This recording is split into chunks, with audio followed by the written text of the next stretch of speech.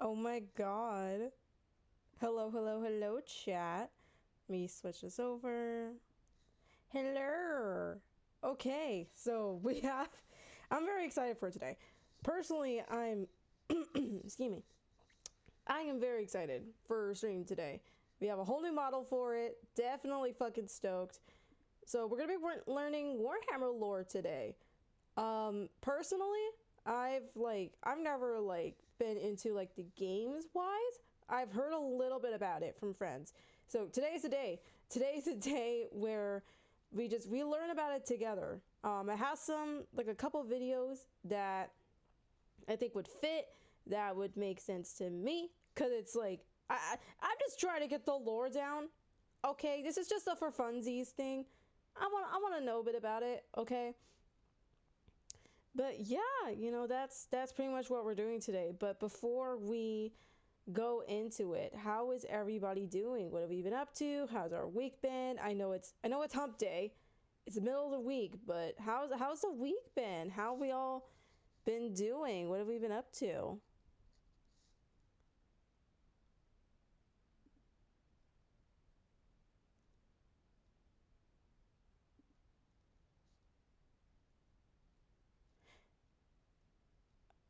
Man, no, for me, I was just kind of struggle a little bit just to try to get the one college class that we're trying to get into. So for this specific month, this week, is when a lot of people are starting college, and I am one of them. And I'm just gonna kind of get into it a little bit before we get into what stream is about. But basically, I was on the wait list for a class, right? My biggest worry was just not getting in, right? Because for if you guys don't get it, when you're higher on a wait list for a class, there's a higher chance that you're gonna be able to get into it, right? So I was a little bit lower on that wait list. Usually I don't like that, so I was pretty worried. The thing is with some of these classes, especially when you show up on the first day, though, is that you slowly start to see people sometimes trickle out or realize, hey, this is not my class. That's the biggest thing, is you slowly start to see people find out. Hi, Lila. Hi, Lilatira. How are you? Welcome in. Oh my goodness. Yeah, no, we're gonna be getting into Warhammer lore today, but I figure if we just chat a little, we just sit here, we chill before we actually get into stream. I guess this is just my way of kind of breaking the ice, kind of getting into streamer mode, mentally, before we get into stream. What was I saying? Oh yeah, but yeah, that's the thing with these classes. It's you slowly start to see people fickle out, either I don't think I can do this class, or oh, I can't afford it, or oh, this isn't the class for me. You just slowly start to see people leave, and that's exactly what happened. So luckily I was able to get into it, but it was that had me worried a little bit, I was oh god, thank you, Woden, thank you. Oh my god. Let's see what else happened this week. Oh yeah, so I don't know how much you guys know about the way Walmart does their payments now, but a lot of Walmarts now, they don't do Apple Pay. You'd be surprised. I know we're at this technological age where a lot of people are using Apple Pay or PayPal or any of that shit, but there's still some places that don't, which is totally fine. That's their thing. But the thing is, right, I go into this Walmart, and there was only two things that I needed, right? I just needed a notebook for class, and then I needed just those little stick erasers, the ones that kind of you push the button and you push it up, and then the eraser comes out, like me when I was out of the closet, but like that, right? And so I go to the little self checkouts, right? And I love these self checkouts, guys, bless. But I go to one of them, and I didn't know this. I didn't know beforehand that this specific Walmart wasn't doing Apple Pay. So I get there and I'm confused. And I didn't bring my card. I just brought my phone because that was only really needed. And so I go to one of the workers and I'm like, hey, this doesn't have Apple Pay? And they're like, no, I'm sorry. And I'm like, shit. So I go back to my car, and I go grab some cash, come back, and then go and get the stuff I need again, go to another kiosk. That one just doesn't take cash, it only takes card. So I was like, okay, what the fuck? So I got to say worker again. I'm like, hi, it's me again. I was trying to pay with cash, but it wouldn't let me. It was like, oh yeah, no, just go to the other one. That one doesn't work. I was like, oh, great. You wanna? What the fuck? Oh, hi, hero. Welcome in. I'm doing a bit of like a chill chat session before I fucking go into stream, because it like, I don't know why for me, it gets me into streamer mode. I don't know why, because we're gonna be yapping. We're gonna be yapping a lot because we're gonna be learning Warhammer.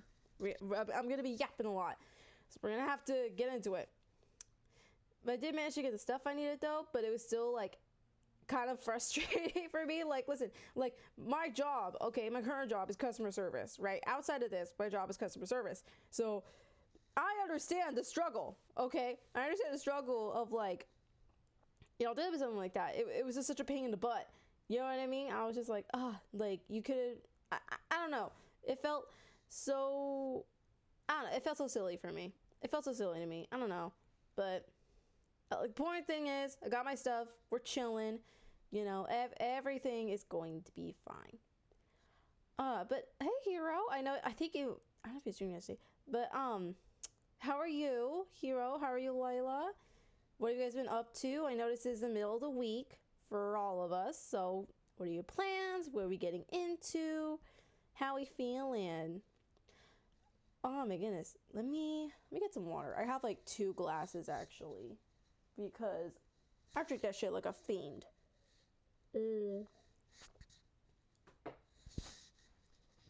plus we also need to hydrate, and I don't want to have to like get up too much. I have class in 2 hours. Why are you bro? Music is a bit loud. Is it? Okay, hold on. Let me do this. Maybe take it down to like 45. Yeah, maybe taking it down to 45 is fine.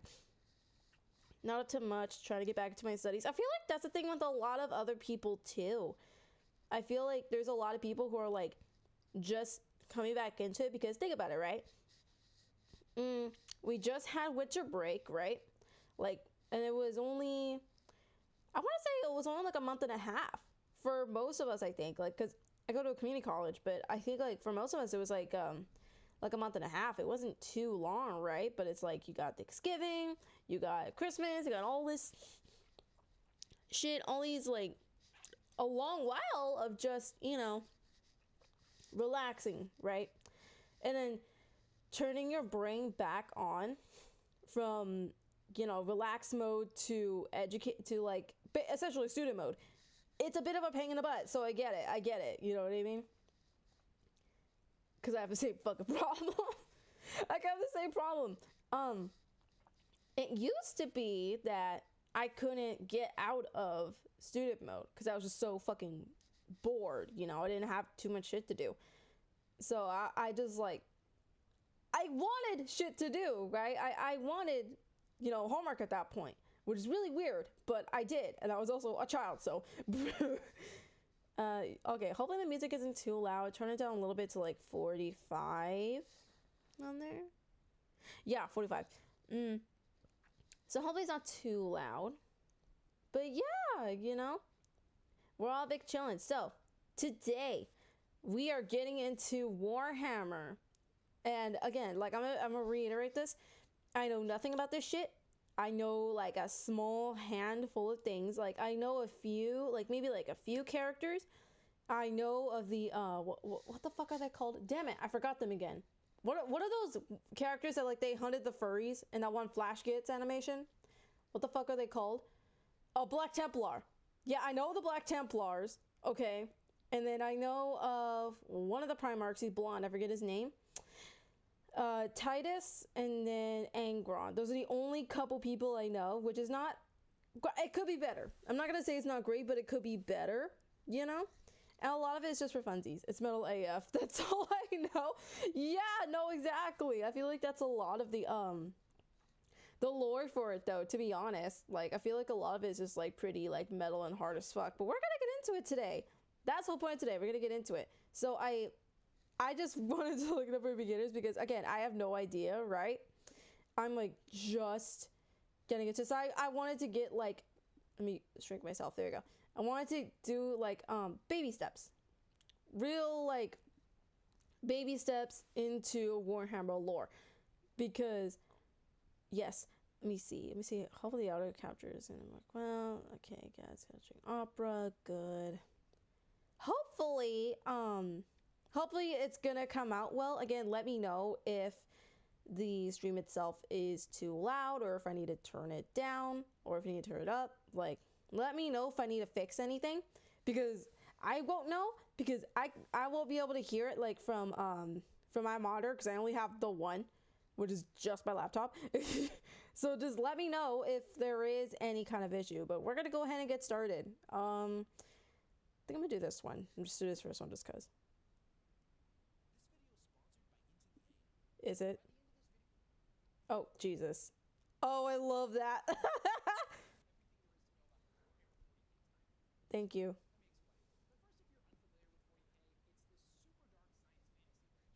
Uh-huh.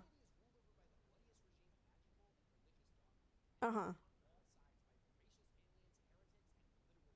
Oh, yeah.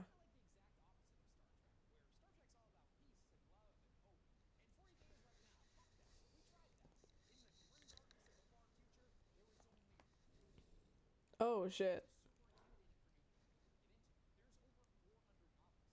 Oh, my God. Wait, what the fuck?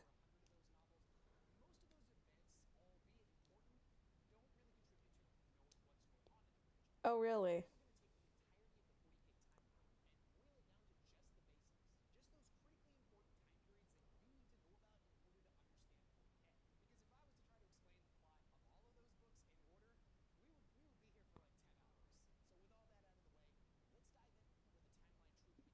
Okay, hold on. Is stream buffering for you guys? It kind of looks like it is. Like, I'm looking at it from the preview monitor. It's supposed to be, yeah, but it's like, I'm wondering if it's like buffering a little bit. It looks like it might be. That could be a problem. Yeah, okay, hold on. Let's do this. Shrink you down a little bit. Make me smaller. Go here, do that. Put you here. Okay. That is weird. Okay. Okay. Yeah, that is so bizarre. Like, I see the screen that it's frozen on, so I'm kind of confused. It worked fine yesterday. That's what's so odd to me. Like, we were kind of chilling. Okay. I think it should be good. I just like I did a little bit of tweaking. We could be fine, I think. Let me see. The video's buffering, there's no audio from it. Okay, see, this is the problem. Because I know like people are having this problem with Opera GX for a hot minute. I almost wonder if I have to like open it in Chrome. If I have to open it in Chrome, fine. But yeah, I think I have to open it in Chrome. Let me launch Chrome. Do it that way. Because that is really silly.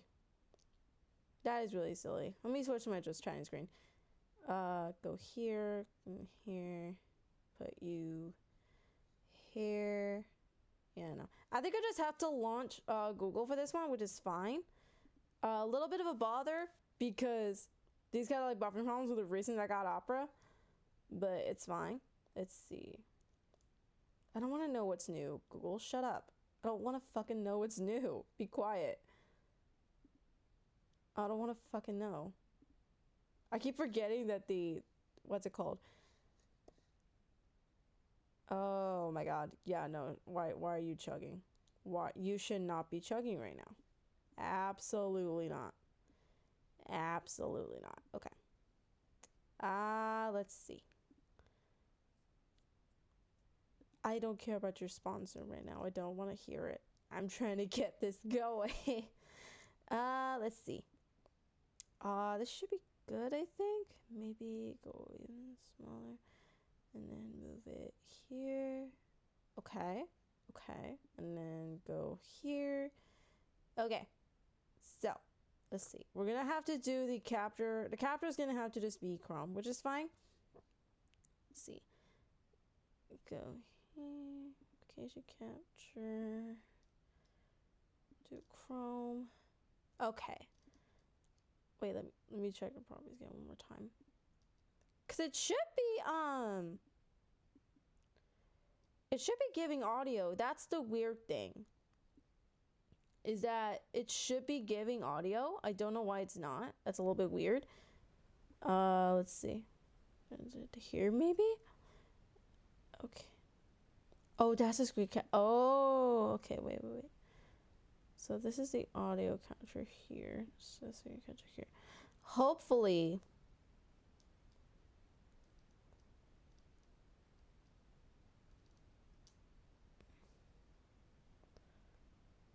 Let's see. Do that. Hopefully that fixes it. I'm gonna see if this fixes it. I tried adjusting some of the audio here. We're gonna see if that fixes it. If it doesn't, tell me. But let's see how this goes. Maybe. Oh, am I a moron? Hold on. Let me see. By the end of this video, you're gonna know everything there is to know about the Warhammer 40k timeline. Sorta. Let me explain. But first, if you're unfamiliar with 40k, it's this super dark science fantasy franchise, where humanity is ruled over by the bloodiest regime imaginable and religious dogma, and beset on all sides by voracious aliens, heretics, and literal demons. It's kind of like the exact opposite of Star Trek, where Star Trek's all about peace and love and hope, and 40k is like, nah, fuck that. We tried that. In the grim darkness of the far future, there is only war.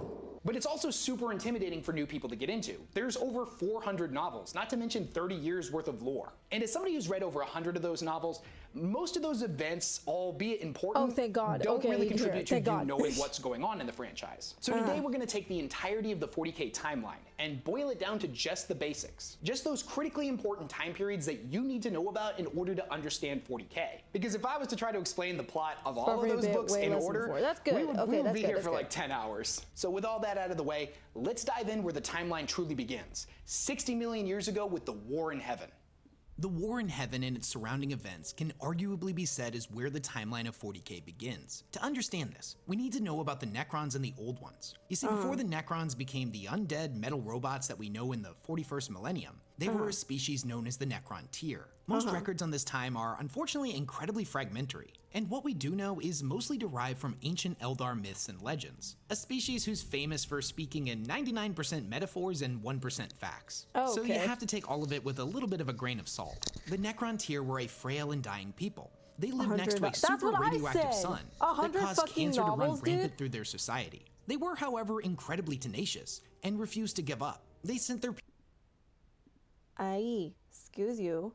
Don't buffer, please. People out into space to find new homes, and were ultimately successful, populating many new planets. However, the curse of their homeworld would inevitably follow them into the stars, and generation after generation would still be afflicted with terrible radiation sickness. Now, all hope seemed lost for the Necron tier, but that all changed when they encountered an incredibly advanced alien species known as the Old Ones. Their technology was absolutely insane, and they seemingly had unlocked the secrets to immortality. Now, the Old One's primary goal was to seed life throughout the galaxy, placing microscopic organisms on barren worlds across the cosmos that would later develop into fully sentient species. And it's even rumored that the Old Ones played a role in the development of our own species. When the Necron tier encountered the Old Ones, they begged them for help, but unfortunately, the Old Ones would end up refusing them. Now, they were sympathetic to the Necron tier's plight, but basically told them that their fate was their own, and they were the masters of their own destiny. Oh my God. The Old Ones just didn't want to get involved. Now, this infuriated the Necron tier, and they declared war on the Old Ones.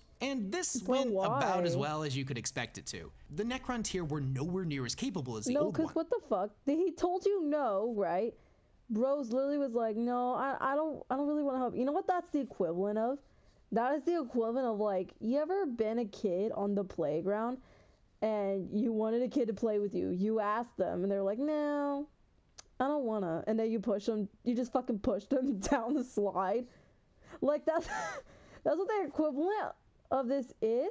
But it's like, if it turned out to be fucking war instead of, you know, like, pushing a kid down the slide. Like, bro, He just told you no. He just didn't want to help you. You could have probably done it on your own, numbnuts. What the hell? Are you kidding me? Oh my god. And basically got stomped into the dirt every single time they attacked. Now this would all change when the Necron discovered a new species known as the Catan, who were basically giant, formless, star-sucking vampire star gods that were masters of the physical universe. Each and every one was a wielder of absolutely godlike power. And they told the Necrontyr that they also had a deep-seated hatred of the Old Ones. And if the two species were able to form some kind of alliance, they would be able to work in tandem and wipe out their ancient enemies. What the hell? And if this wasn't good enough, the Catan also promised the Necrons the secrets to immortality. Their people would not know another day of suffering. And this sounded too good to be true for the Necrontyr, and that's because it kinda was. You see, this immortality would take the form of their physical bodies being burned away, and an engram copy of their consciousness being downloaded into robotic mechanical skeletons. Their new bodies were made out of this miraculous metallic substance known as necrodermis, an incredible living metal that had the ability to repair itself. This was a substance that was originally developed by the Necrontyr and had been used in most of their starships. Not only was it incredibly durable, but it offered a lot more protection than their flesh bodies, and their warriors could regenerate from any wound that didn't completely obliterate them. This whole process was known as biotransference, and the entire species was subjected to it. Now this was the day that the Necrontyr species I guess they try to force them to help, confined to the but yeah, halls that's of not a great way extinction, of getting help. and in That's their what I'm place saying, was bro. simply the Necrons. What the fuck? Now together the Necrons and the Catan would strike back against the Old Ones, and their combined might was enough to put them on the same level.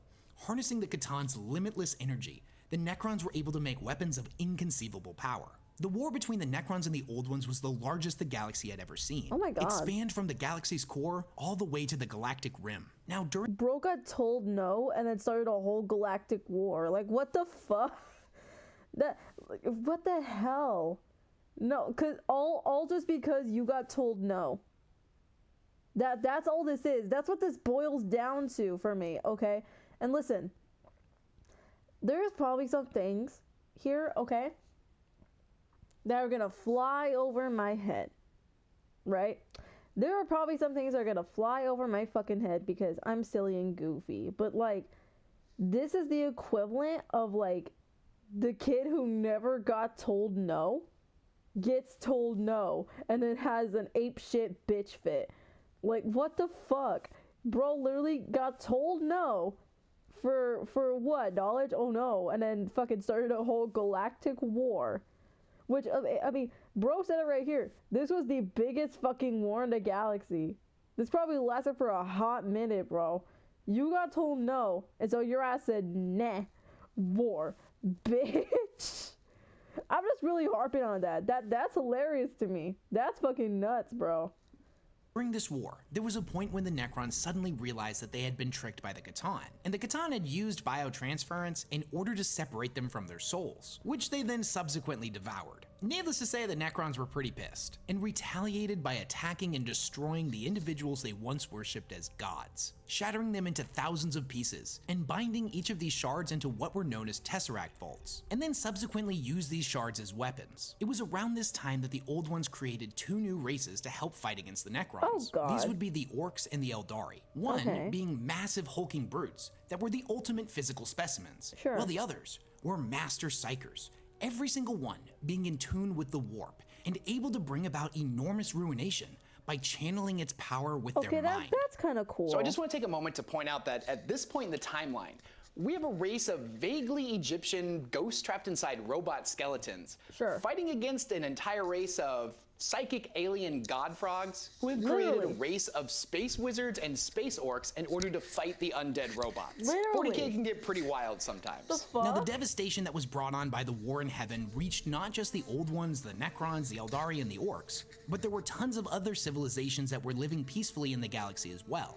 And they all ended up getting caught in the crossfire at one point or another. And this war spanned millions of years. So the amount of untold destruction and lives lost is truly uncountable. And the warp isn't just called the Sea of Souls for nothing. It's where the souls of sentient creatures go when they die.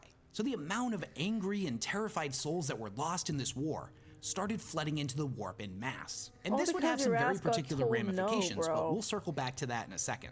Now, it was around this time that the Necrons started experimenting with Blackstone, an incredibly bizarre material that has the ability to either channel and amplify the energies of the warp, or nullify it completely. So the Necrons built massive spires made out of Blackstone and placed them on thousands of worlds across the galaxy. Hundreds of thousands of years later, these would be known as the Blackstone pylons. Now, the Necrons' original purpose for these isn't really stated, as their major significance to the storyline wouldn't really become apparent until around the time of the Black Crusade, but I'm getting ahead of myself. As creatures solely of the physical universe, with no ability to manipulate the warp themselves, fighting against a race that was all about psychic powers, it's pretty easy to assume that the Blackstone pylons were meant as a defense network, as I'm negatively sure. charging their energy could create a massive nullified area of space-time where psychic The powers vibe that I've couldn't be gotten from utilized, Warhammer and this would 40K serve that as a there's powerful no good defense guys, network they're all against trying their to survive enemies. in a really crappy So it's world. at this Just big moment ones, big during the big- War in Yeah, Heaven when the warp exactly. becomes The incredibly Super Dark important to the 24/7, no one storyline. acts like a Up world until doesn't this go- point, Yeah! the Immaterium or the Sea of Yeah, no, cause fuck, man, I'm really harping on this shit of like, this is literally one guy, one species, one group of species, all collective brains, got told no to something that, you know, they probably could have gotten it from someone else, maybe. I don't know. They probably could have discovered it for themselves, probably. Bro got told no, started a whole galactic war, and they have other fucking people getting involved. This is crazy! Although if I were dying from endless radiation sickness and the only people who could cure me said no, I'm gonna flip out. You know what? No, that's true too. Like, in some aspects, I will say that that is a reasonable crash out. To where it's like, oh, like, I have the only cure, but I'm not gonna fucking give it to you, fat ass. Like, that's fine. Like, in that aspect, that's a reasonable crash out, but, like, the amount of people that were also, like, needlessly involved, too, like, that's crazy. That is nuts to me. Huh? Like, bro, it's, I don't know, it's just crazy to me.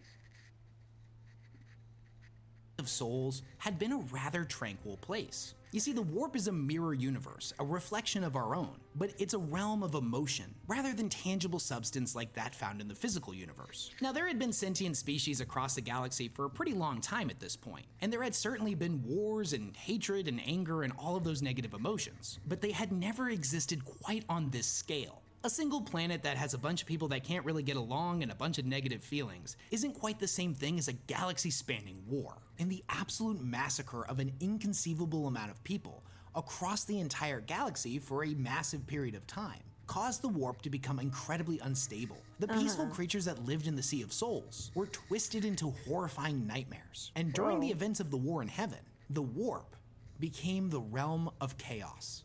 And if that wasn't bad enough, the psychic allies that the Old Ones had created for themselves, who were directly acting as conduits for the warp, would end up tearing holes in reality and causing what was known as the Enslaver Plague. Massive amounts of these warp-born monstrosities, known as Enslavers, ripped into our universe and spread out across the cosmos, devouring any sentient life they could find. They flooded into the Old Ones' bastions, drawn to them like moths to a flame. The Old Ones in their weakened state were in no position to fight them off, and it is believed that they went extinct. Now, admittedly, everything gets kind of blurry here, and we're not 100% sure what exactly happened to them. But after the war had concluded, the Necrons were left in a fractious state. They had taken inconceivable losses, and the Eldari had risen to power and were slowly expanding and taking over the galaxy. If the Necrons had tried to fight them after an all-out war with the Old Ones, they more than certainly would have perished. So the Silent King ordered them to go to sleep within their tomb worlds and set the timer for 60 million years. Oh, He dear. believed that by this point the Enslaver Plague would have run its course, and would have dissipated back into the warp. Also, the Eldari surely would have died off by then, and whatever species was left over to inherit the galaxy wouldn't be ready for the godlike creations of the Necrons, who would then reclaim what was rightfully theirs. Now, the time between the War in Heaven and the rise of humanity is a time mostly dominated by the Eldar, who were left to inherit the galaxy after the war had concluded. They knew a time of peace like no other, as every other sentient species had no hope of challenging them. So they could pretty much do whatever they wanted. Now, here's the thing about being immortal and having no wars to fight. You got a lot of free time on your hands. So the Eldar got really into the arts and other leisure activities, pursuing pleasure instead of violence. Now, this started off normal enough. At first, they pursued music, poetry, sculpture, theater, and pretty much any artistic pursuit you can think of. Okay, But fairly over normal. 60 million years, these pursuits of study started getting boring to them, and their desires started to take on a much more hedonistic and depraved form. But we'll circle back to that shortly. Now, millions of years after the War in Heaven had concluded, far from the Eldar Empire, there was a tiny little planet known as Earth, where a new species was coming into its own. So why is the rise of humanity and the birth of the Emperor so important? Now, 40k is a franchise that focuses on a lot of different characters and factions, but the human perspective is arguably the main one, as most of the novels and stories focus on the humans. And the storyline of humanity in 40k sees them rise to power and then have their empire crumble around them, only to rebuild but be set in a new dark age. Probably the most famous quote that's associated with 40k summarizes this pretty perfectly. Forget the promise of progress and understanding. For in the grimdark future, there is only war. Oh dear. So to understand how we ended up there, Not we like need much to know has where humanity changed. began. But before we dive into that, I've been getting a lot of comments from you guys asking where I get these super dope t-shirts from. They actually come from this really cool clothing company called Into the AM. Listen. And they're this week's sponsor. You've been very nice so far. I'm gonna have to skip the fucking sponsor. Listen, you're doing a fantastic job at explaining these things to me, because my brain tiny and stinky, but I have to skip it a little bit. On that note, I have to use the restroom, so we will be right back. I'm just gonna take a bit of a bathroom break. We will come back. Let me see, because that. Okay, I will be right back, y'all. Give me a minute.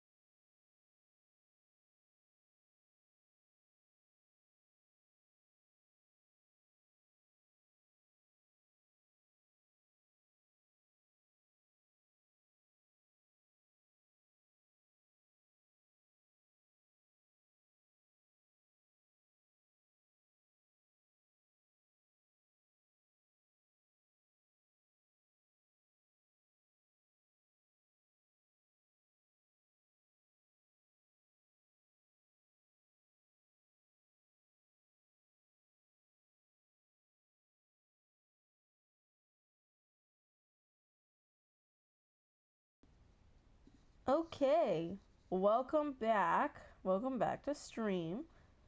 We're still learning more lore. So kind of what my thoughts are on it so far. I think some aspects of it, like some of the reasons why they get into wars, could be kind of petty.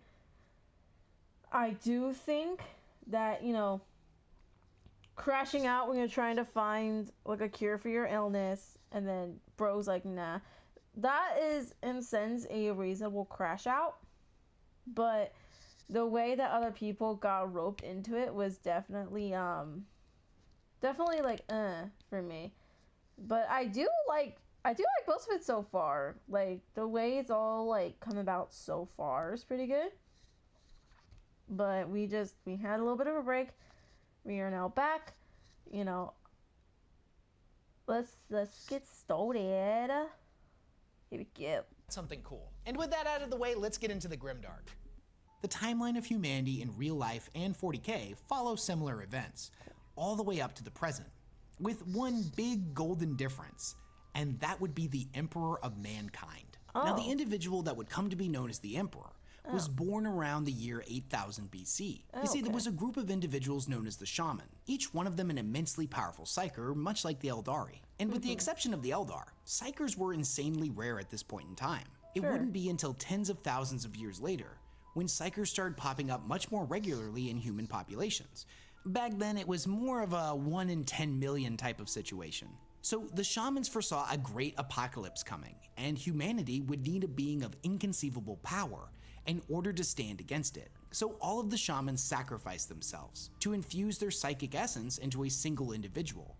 This creation was what they referred to as the New Man, the first in a line of superhumans that represented humanity's eventual evolutionary path. The Emperor, who at this time was known as Neo, was born to mortal parents and lived in a Neolithic tribe. As the boy aged, he became painfully aware that he was unlike any other person on the planet, Oh my God, he's capable of great and amazing acts of psychic might.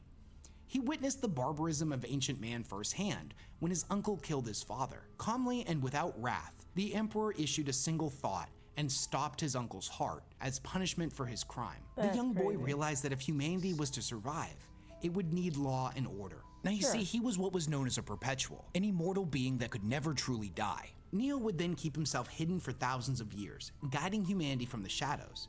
Now every now and then, he would step forth and fill in the role of some type of leader figure, a politician, a doctor, a general, or even a messiah figure apparently at one point. He would spend this period of time guiding humanity on the path he had envisioned for them, making sure that certain events carried out according to his plans that were tens of thousands of years in the making. Over the years, the Emperor would gather other perpetuals to his side. This included Urda, a childhood friend of his, and the woman who would eventually become the mother of the Primarchs, and possibly most famously, Malkador the Sigillite, although he technically wouldn't meet him until somewhere between the 20th and 30th millennium. When it comes to early human history, the period between 8000 BC to 15,000 AD is often referred to as the Age of Progress.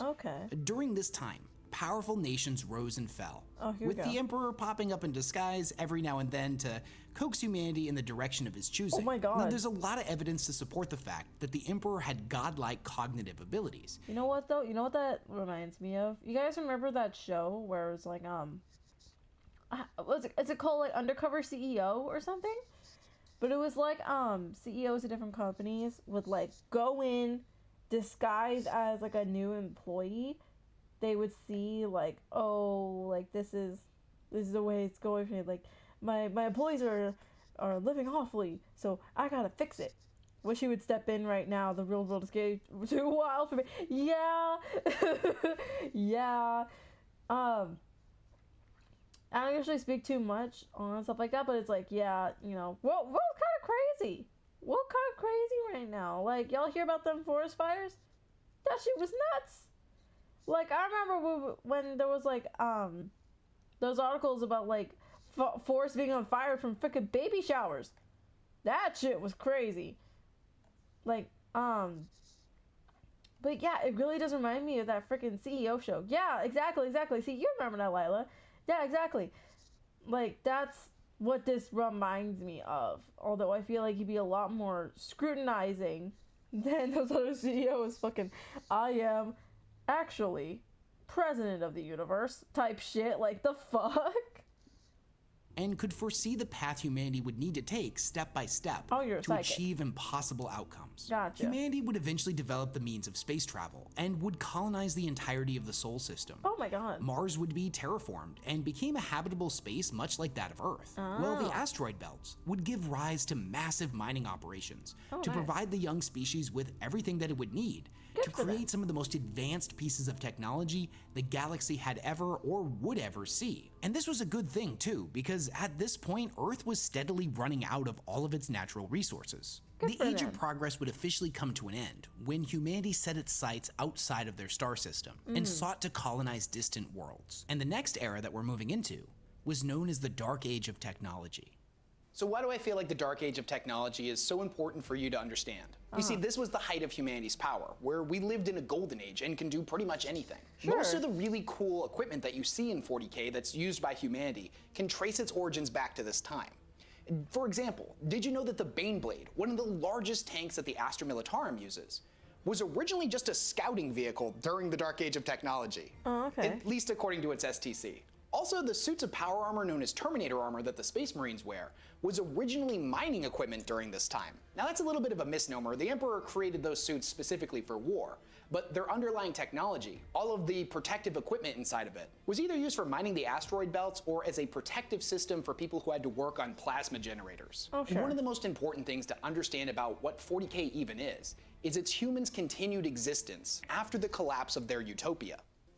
So the Dark Age of technology lasted from the 15th to the 25th millennia. Oh my god. Now this was an age where the technology of mankind reached its apex. A fact that was unknown to those that lived during this period. Humanity was capable of great and terrible things, and the creations they brought into the universe were unlike anything the galaxy had ever seen. Through the application of science and technology, every single one of humanity's problems had effectively been solved. This was a golden age like no other. No matter what crazy invention you can think up, the humans that lived during the Dark Age of technology were able to come up with something even better. Every disease had been cured, every problem solved, and humanity stood united, ready to conquer the galaxy. Any alien civilization that they would encounter that wasn't immediately peaceful would face the technological superiority of mankind and was quickly wiped out. They created massive coiled machines known as sun snuffers that were capable of entirely wrapping around a sun and snuffing it out of existence. They created artificial intelligence banks known as STCs, or standard template constructs, that contained the sum of all of humanity's knowledge and were capable of utilizing that information to create new machines. I don't know if that's a the good likes thing. of which no human had ever Considering how we even feel about dreamed AI of. right now? Now this was a period I don't know if that that's a good saw thing. the discovery and implementation of warp travel, making jumps through the immaterium in order to cover great distances in space,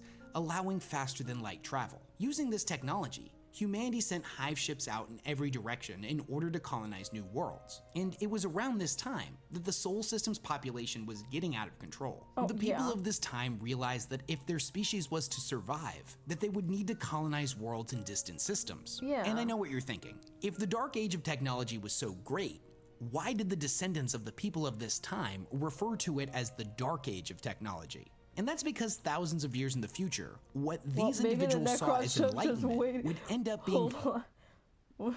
Well, maybe the Necrons should have waited for humans after all if they could cure all disease. That's what I'm saying! This is none of us... Okay.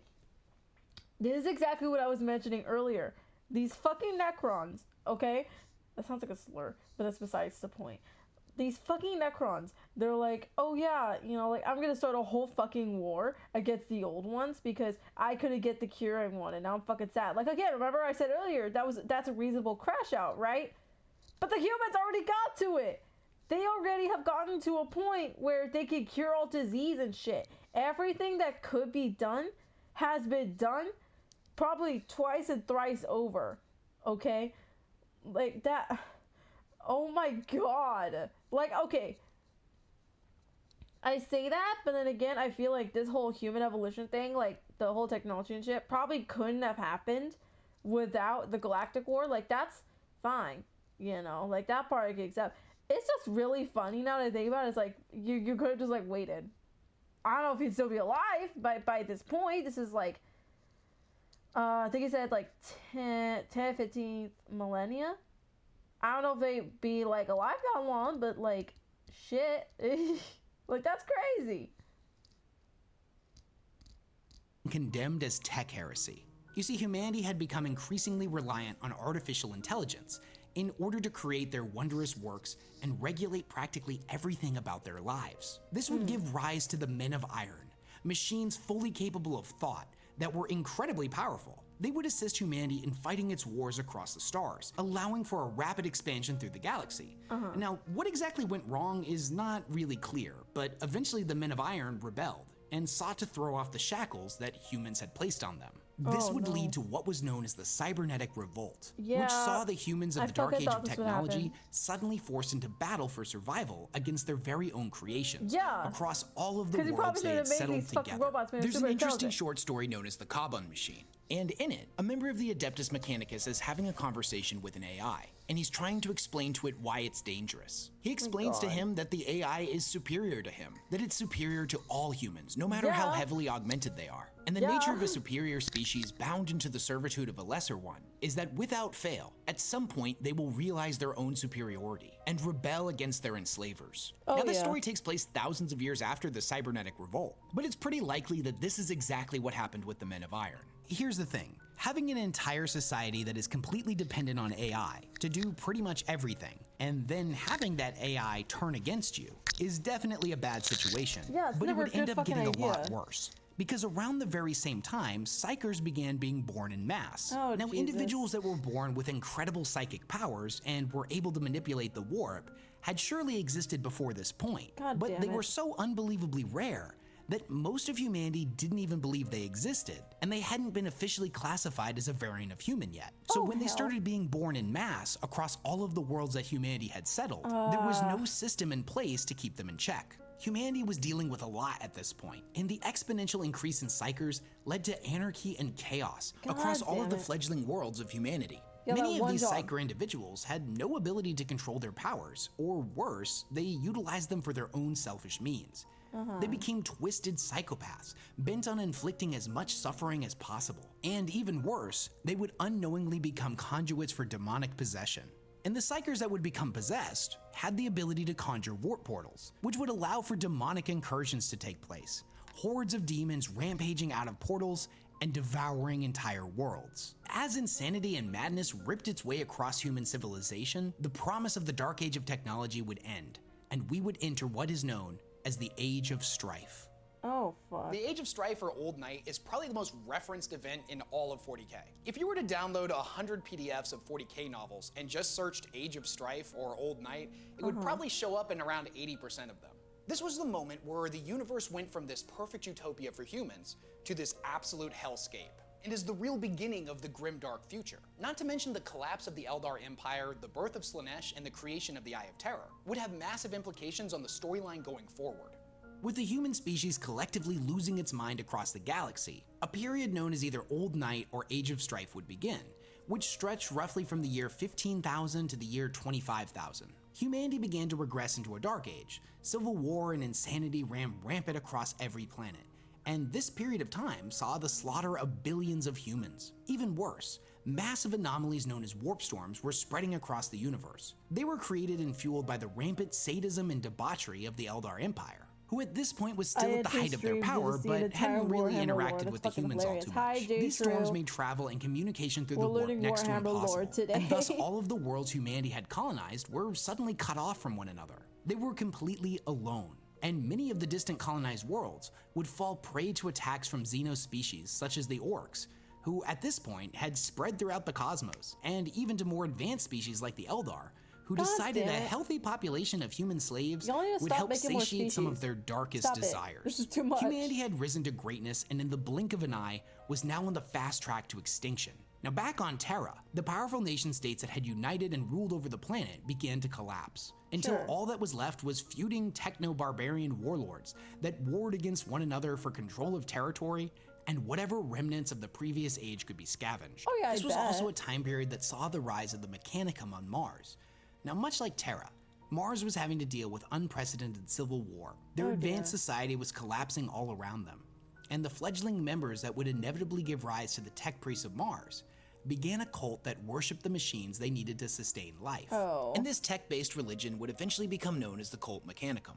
The portion of the galaxy that humanity controlled basically went from Star Trek to Mad Max in a period of a few thousand years. Humanity would see 5,000 years of incalculable suffering and slaughter as the promise of the age of technology slipped further and further from their grasp. Now, despite the odds, the human spirit somehow endured, and humanity would inevitably survive. Now, meanwhile, the Emperor was yet to reveal himself, but he had borne witness to every moment of human civilization for the past 30,000 years. And in his study of the warp and the subsequent warp storms, he knew something terrible was about to happen. And he wasn't alone, as back over with the Eldar, a group of them which would later become known as the Exodites were horrified by what was happening to their people and foresaw a great calamity coming. The Exodites fled their empire, seeking to colonize new worlds and live a more honest and primitive life. For all intents and purposes, the Exodites basically became the Amish of the Eldar. Now, all of the sensations that the Eldar people were experiencing,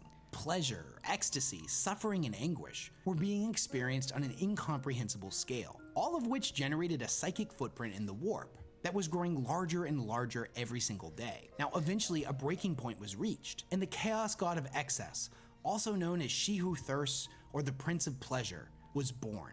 And when this new chaos god came into existence, it ripped a hole in our universe. And Chat, listen to me. Chat, listen. Chat, I need you. Chat, I need you guys to hear me out, please. Guys, please. Don't look at her, please. Please look at her. Tell me you wouldn't. Tell me you wouldn't hit. Like, listen, what that tongue do? What that tongue do? What's she gonna do to me? What's she gonna do to me? Oh my god, okay, I need to chill, I need to move on. And when this new chaos god came into existence, it ripped a hole in our universe, and its resulting birth scream sent a shockwave of psychic energy out in every direction that obliterated the population of hundreds of Eldar worlds for thousands of light years. I don't want to hear it, The souls of all the Eldar killed in this way were subsequently devoured by Slaanesh, and a similar fate would end up haunting all of the survivors as well. As from this point forward, whenever a member of the Eldari died, Slaanesh would be there ready to devour their soul. Deep within the warp, Slaanesh would then go about murdering all of the Eldar gods. The only survivors being Isha, the goddess of healing, Chegarak, the god of laughter, and Cain, the god of war. Although he technically ended up shattered into millions of pieces, so it's kind of like a half survival. The Eldar saw something like 99% of their population wiped out overnight. And the only survivors were the Exodites that were on their maiden worlds, the craft worlders whose ships were outside the blast radius, and the denizens of Komora, a city that was located deep within a pocket dimension known as the Webway, and whose citizens would eventually become known as the Dark Eldar. Now, this event was undoubtedly tragic. Billions were killed in an instant, but if there was any kind of silver lining to it, it would be the fact that all of the warp storms had been being generated by the gestating Chaos God. So as soon as Slaanesh was born, they were all wiped away. And at this point in the 30th millennium, suddenly warp travel was possible again, and all of the human worlds would have the ability to be reunited once more. The Emperor saw this as the moment where he would finally reveal himself, and he would lead the humans of Terra back into the stars, reuniting the entirety of the human race under one banner, under the Imperium of mankind. Now, in order to do this, he would have to reunite Terra first. At this point in the timeline, the human empire has completely collapsed. All of the planets are cut off from one another, and the universe has become an incredibly terrifying place. Terra itself has become basically a wasteland ruled over by barbarians. But this is the turning point, where the Emperor unites everybody and sets off into the stars to reunite the galaxy. This is the moment where hope gets reintroduced back to the storyline. Although admittedly, that's not going to last for very long. Over the almost 40,000 years that the Emperor had been alive, he had seen a lot of stuff, and had become a master of pretty much every field of study you can think of. This included the science of gene forging, and through this, the Emperor would create two of his own Can he like master the science of these nuts? Can he master the science of, you know, my heart? Can he master that? Can he? Can he do that? Okay, I need to stop. That's enough. I need to stop it. Human factions, the Custodians and the Thunder Warriors. The former being the pinnacle of humanity, the ultimate creation, functionally immortal and the peak of physical and mental perfection. Each was a handcrafted demigod, whereas the Thunder Warriors were genetically enhanced men taken from the various barbarian tribes across Terra. Now, the Custodians on one hand were really difficult to make and required artistic perfection, but the Thunder Warriors on the other hand, the Emperor cut a lot of corners with them. If the Custodians were the peak of perfection and the best that humanity could ever seek to become, the Thunder Warriors, on the other hand, took all of the worst elements of humanity and cranked them up to 11. They were hyper-aggressive brutes, fixated on nothing but violence. However, since they were cheap to make, the Emperor was able to make a lot more of them than the Custodians. Now, one by one, the Emperor and his armies toppled all of the techno-barbarian warlords, and any small nation that had started either bent a knee to him or was destroyed. Now, at one point, he perfected the formula for mass-produced super soldiers and would cease production of the Thunder Warriors. The Thunder Warriors at this point were genetically unstable. They were prone to having shortened lifespans, and the longer they were in service, the more their minds would start to degrade. And supposedly many of them were starting to go crazy and were harder and harder to control. The Emperor believed that they had served their purpose, and he would have no need of them going forward, and thus he would order his custodians to wipe them out. He had already begun work on his new super soldiers, the Astartes. He had taken what he had learned from the Thunder Warriors, but perfected them. Whereas the Thunder Warriors were meant to be the worst elements of humanity. Listen, I learned this from my husband yesterday, okay, because he played Warhammer 40k for me yesterday, and I learned that apparently these fuckers, these guys, are 8 fucking feet. I want you guys to think about that. These fuckers are 8 feet tall, bitch. I'm so complex that even the God Emperor and Mankind can understand all my depth, bro. But yeah, no, like, these fuckers are 8 feet tall. Like, listen, I am 5 foot 3, 5 4, okay? These fuckers got me by 3 feet. But that's not the only thing they're gonna get by 3 feet. God damn it. This needs to end. I'm turning it to bow, bro. This is such a fucking... Okay. I need to chill at becoming Bow the Whale. And I'm not sure if that's a good thing or a bad thing. Probably both. Probably both. But, oh my god. Okay. We have to move on. The Space Marines were meant to be the best. And one day, when the galaxy was fully and truly united, the Space Marines would be able to lay down their weapons and take up new roles in this perfect society. Whether that be as politicians, council members, doctors, generals, or any other role that society would need of them. This was a job that the Thunder Warriors were not going to be capable of. Now, after Earth had been united under the Emperor's rule, one of the most important decrees that he issued was the abolishment of religious worship. The Emperor had been around a long time, and he had seen the horrors of religion firsthand. That any decree that teaches you not to question and to accept things on faith was abhorrent to him. He had seen millions killed in the name of some religious figure time and time again, and determined that if humanity was to prosper, it would need to put its faith in science. So one by one, every religious institution on the planet was destroyed, including the very last church, the Church of the Lightning Stone, of which the Emperor oversaw the destruction of personally. With everything going according to the Emperor's plans, his Space Marine legions developing and the warp storms dissipated, the Emperor would journey to Mars and form an alliance with them. Now, both planets realized that there was more to be gained through cooperation than through open warfare. So the Treaty of Mars was signed, and both planets were reunited once again. Now, I will point out that the Martian worship of machines definitely went against the Emperor's decree about religion, but he made a one-time exception for them. The rest of the solar system would be united in a similar way, and the Emperor would begin formulating his plans to reunite all of humanity. Now, in order to accomplish this, the navigators of the Imperium determined that they would need some form of anchor point in order to further explore beyond the bounds of the solar system. And thus, the Astronomicon was constructed. It functioned kind of like the North Star, in that the device produced an enormous beam of golden light that could be perceived through the psychic sight of navigators from anywhere in the galaxy or even inside the warp. You know, somebody's going to hear me out to that. They it's would not going to always be be me. able to pinpoint the exact location of Terra, and thus could use that knowledge to map the stars and make successful warp jumps. As jumping between the worlds within the solar system was one thing, but trying to make a jump halfway across the galaxy had an incredibly high probability of seeing the ship get lost and not being able to find its way back out of the Sea of Souls. In addition, the Emperor realized that his armies would need powerful generals because he couldn't be everywhere at once. So thus, he created 20 demigod-like individuals known as the Primarchs, based off of his own DNA, as well as his perpetual companion known as Erda. However, before the Primarch project could be complete, a great tragedy struck, and each of the infant Primarchs was scattered across the galaxy. What the hell? Now, in recent books, it was revealed that Erda played a major role in this. She learned of the Emperor's plans for her children, and the life of endless war that awaited them. She acted against him and set her sons free, choosing to send her children as far away from their father as she could. In this way, she hoped that they could just live normal lives. Now, whether or not she had been manipulated by chaos is not entirely clear, but it's safe to assume that as a mother, she was doing what she thought was right for her children.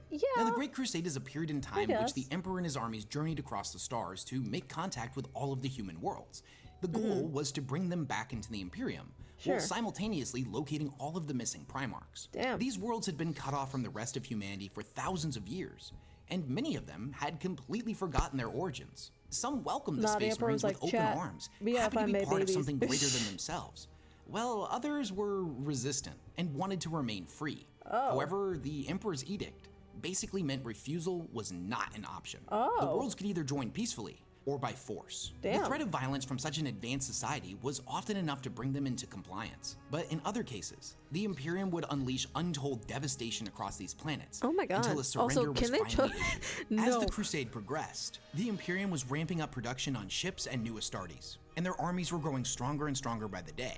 Each of the worlds that was conscripted into compliance would end up having to pay a tithe to the Imperium, sometimes between 5 and 25% of all of their natural resources or God human damn. population to be used as soldiers. Oh my God. Additionally, over the course of the Grand Crusade, each of the Primarchs would eventually be located and would be reunited with their own Legion of Space Marines. In total, the Emperor created 20 different legions, each one having been crafted from the DNA of their corresponding Primarch. And since each of the Primarchs were incredibly different from one another, all of the legions had different specialties. The Raven Guard were masters of stealth-based warfare, whereas the Iron Warriors were siege experts. Now, the Great Crusade was incredibly brutal, but from the Imperium's perspective, everything was going according to plan. Yeah. That was until treachery began to dig its roots throughout the Space Marine legions. no. Horus Lupercal, the War Master, Primarch of the Luna Wolves, who had been chosen to lead in the Emperor's absence after he returned to Terra, would turn against the Imperium and fold 9 of the 18 Space Marine legions, as well as many sects of the Imperial Guard and Adeptus Mechanicus, in a terrifying civil war against the Emperor. This Damn. event would come to be known as the Horus Heresy.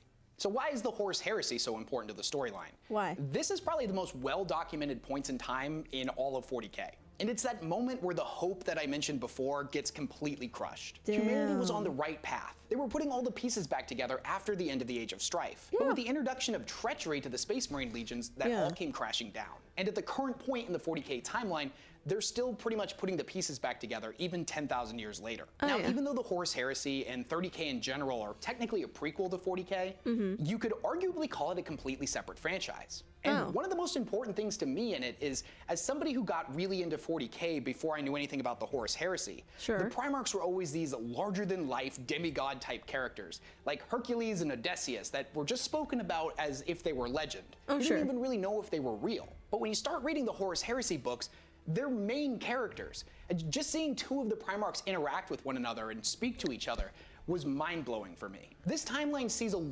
So the Space Marines are mutant superhumans, and I've heard that some of the books are just warcore about how cool they are. You know what? I can't.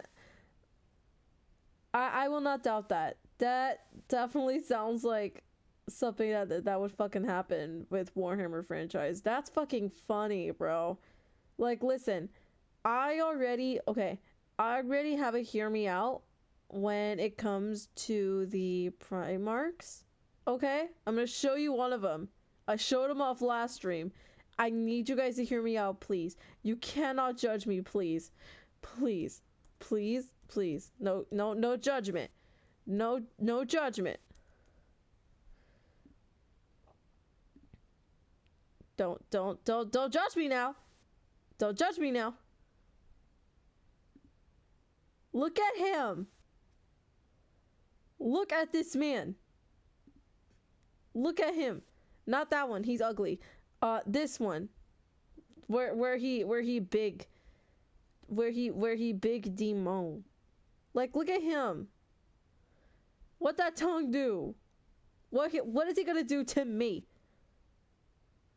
What is he going to do to me? Like, hold on. I'm gonna do this again because I did this last stream.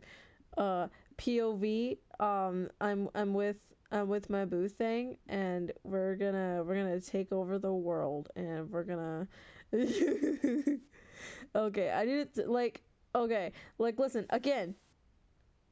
Like, he is such a hear me out for me right now, but like, oh fuck. Okay, I'm trying to put it back. There we go. I was trying to put her back and it wouldn't let me. Okay. But yeah, he's one of my hear me outs. Pet him. Pet him. Oh my god, what? Oh my god, what? No, Just listen. Just listen. Look at him. Tell me you wouldn't. Tell me you wouldn't wanna. God. Go on. Okay, I gotta move on. We gotta move on, chat. We gotta go back to learning about lore. We can't be down bad. We have to get back to lore. A lot of the factions that you'll see in 40k get incredibly fleshed out, Sure. with the exceptions of the one that haven't really been introduced yet, like the Tau or the Tyranids. And technically the Necrons were there too, but they were still asleep in their tomb worlds. So the Horus Heresy is Good. probably the most well-documented period of time within the Warhammer 40k timeline, as the entire thing is only about 9 years long, yet the Horus Heresy novel series is still being written as of the time of this recording, and has over 60 novels in it. Oh my Even more so God. if you count all of the novellas and short stories What the that were fuck is created to with the support the main Warhammer community books. making so many Now, novels? needless to say, there is an absolutely ton Goddamn. of stuff that happens in the series, but I'm going to tell you just what you need to know. So, for a time, the Emperor led the Great Crusade himself. However, he needed to begin work on what was known to him as the Webway Project back on Earth. This bit of information had not been revealed to any of his I primarchs. gotta say, I wasn't expecting a fact such a that would little end up dude. causing Yeah, no, resentment that's his to build demon up in form. many of his sons. Because you know what though, the other form that Angron has, I don't like it. It's ugly. That one does not exist to me. But like his demon form, I love him. His demon form, because listen, I'm a monster lover at heart. I want him. If he isn't a demon form, I don't want him. Now, if the project had been successful, it would have completely eliminated humanity's reliance on warp travel. Oh, I'm sure. Unfortunately, that didn't end up happening, but I'm getting ahead of myself. So a new War Master was appointed to act in his stead. Horus Lupercal of the Luna Wolves was chosen for this role. Sure. Now, he was still a Primarch with his own legion, but for all intents and purposes, he would be the voice of the Emperor. Any decision that Horus made would be as if it came from the Emperor himself. Now, he had his faults, of course, just like the rest of his brothers. But when he was chosen as the War Master, even though a few Primarchs grumbled about how it should have been them, they all recognized Horus's greatness. Sure. And for a time, he served his role incredibly well. Now that would all change on the moon of Davin, when Horus was mortally injured by the planetary governor who had been corrupted by Nurgle, wielding a blade known as the Anathame, a sword that was said to be so deadly that it could kill even that which was unkillable. This wound placed Horus in a coma, and none of the apothecaries available on Horus's flagship, the Vengeful Spirit, were able to cure him. Now, to Horus's Marines at the time, this seemed like a freak accident. However, that's not exactly what happened. You see, there was this chaplain named Erebus, who was a member of the Wordbearers Legion and had been accompanying the Luna Wolves. You see, he had actually stolen the blade from a group of people known as the Inorex, and then provided it to the man that would end up landing the blow, all as part of his careful plan to end up corrupting Horus. It was revealed that he had been behind the scenes orchestrating the heresy at the command of his Primarch Lorgar, who, after having been reprimanded by the Emperor for spreading his worship, which completely went against his ideals, had sought out other gods more worthy of their devotion. The Wordbearers would inevitably discover the Chaos Gods, and set in motion events that would lead to the bloodiest civil war humanity had ever seen. Now back on the Vengeful Spirit, Erebus recommended bringing Horus to the Temple of the Serpent Lodge, a place on Davin, where they could use sorcery to heal him. Now this was a diabolic place that was linked to the ruinous powers of the Chaos Gods, a fact that was unknown to the Luna Wolves at the time. Many of the Marines were against this, but they didn't really see any other options. So in desperation, they agreed to try what Erebus wanted. And it was here in the temple that Horus was put into a dreamlike fugue state. And in this dream, he would be manipulated by the Chaos Gods and the astral spirit of Erebus into turning against the Emperor. He was shown visions of the future, of the galaxy in flames, of a human imperium that worshipped the Emperor as a god. Humanity had descended into a new dark age, and the Emperor didn't care about humanity. Oh my He had God. just been using them this entire time in order to obtain godhood. Now during this, the astral spirit of Magnus, the Primarch of the Thousand Suns Legion, appeared before Horus and tried to prevent what was happening. But unfortunately, he was ultimately unsuccessful, and the corruption had taken root in Horus's heart. When Horus finally awoke, he had been healed and his allegiance had changed. He set about orchestrating the downfall of the Imperium. Now, 7 of the other Primarchs, Lorgar of the Wordbearers, Mortarion of the Death Guard, Fulgrim of the Emperor's Children, Portorabo of the Iron Warriors, Angron of the World Eaters, Yes. Alfarius of the Alpha Legion, and Conrad Kurz of the Night Lords would join with Horus and pledge their Wait, who? Alfarius of the Alpha Legion and Conrad Kurz. Oh. Oh. Oh. Look at him. This man, oh my god. I want to hear him again. What was his name? What a geek. My god. Like, look at him. Look at all that thigh. God damn. God damn. He could crush me. Oh my god. Fuck. Oh my Of god. the Night Lords would join with Horus and pledge their allegiance to his cause. Now, each of the traitor Primarchs realized that not all of their Space Marines would end up following them after their heresy had been revealed, and thus it was determined which of the Marines were likely to remain loyal and which ones would side with their Primarch. Sure. With the Loyalists identified, the traitor legions would end up purging an enormous amount of their own men. This would take place on the world of Istvan III, when the Marines that were selected for purging were sent down to the planet's surface to fight against the Xeno species that had claimed it. The mission was basically bogus, and the real reason they had been sent down was the traitors in orbit planned on wiping them out all in one fell swoop. They would then inevitably virus bomb the planet, and any Marines that were not killed by the virus bombing were then set ablaze as the gas clouds were ignited and a massive wall of fire spread out in every direction, incinerating everything on the planet's surface. Now, there would be a couple of survivors here, such as Gavriel Loken, a Luna Wolf and one of the 4 members of the Mournival, but his story deserves its own video. With the Loyalists purged from their own legions, the traitors would move on to Istvan V, and the events there would later be known as the Drop Site Massacre. The traitors would end up calling for aid from many of the other Loyalist legions, specifically the legions that they felt they wouldn't be able to turn, no matter how convincing their argument. These included the legions and primarchs of the Iron Hands, the Salamanders, and the Raven Guard. The combined forces of the traitor legions would open fire on their own brothers here and slaughter them to a man. The Primarch Ferrus Manus of the Iron Hands was killed by Fulgrim during this battle, but the Primarchs of the other 2 legions, Vulcan of the Salamanders and Korax of the Raven Guards, would ultimately live on. However, their legions were reduced to a mere fraction of what they once were. The Raven Guard, for example, were said to originally have 80,000 Space Marines, but after the Drop Site Massacre, that had been reduced to 5,000. Shortly after these events, and halfway across the galaxy, Magnus of the Thousand Suns would seek to warn the Emperor of Horus's betrayal. He did this by astral projecting all the way to Terra. He felt like sending a message the old-fashioned way wouldn't get there in time, or worse, could have been intercepted by the traitors. And shortly before this, all psychic powers had been banned at the Council of Nicaea, so in attempting to warn the Emperor, he was directly going against his orders. But Magnus was doing what he felt he had to. Unfortunately, he would end up being manipulated by the Chaos God of Treachery, Tzeentch, and ended up destroying a psychic barrier around the Sol system that the Emperor had placed to keep the forces of chaos at bay. Magnus's astral form burst into the throne room, unaware of what he was doing, and hordes of demons followed him in. The Webway project was destroyed, and the Emperor ordered the Space Wolves and Leman Russ to bring Magnus in and answer for his crimes. However, the message was intercepted by Horus, who changed the order to kill Magnus and the Thousand Suns, and burn their world of Prospero. The Space Wolves followed their orders and decimated the planet.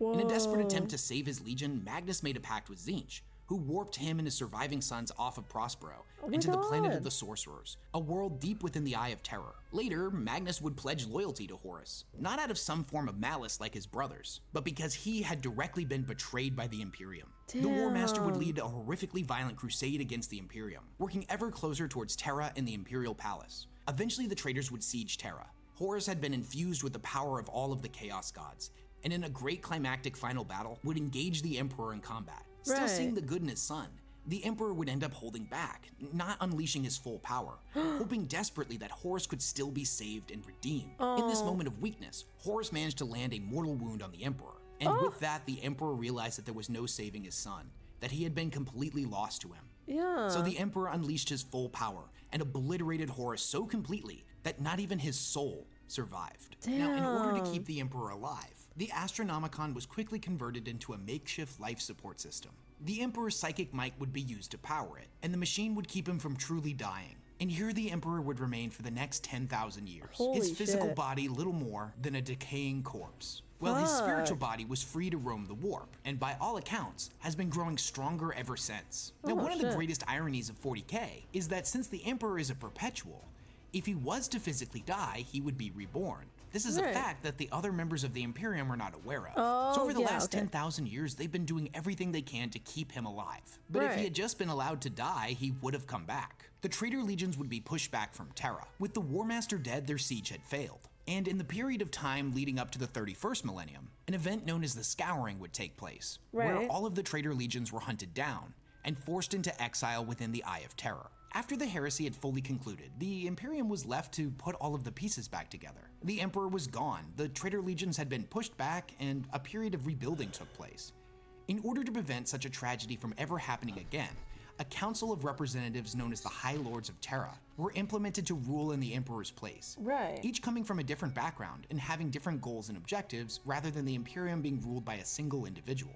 Now, that being said, they were also supposed to quote-unquote interpret the Emperor's will. Additionally, Guilliman, Primarch of the Ultramarines, would propose that the Space Marine legions be broken up into chapters, each of which containing no more than 1,000 members. The idea was that if treachery on this scale had happened once before, then it could inevitably happen again.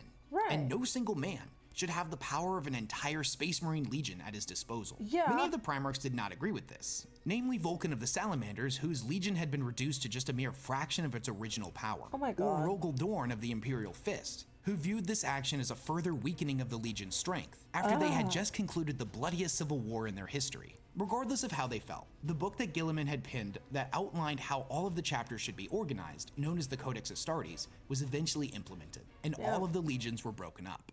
The 10,000 years between the Horus Heresy and the 41st millennium is where the bulk of 40k lore takes place. This is where the majority of the books are set.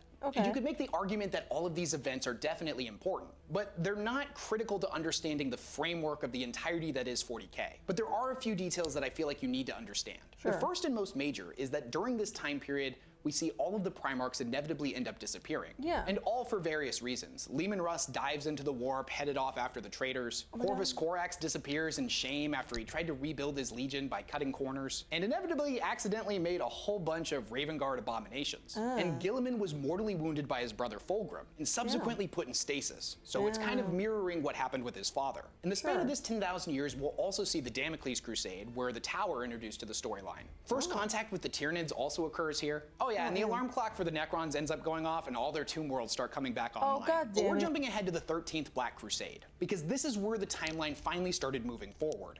When we find ourselves in the 41st millennium, the events of the Horus Heresy have slipped into legend. Most people alive during this time have no idea what transpired back then, whether that be because of the intentional purging of specific documents, a covering up of the truth, or just that it happened so long ago that they don't remember. This isn't true of the Space Marines. They remember it all too well. But whereas most of the Loyalist Marines that are alive in the 41st millennium know of these events because of the records kept by their chapter, however, when it comes to the traitor Marines that exist in the Eye of Terror, time flows differently there. And most of those Marines were the very same individuals that participated in the Horus Heresy. So they remember those events because they were actually there. Now, the Eye of Terror was a pretty terrible place to live. There really weren't a lot of resources, and the traitor legions were far from united. Each one of them fracturing off into a bunch of different warbands, led by various powerful warlords that were pretty much just pursuing their own interests. In fact, at this point, Chaos fought amongst itself more than it ever fought against the Imperium or Xenos. Now, one of these Space Marines in particular was named Abaddon, and he had been the first captain of the Luna Wolves and one of the 4 members of Horus's Mournival during the Horus Heresy. Abaddon sought to unite the traitors and would end up reforming his legion, drawing members from all of the various Chaos warbands. This legion would be called the Black Legion. Over the several thousand years that passed between the Horus Heresy and the 41st millennium, Abaddon, or an appointed representative, would lead what were known as the Black Crusades, chaos incursions out of the Eye of Terror back into real space, to attack various Imperial worlds. Now, for the longest time, it looked like the traitors just weren't really very good at conquering, as every single crusade ultimately failed to bring about the complete collapse of the Imperium. However, it was revealed in the last few years that each one of these crusades had a much smaller objective, that Chaos was actually playing the long game. The very first of these Black Crusades would take place in the 31st millennium, about 500 years after the Scouring. Now, in response to these raids, the Imperium would end up fortifying the planet that was right outside of the Eye of Terror, known as Cadia, and it became one of the most fortified positions in the entire Imperium next to Terra itself. For 10,000 years, Cadia stood sentinel right outside of the Eye, ready to punish and push back anything that would try to leave it. However, in the 41st millennium, all of the small victories that Chaos had managed to achieve over the previous 12 crusades would come together in the 13th. This was the period that saw Abaddon's forces assault the Cadian Gate, and in the end, Abaddon ended up sacrificing one of his Blackstone fortresses, an ancient alien spaceship made of the same material the Necrons used back during the War in Heaven to create their pylons. He hurled it at Cadia like an artificial meteor, the impact being absolutely apocalyptic, and not just for the planet, but for the vast network of Blackstone pylons that had been built under Cadia's surface millions of years ago by the Necrons. You see, Cadia wasn't existing just as a blockade for anything trying to come out of the Eye of Terror, but that system of Blackstone had actually been keeping it from growing. With Cadia destroyed, the Eye began to grow out of control, and would eventually spread all the way across the galaxy. This was known as the Cicatrix Maledictum, or more commonly as the Great Rift. It split the universe completely in half, and all of the Imperial worlds that were on the opposite side of Terra were suddenly plunged into darkness, and were cut off from the rest of the Imperium. To say this was a massive victory for the forces of chaos is a gross understatement. This was single-handedly one of the most devastating events in the entire history of the galaxy. And after the forming of the Great Rift is the time period we currently find ourselves in the 40k timeline. Recent events have seen the resurrection of Guilliman, who's come back to lead the Imperium, and is pretty horrified by what he's seeing, as it's been completely dominated by superstition and religion, where they worship his father as a god even though thousands of years ago he specifically told them not to.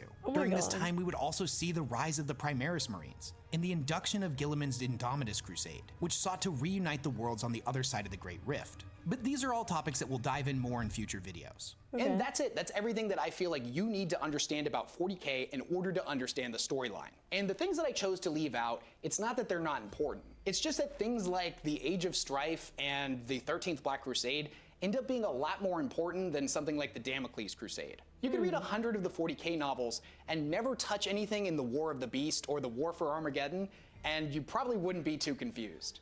But if you don't know what an STC is, or know what the Age of Strife was, you're probably gonna get pretty confused because these things tend to come up a lot. But what do you guys think? Do you feel strongly that an event that I left out should have been mentioned in this video? If so, let me know down in the comments what it is and why you feel so strongly about it. And a lot of YouTubers at the end of their video tell you to like and subscribe, which if you wanna do that, it's super appreciated. But more importantly, go down to my comment section and leave. Thank you for the video. I feel very informed. Personally, I feel very informed. I feel like that was a good video. What do you guys think? I feel like for what it was, especially like for me, because I'm kind of getting into it, I feel like this video was fine. As far as just like me getting into it. Obviously, we're going to watch more, but I definitely feel like for kind of beginning lore, just for like events in general and shit and introducing some characters, I feel like that was nice. I feel like that was a good video. Let me see. I think let's do this one because we're gonna do some faction shit, but I also just want to see my husband Angron again. As someone who doesn't necessarily serve the Omnissiah, but someone who can appreciate them, you will not be getting my legs today, as I will be replacing them with various things depending on which faction we are currently talking about to add a little bit more context and possible comedy to whatever the hell I am currently doing. So, hello everybody, my name is Bricky, and this is going to be a long video and a large project that has been going on for quite some time. This is, I need two hands for this. This is every single Warhammer 40k race in kind of a nutshell, explained, a little bit of explanation, a little bit of lore, a little bit of talking about the tabletop, mostly lore, what they're all about, and also a little bit of background for those of you who just have no clue what Warhammer 40,000 is. Now you see, Warhammer and Warhammer 40,000 is a universe people hear plenty of, but don't know a whole lot about. They see, oh, there's these dudes in big power armor with chainsaw swords, and they got these big old green orcs, and there's some bugs over there, and everyone calls these guys weebs, and then there's these spiky bitches over here, and I don't get it. I don't understand. Where do I start? Well, this video is particularly for you, or for those of you who have a little bit of knowledge, but you're kind of curious about each of the different races and factions in Warhammer. Me. So overall, the Warhammer universe is vast when it comes to lore and background, and each different faction is so different with the things that they believe in. Oh, that's a and lot. Some are human, some are Wait, hold on. different I want to see these. Let me see. Adeptus Sororitas Astrum Militarium. Okay, Astro Militarium, Blood Angels, no Blood Angels, Chaos Daemons, Chaos Space Marines, Dark Angels, Necrons, can't read that one, Imperial Knights, Grey Knights, Eldar and Dark Eldar, Orcs, Space Marines, Space Wolves, Tau Empire. I know there's the Black Templar too. I don't know if he's gonna mention them in here, but I know the Templar are part of this too. I think. Is so different with the things that they believe in, and some are human, some are transhuman, like where they all have all these crazy ass electronics on them. You've got aliens and you've got the chaos factions, and there's so much to entail that I decided to embark on this project to tell you what each and every single one of them is about, and what the Warhammer universe is about as well, to give at least a little bit of an intro to this extremely bloated but very, very enjoyable world that I and many others partake in. So I will be explaining every single faction in the Warhammer 40k universe, at least all the factions you can play as, and some smaller factions here and there. I will not be discussing absolutely everything in it because that is a little bit much, and I'm not going to go too mega deep into the lore. I'm going to give you a pretty solid overview of each of the different factions and have you learn a little bit about them, and we'll discuss a little bit of the tabletop as well in case you are curious about that. But for this episode entirely, we are discussing the Imperium of Man, because that takes up a fat chunk of Warhammer lore. Oh, boo-hoo! What is Warhammer 40,000? Well, the 40,000 starts off is the year 40,000. The 41st millennium, that's where it takes place, is in the year 40,000, 41,000 AD. Ah. You're already more knowledgeable. Let me read you a quote, first of many quotes in this video. It is the 41st millennium. For more than 100 years, the Emperor has sat immobile on the golden throne of Earth. He is the master of mankind by the will of the gods, and master of 1,000,000 worlds by the might of his inexhaustible armies. He is a rotting carcass, writhing invisibly with power from the dark age of technology. He is the carrion lord of the Imperium, for whom 1,000 souls are sacrificed every day so that he may never truly die. To be a man in such times is to be amongst untold billions. It is to live in the cruelest and most bloody regime imaginable. Right. These are the tales of those times. Forget the power of technology and science, for so much has been forgotten, never to be relearned. Forget the promise of progress and understanding, for in the grim, dark future, there is only war. There is no peace amongst the stars, only an eternity of carnage and slaughter, and the laughter of thirsting gods. Everything blows. And it blows fucking hard. Oh my god. Warhammer is probably the most dark and depressing universes ever in fiction, or at least like top 3. I mean, for the Everything is last so video, yeah, no, absurdly it's fucking horrible, sad. destructive, or overpowered that it all kind of ends up canceling itself out. It's like Dota. War rages across the galaxy. Interstellar travel is only possible due to sacrificing 1,000 souls a day to a rotting carcass of a man who you believe to be your god. Demonic gods and just demons tear open the fabric of reality on a whim. Other Xenos or even other humans end up killing each other in untold billions across the galaxy. It is a time of unending war, slaughter, and a bloodbath amongst everybody. Planets are deemed unrecoverable and are completely destroyed on a whim. Everything sucks, but that's like the charm of it. See, everything in Warhammer is evil. But being evil is kind of fun. Like, humanity, in its own right, is a xenophobic, prejudice, and religious zealot group that kill each other just as much as they kill all of their enemies. And they're like mid to high tier evil on the evil scale of Warhammer. Nobody is good. No matter who you are, everyone is some flavor, some color of evil. Whoever you pick, you are going to be the bad guy. But that's the fun of it. Because being the bad guy is badass. Villains are cool. They look cool, they got cool outfits, they got cool weapons, they got cool armies. Villains are cool, man. And when everyone is a villain, everyone is pretty cool. That's what makes this so charming, is that everyone can be the bad guy. So Right. let's start off talking about the main bad guy, quote unquote, the Imperium of Man. Imperium of Man. Whack! It's gear! Whack! Okay, we The know a little bit Imperium of the of Horus Man heresy. is the main empire of the human race. All of humanity is under this one flag called the Imperium. And Okay. about 10,000 years ago, there was a man.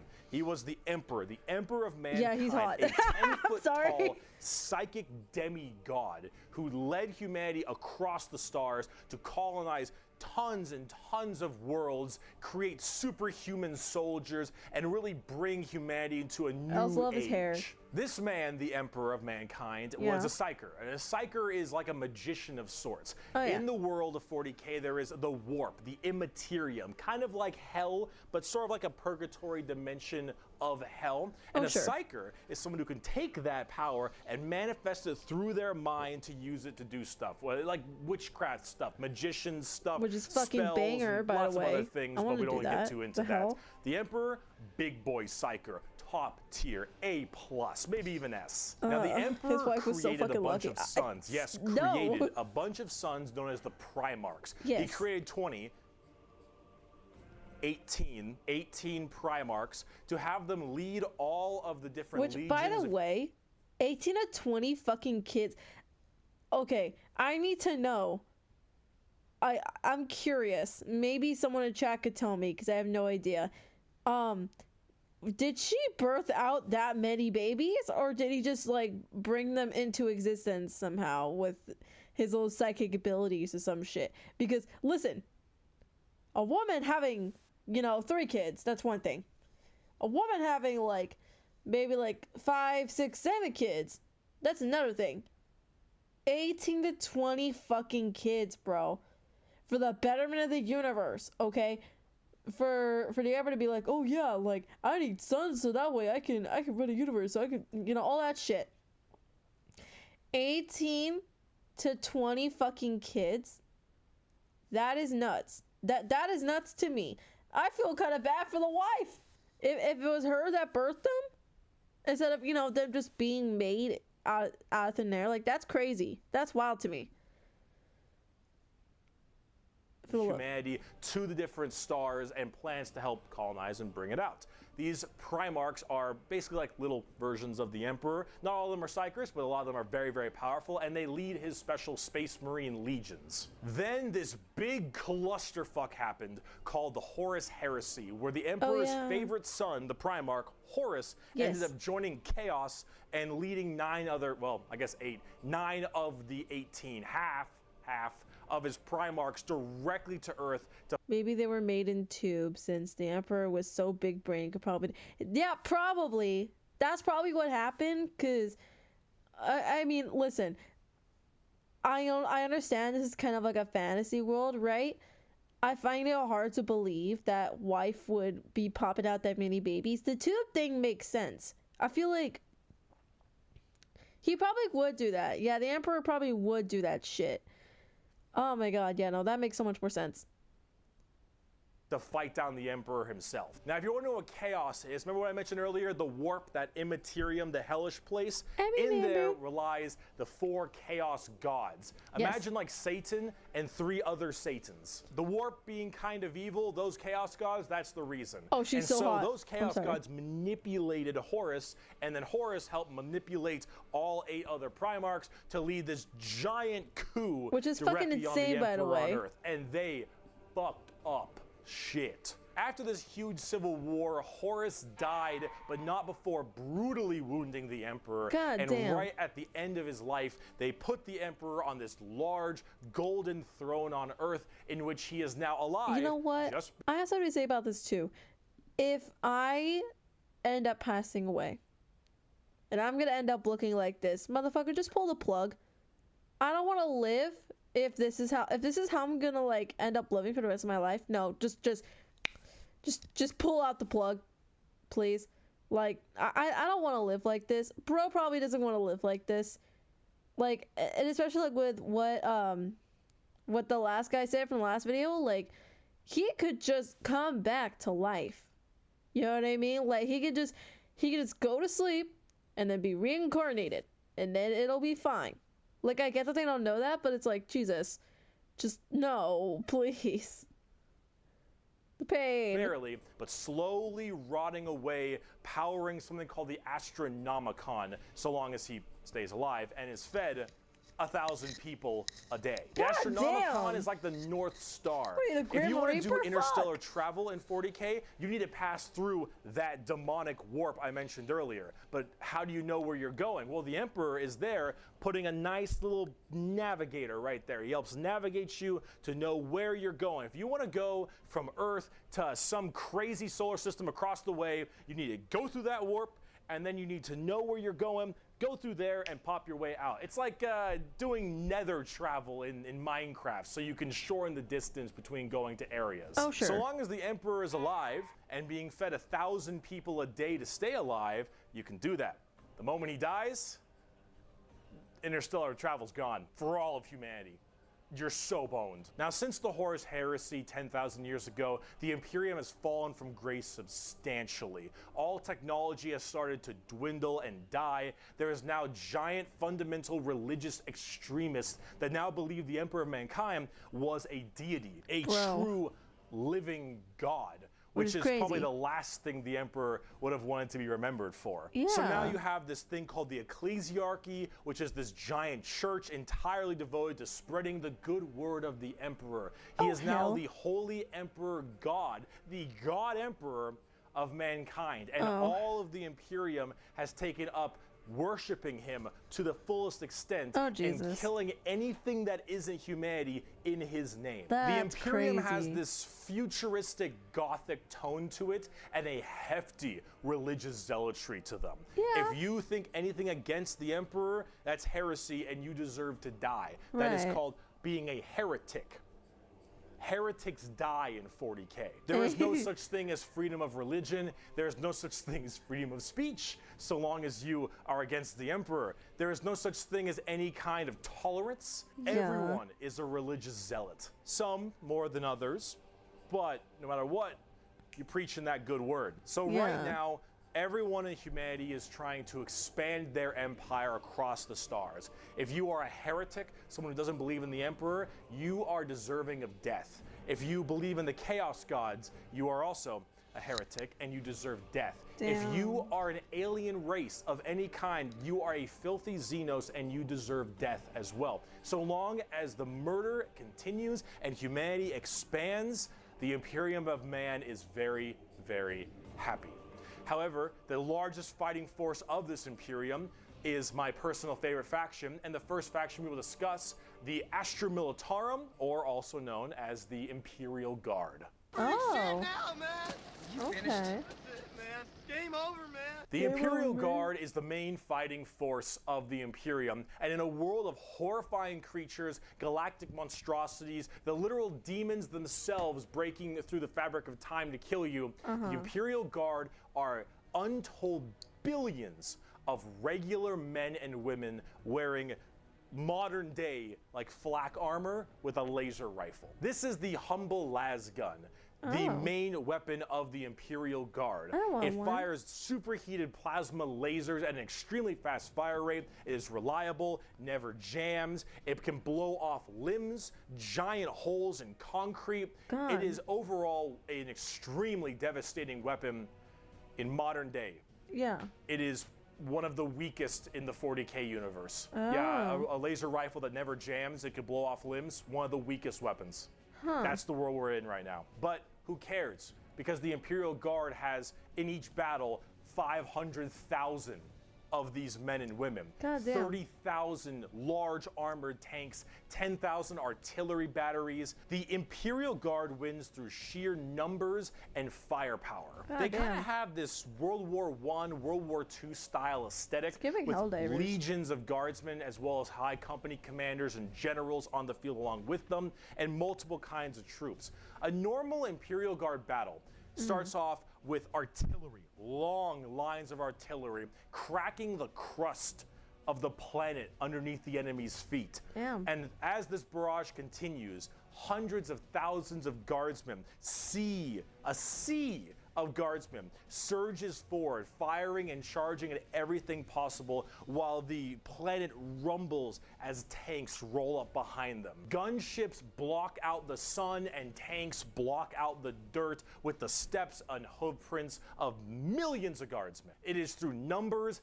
and sheer sundering firepower. They are the first and last line of defense for the Imperium and make up a huge bulk of the battles. The Imperial Guard is also made up of tons of different kinds of regiments. The Catachin jungle fighters live in a death world that's more hospitable than almost any firefight they'll ever get into. So they just have this steroid-looking, giant knife, Rambo Predator-looking sons of bitches where nothing is anywhere near as scary as a simple knight on their home planet.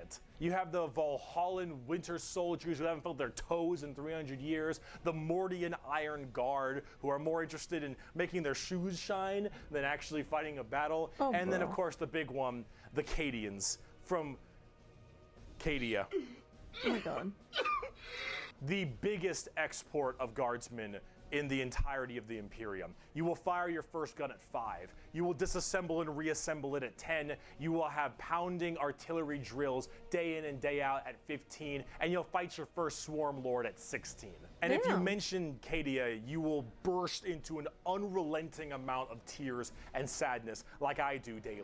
To quote, I have at my command an entire battle group of the Imperial Guard, 50 regiments including specialized drop troops, stealthers, mechanized formations, armored companies, combat engineers, and mobile artillery. Over 500,000 fighting men and 30,000 tanks and artillery pieces are mine to command. Emperor, show mercy to the fool that stands against me, for I shall not. The Imperial Guard are my personal favorite faction in 40k. They're the army I collect the most, the ones I enjoy playing the most, and the one I enjoy in the lore sense a lot. There's something about just a regular man with a laser rifle being told to charge the horrors of this universe and willingly doing so for his god emperor. It's just poetic. They actually represent the main Imperial Guard tactics pretty well. Large amounts of artillery that doesn't require a line of sight, lots of tanks, tons of infantry, drop troops, and gunships. Overall, they're pretty similar to how they sound, though a little bit expensive to collect, unfortunately. And they don't hit a lot. They have a bit of a bad aim, but you don't really care because you're just drowning them in shots. Oh, God. However, if you want more accurate fire and specialization, we can move on to talk about Space Marines. Oh, the Angels of Death. The Angels of Death are up next. Space Marines are genetically engineered super soldiers and superhumans. They're given extra organs, their skin tissue is toughened, their bones are stronger, they're taller than the average person. Yeah, they're pretty they're 8 massive feet. people. And these are the specialized super soldiers that carry out a lot of the more specific tasks for the Imperium. And there's tons of legions of them. In fact, there's one per Primarch. Each Primarch, the Emperor's son, as I mentioned before, oversees their legion of Space Marines. The genetic upgrade they get is based on the genes of said Primarch. It's something called a gene seed. That's what brings them up to this like superhuman level. Oh my god, As stated, each Primarch has wait, shut the fuck up. Wait. Okay. So, do y'all remember, like, I want to say it was like 2 years ago, when there was talk about giving, like, taking out and putting in specific genes for your babies, right? There are people who consider doing that. I'm curious. This is probably just a very big coincidence. Did Warhammer do this first? Because technically, right, what he's kind of talking about is pretty similar to that, right? It's taking specific genes from, you know, like the Primarchs, right? And, you know, you're putting them into these soldiers, and you're making them big, you're making them strong, all this shit. Like, I'm assuming it's probably, like when they're born or something like that, then or even before they're born, they put this shit in there. I am guessing that that's the case. I don't know. That probably is just, like, a really big coincidence. I don't know. I just think that's really funny, you know? Especially, like, with the way things are now with, like, people, like, specifically, like, trying to get these specific, like, genes for dogs, you know? Yeah, they probably did. It probably is just, like, a really big coincidence. You never know. Throw that out there. their own legion. Robot Girly Man has the Ultramarines. Jagatai Warhammer did Khan it for has the White absolutely. Scars. Rogel Hell Dorn yeah, has the dude. Imperial Fists. Fuck. Corvus Corax has the Raven Guard. And there's a whole bunch of other side sections that are also extremely interesting and have a little bit more of a twist on the average Space Marines, which we will discuss in a bit. Humorously enough, I don't have a whole lot to say about Space Marines. They're superhumanly fast. In fact, it's been said that nothing that large should move that quick. Right. These men in power armor moving at blazing fast speeds. Their reflexes are faster. Their skin is tougher. They are overall just extremely powerful soldiers. In fact, where they differ comes down to which Space Marine Legion we're talking about. For instance, the Ultramarines done by Robot Gilliman are the main blue boys. Strong in almost every way, the jack of all trades kind of group that are a little bit too strong, and that's a lore problem, but the White Scars by Jagatai Khan are all about speed freaks, go fast. We're talking attack bikes, we're talking land speeders. You want to go in quick, you want to hit them hard, you want them to be swarming around like buzzflies. Buzz saws. With the speed of buzz saws. Fuck you, Pale King. Salamanders love fire. Fire in the forge, fire in battle. Flamers, melta-guns, multi-meltas. Just so long as something can be burning, that's big. And they're also actually some of the nicest of the Space Marines. A lot of Space Marines have this kind of like holier than thou thing because of their genetic strength. However, the Salamanders tend to put human lives above the lives of themselves, which is actually rather rare. They're also all black, but not like just regular black, like 2 a.m. line at a White Castle black. Like they have a charcoal, dark, ashy exterior and blazing red eyes. Apparently something about living on their home planet of Nocturne, which I don't know if that makes much sense, but who cares? This is like fantasy land anyway. Also overall, wood. Salamanders are actually my personal favorite legions because they're just really cool. They're fun to play as because of all their flamer weapons, and they have a nice, like, more heartwarming lore as opposed to being super evil like everyone else is. Oh my god, we're not even a quarter of the way through the Space Marine Legions. Imperial Fists believe in the power of the siege and defensive positions. Raven Guards, master of stealth and sabotage while having bird helmets. Iron Hands, masters of machines and vehicles while being really goddamn good at being sold on eBay after one nerf. Space Wolves, Vikings and wolves and tons of wolves and axes, battle axes, fur everywhere. Space Wolves, angry, big teeth, Blood Angels, the genetic defect to make them want to drink blood and go crazy, called the Red Thirst. They have Cupid wings and stuff. It's a little bit strange, and they are all super gay for Sanguinius. Dark Angels are old school, nice and inner super gay for. Do y'all see this man? Oh, wait, hold on.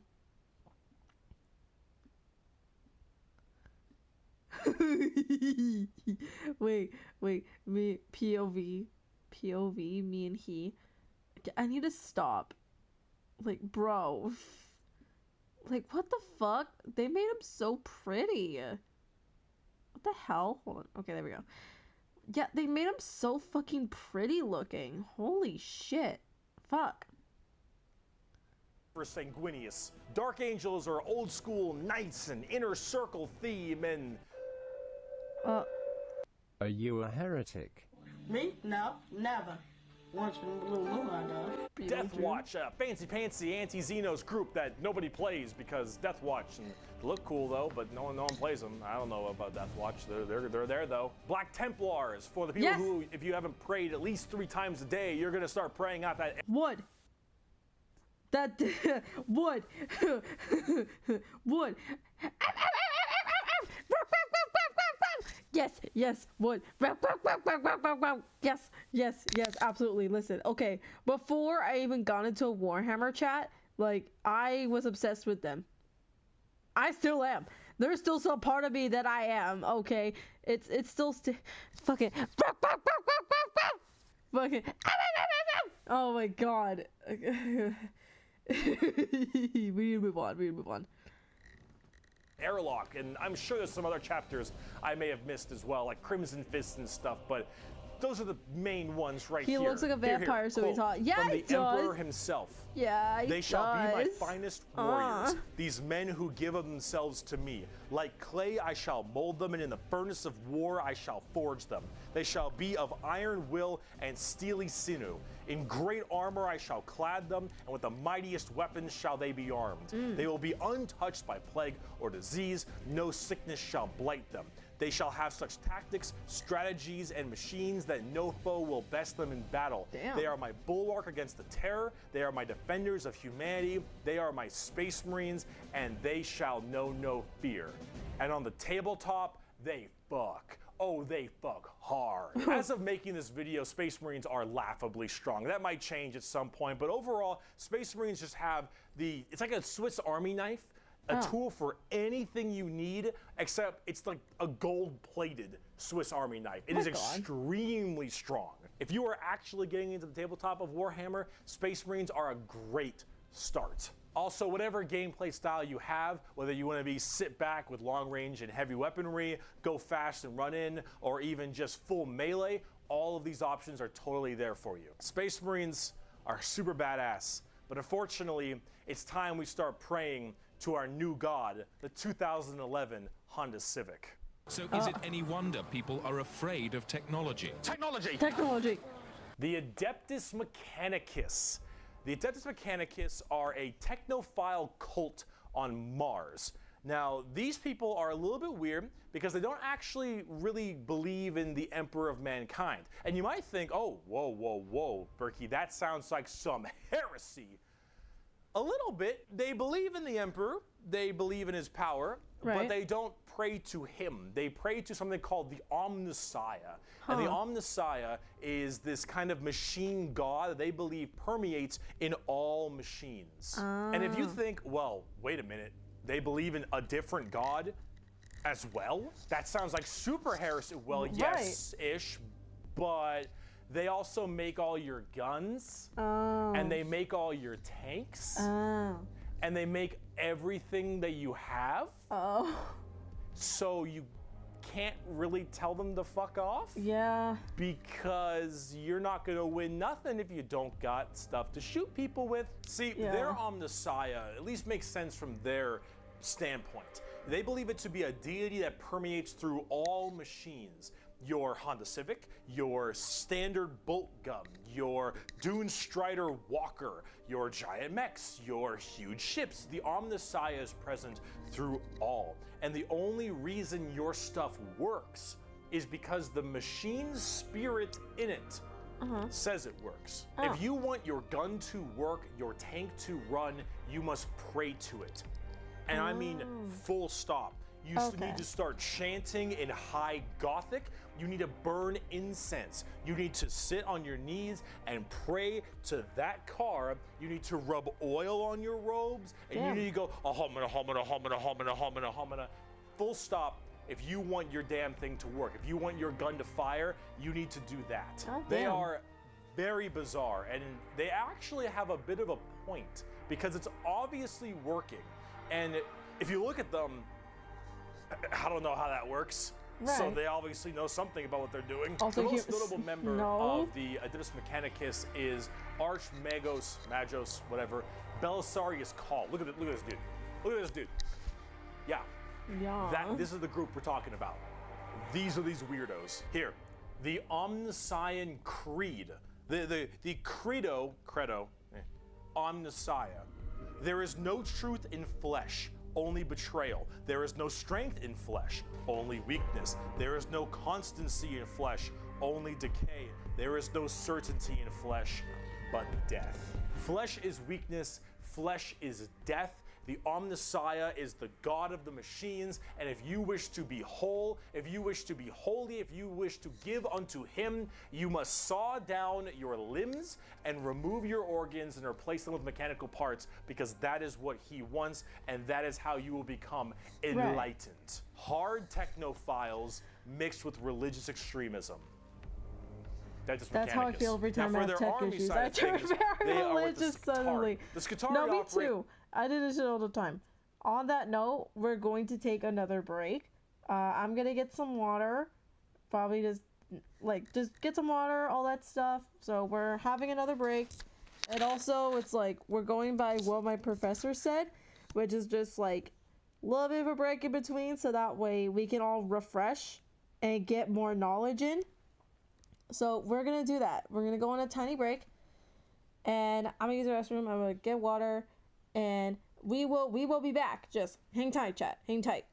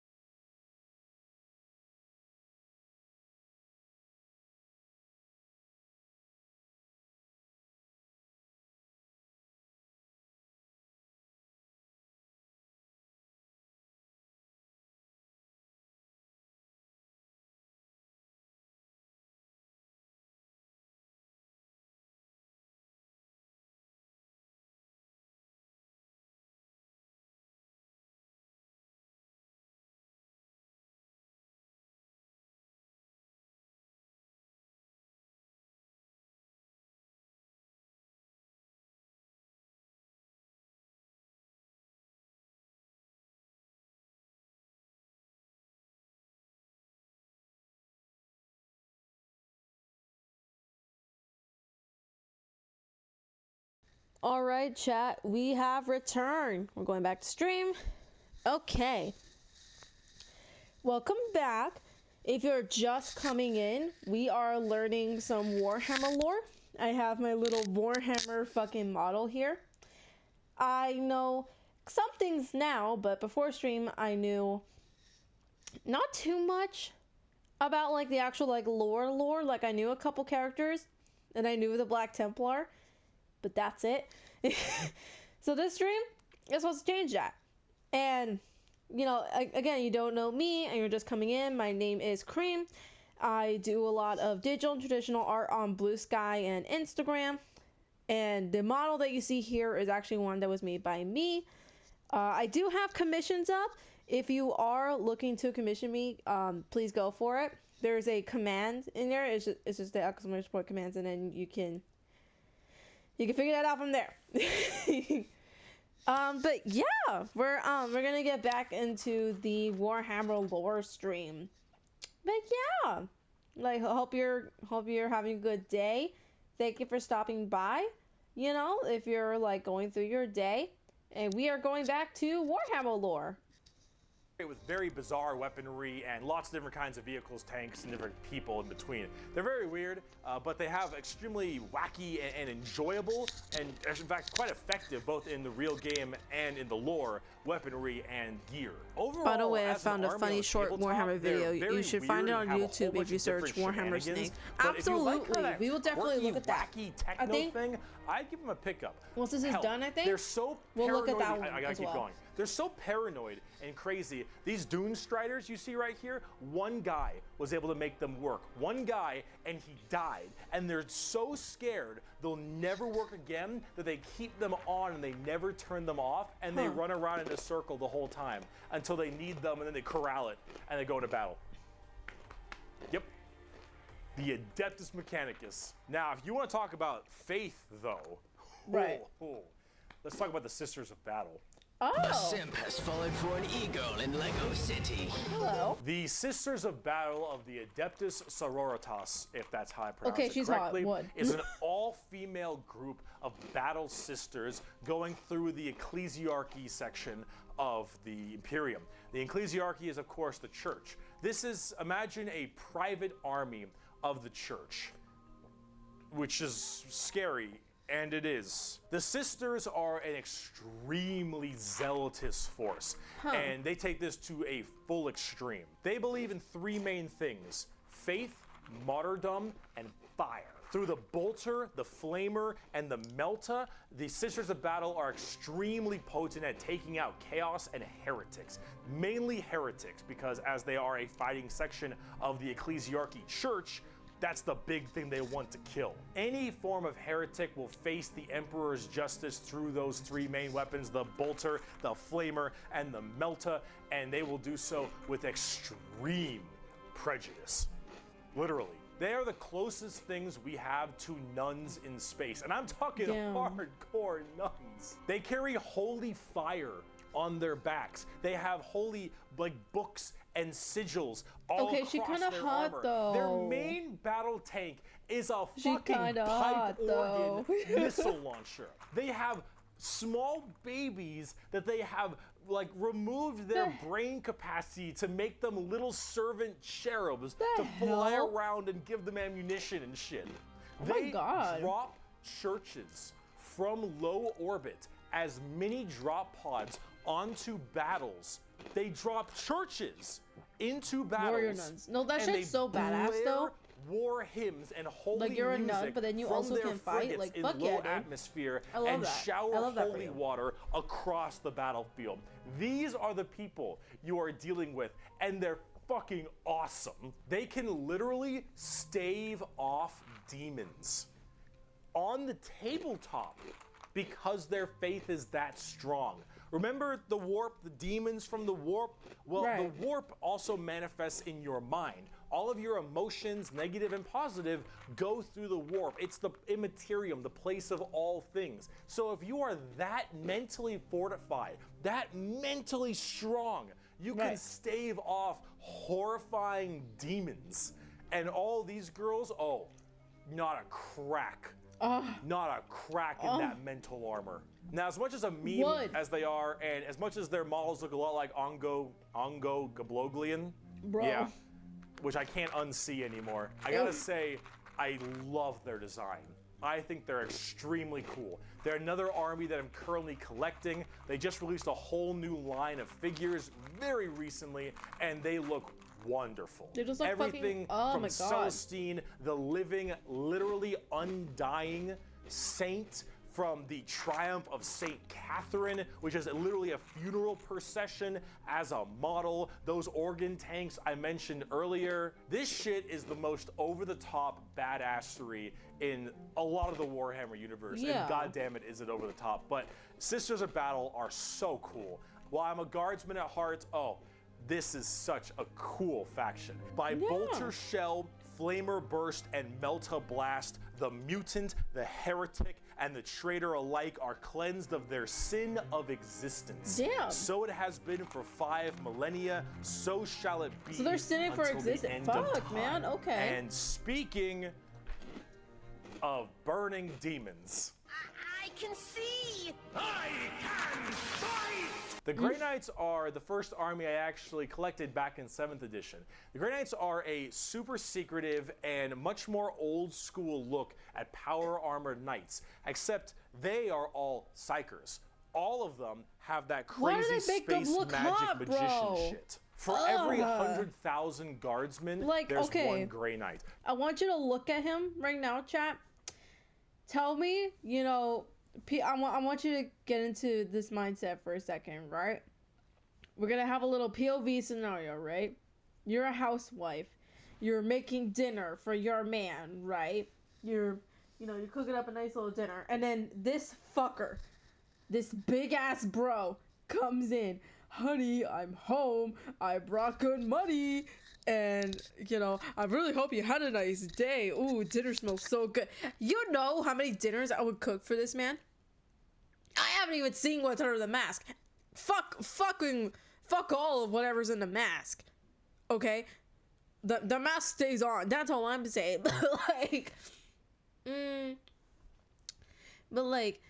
oh my god. Maybe Maybe I just like a man in uniform. Maybe that's why I like him so much. Maybe I like a man in uniform, and this is, you know, part of that. Oh my goodness.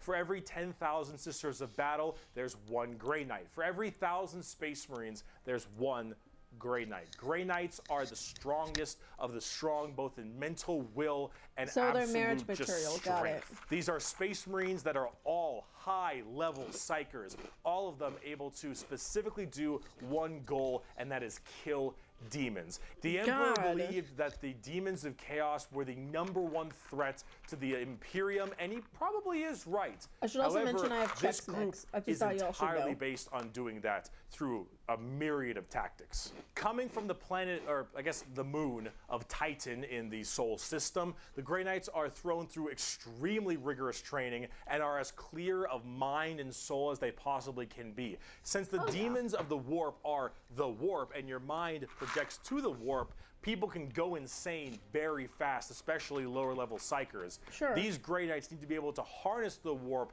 in the presence of demons and stay perfectly sane. One of their characters, one of my favorite characters, is named Castellan Crow.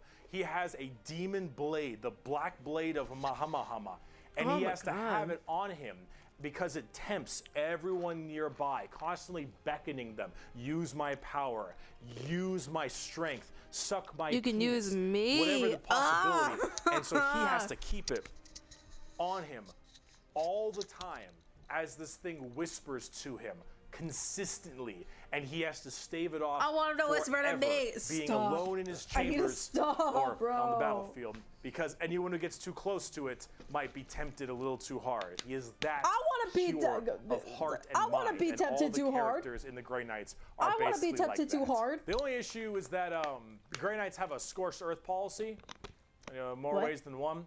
If they're fighting demons, demons corrupt and make people crazy. Oh. So if I'm a guardsman and I'm fighting demons and the Grey Knights arrive and they kill all the demons, I'm a risk. Yeah.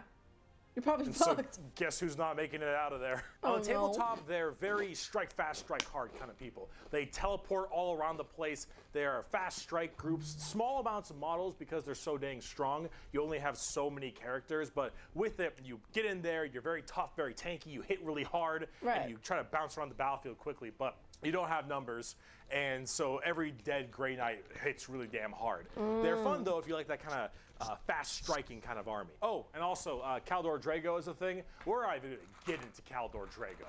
All right, that is, oh my goodness gracious. I am the hammer, I am the mail about his fist, I am the spear in his hand. Though we are lost, I am the shield on his arm, I am the flight of his arrows, I am the hammer, I am the sword, I am the shield, I am a soldier at the battle at the end of time. Damn. Grey Knights are pretty hardcore. They are as holy as you can get for a Space Marine. If you like Space Marines and you want to, you know that they're holy enough, you want to be holier, Grey Knights. Now, if you want to be holier and big, let's talk Imperial Knights. Oh, he coming. Do you like gigantic? Listen to me. I know you guys know what I'm going to say about this. God, like, why? Why do they? Why do I like this? Why do I like this so much? Why is the attraction factor so up there for me? Like, this isn't even, at this point, this isn't even remotely human anymore. Neither of these two are. None of what we could see is human anymore. Oh my god. Okay. I will contemplate that. Oh my god.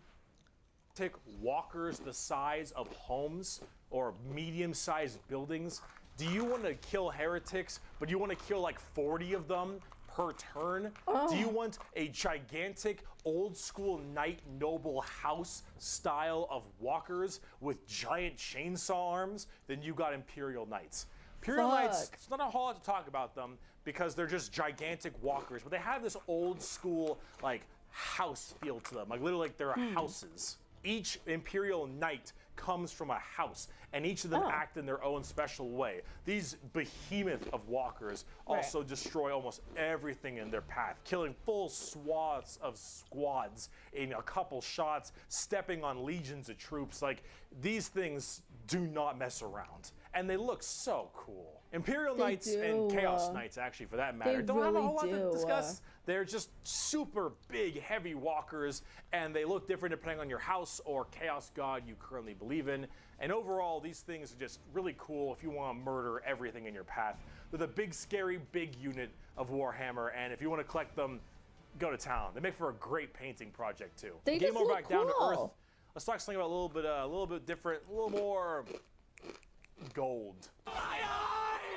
If guardsmen are regular soldiers, space marines are super soldiers, Grey Knights are super soldiers, the Adeptus Custodes are super soldiers cubed. The Adeptus Custodes are the third major army I own. I know, 3 armies. I know, I got carried away, okay, but that's all. I only have 3, okay? They are our final brand of Space Marines, but these ones are super special.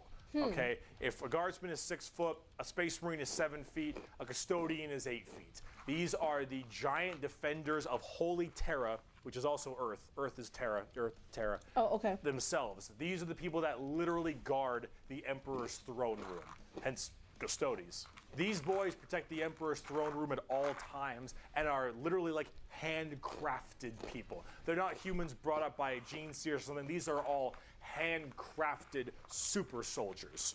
I think from a tube. These behemoth of men are like 8 feet, 8.5 feet tall, and functionally immortal. They stand still, spear in hand, for hundreds of years without the need to sleep and barely even the need to eat, watching over the throne room and every other area of Holy Terra for their entire purpose in life.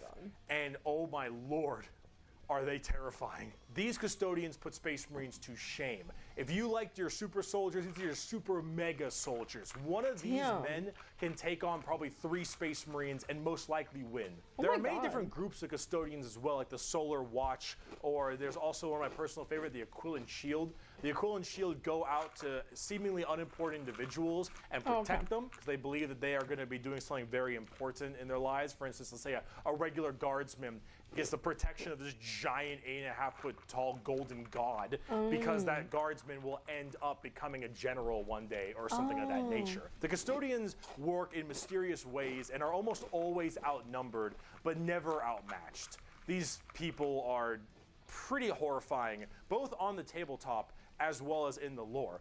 There are very few of them, however, and there's actually an extremely small amount of them, but that's kind of the point. There's only so many of these people that can have war gear this strong, weapons this powerful, and training this good. And the custodians have all 3 of it. For 100 years, I stood my watch amidst the somber shadows of the Sanctum Imperialis.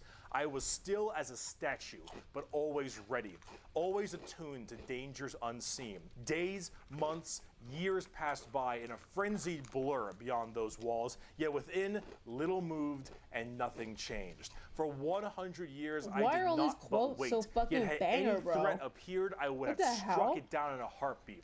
For 100 years, I stood my watch, and as it ends, I can tell you this: patience is a weapon. The custodians are the top dogs of the Imperium, and they hurt just that same way. Though I do want to discuss a little bit about the Sisters of Silence before we get out of here, because the Sisters of Silence I also have a few of, and they're really fun, but they don't get enough attention.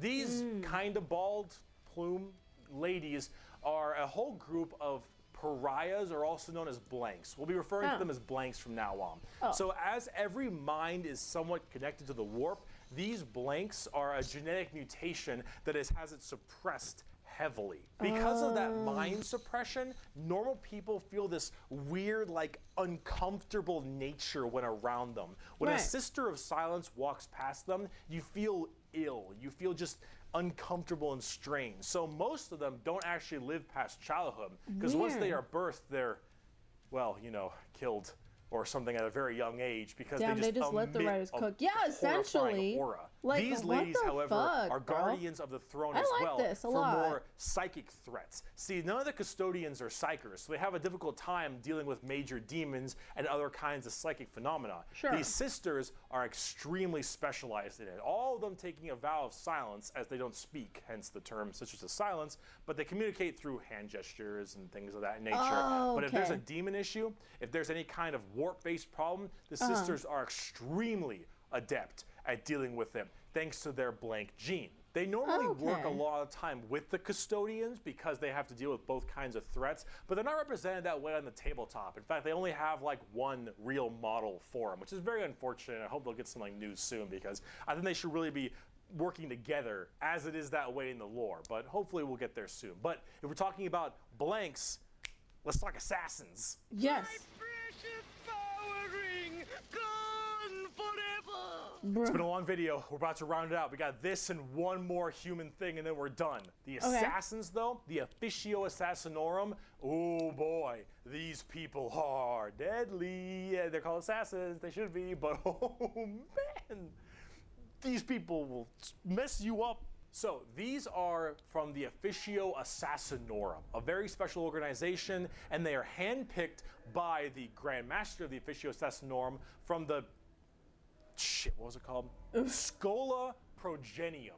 It's basically an orphan school. Your parents got murdered by demons or something. You get sent to this, and you get trained to be Batman whatever. would have loved to hear, Tempestus Drop bro. Troop, an Inquisitor, maybe even. Maybe you get a blank gene and you get thrown into the Sisters of Silence, or sometimes you just disappear. When you are taken, however, you go to one of 4 temples because the Assassinorum works in the temple style of things. These temples are the Vindicare, Caluxus, Calidus, and Eversor temples. Let's start with the Vindicare. I'm far away.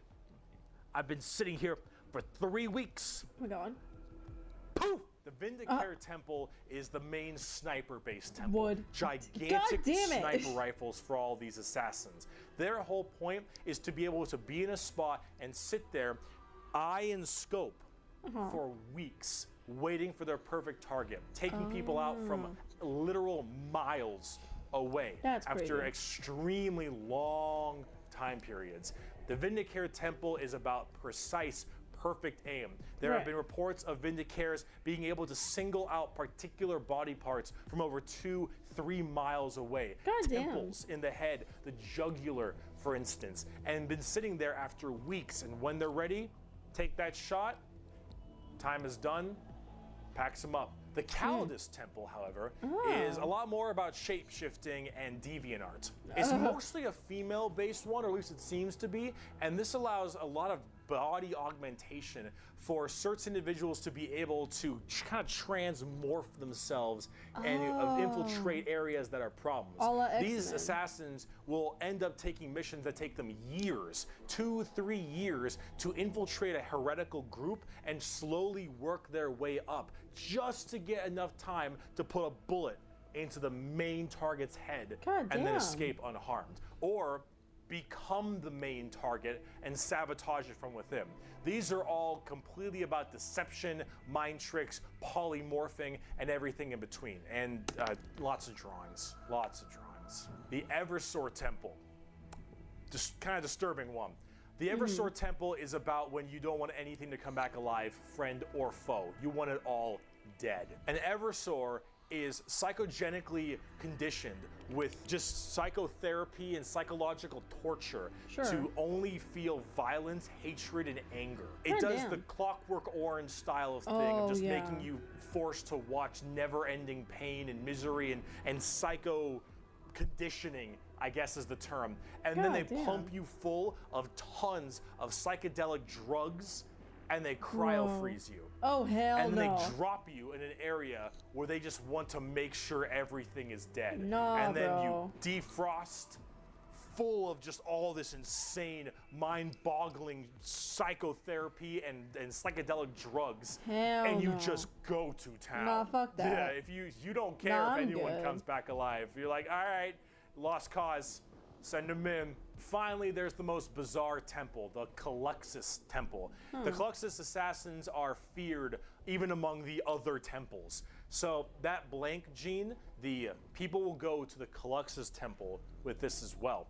And this is where they can harness that to be massively anti-psyker or even just anti-regular people. They are seen with extreme fear and distrust among many, many people. They are described by the Eldar by quote as being pure evil. Imagine that uncomfortable feeling from that blank gene I mentioned, and then imagine them being taught and given equipment to amplify it by 100. If normally regular people feel uncomfortable, now they are basically akin to being a siren wailing directly in your ear. And if you're a psyker, oh no, the sheer presence of a Caluxus assassin is enough for you to tear your skin off. You will rather gouge your eyes out and rip your nails off than even being near this person. The Caluxus assassin is when you want psychers to literally lose their minds, and they will go on their knees and ask you to gun them down because it is a suitable choice over being anywhere near you. The motto of that temple is, that which is unknown and unseen commands the greatest fear. That now, is for tabletop so... Wait. assassins aren't that unseen. That goes so fucking hard. What the hell? Like, okay. Why does that go so fucking hard, bro? God damn. Commands the greatest fear. Now, for the tabletop, assassins aren't that special. You can call them in no matter what Imperium faction you are, and they do a lot of work for themselves, but at the same time, they're very specialized and require a lot of finesse. And they work the way you generally want them to, though. You want to cause some distortion and weird stuff, you take a Calidus. You want to just murder swaths of infantry and then blow up Eversor. You want to kill that one guy, Vindicator, and if you have a lot of Psychers, Caluxus. It's a nice little, like, jack of all trades if you have a specific thing you want to kill. And you get to choose which is really fun. But now, let's talk about the last human faction. We can round this video out before we do part 2. The Inquisition. Oh. We have a lot to talk about with them. Well, on the subject of heresy! Heresy! Oh boy. Where do I even begin with the Inquisition? Take every secret police you can think of. The KGB, the Gestapo, the CIA, FBI, any of these kinds of people. And then mark it up by about 10. Oh no. And give them the most power in the entire Imperium. Oh, hell no. You know what? How about this? This right here, it's not just a quote. Yeah. This is the Imperial motto. The motto of the Inquisition. Oh, hell no. I apologize for my bad pronunciation. Innocentia nihil probat. Innocence proves nothing. Oh, hell no. The most powerful organization in the Imperium, the secret police, their #1 motto is innocence proves nothing. Holy shit. The shit. Inquisition goes around like the secret police or like detectives that's hot, to though. find issues in the Imperium.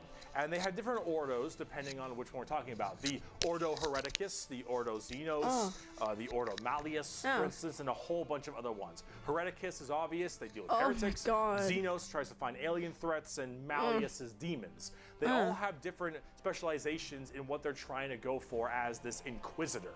And that's what they're called, Inquisitors. Each of them, as an Inquisitor, has their own free reign to do as they wish. They may have a ship and a crew, and they go out to find problems and interrogate people a lot. Oh, sure. They are above the law in every department over Space Marines. God damn. Now, the Space Marines might argue against them and stuff, and there might be a lot of blowback, but technically they are above them as Inquisitors.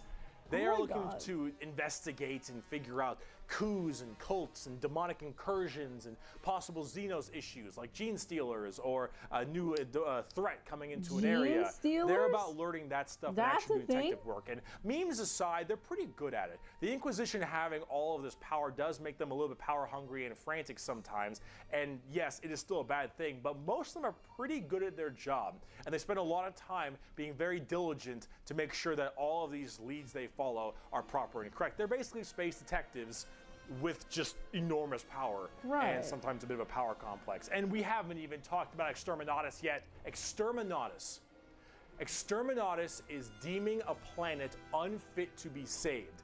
I deem that this planet is demon infested, and taking it back will cost too many resources and is not worth it. I have now committed Exterminatus on this planet. I will now sign the death warrant of an entire Imperium planet, as it is unfit to take and better to be destroyed than allow the enemy to hold it. This can mean saturation bombardment. This can mean cracking the planet's core and breaking it apart. Doesn't matter. Render this planet inhospitable to all life. Oh my God. The innocence proves nothing people are the only people who can choose this planet must die in its entirety. Damn. Yeah, you're playing the villain. Now, it is memed a lot, but most Inquisitors are very rare to do Exterminatus. Exterminatus is a very crazy thing. There's only so many worlds that you don't want to destroy all of them. Yeah. Now, naturally, with the memes aside, there are some people who are a little bit rough on this one. Oh. Huh? But most Inquisitors generally don't like to do Exterminatus a ton, but it is an option they have. And it's a crazy option when you think about it. The Secret Police Inquisition are unfortunately not represented on the tabletop very much. You generally kind of put one in your army if you feel like it. You have a couple special options there and some side content. But they're not really fleshed out very well, and personally they need a lot more stuff put in there, and they really need a lot more effort put into them. And they're not quite where I want them to be. Overall, the Inquisition makes for a lot of the best storytelling as well, because it's a little bit hard to talk about a big story of a whole bunch of Space Marines killing something. Right? It's just a big battle story. It's not as interesting. Having that intrigue and that moral dilemma that an Inquisitor has makes for a lot better media.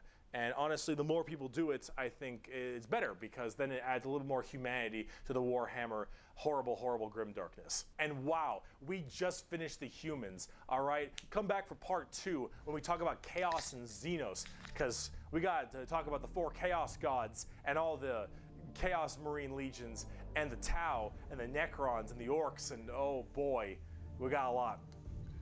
I'll see you in part 2. Okay, so that was cool. That was really chill. We're gonna try to find that one video that Lila's talking about. Warhammer Snake. Let me see.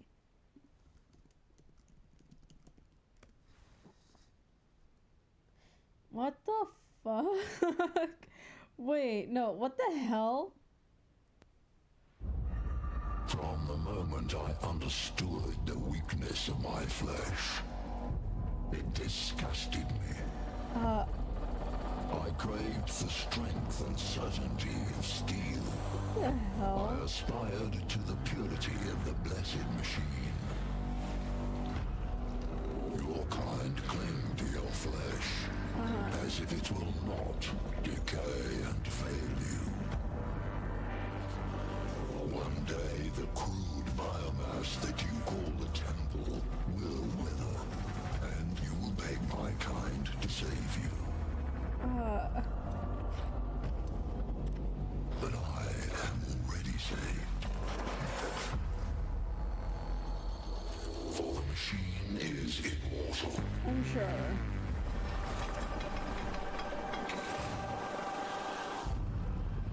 Even in death, I serve the Omnisire. What the fuck, bro? Oh, god damn it. That's hilarious. What the hell? Jesus Christ. Okay. That was really cute.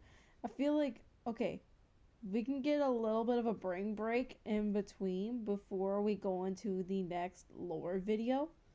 Because I feel like that was a lot of lore.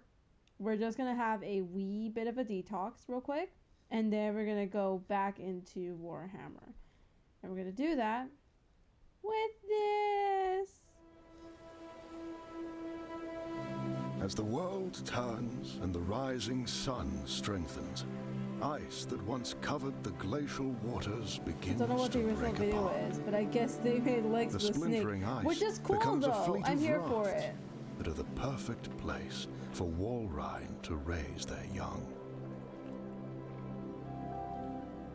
A Spheel. At just 1 week old, he has little fat. He's so And the only small. protection he has from the cold is a set of double-layered fur.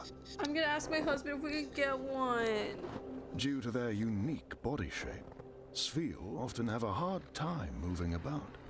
He's just a little baby. It's not easy getting where you want by rolling around. He's just a little guy. Mum should be around here somewhere. He's Like just a all little toddlers, this Spheel knows exactly how to get his mother's attention. Bruh. There she is. There's During the Mama. nursing period, Spheel feed from their mothers. The milk, which contains over 70% fat, will help him develop a thick layer of blubber that will improve his chances of survival against winter's deadly grip.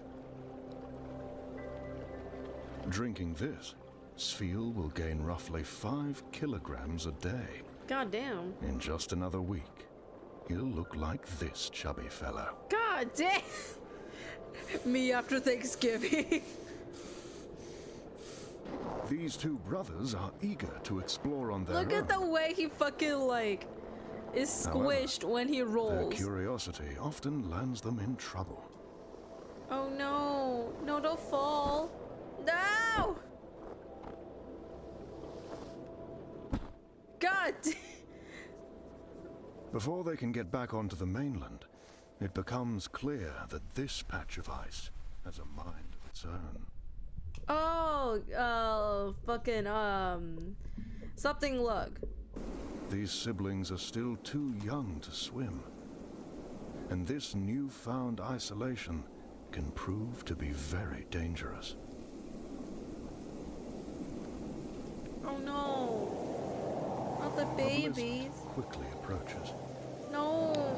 Without the protection of their mother, it won't be long before the storm claims its first victims. No, they're gonna get too cold.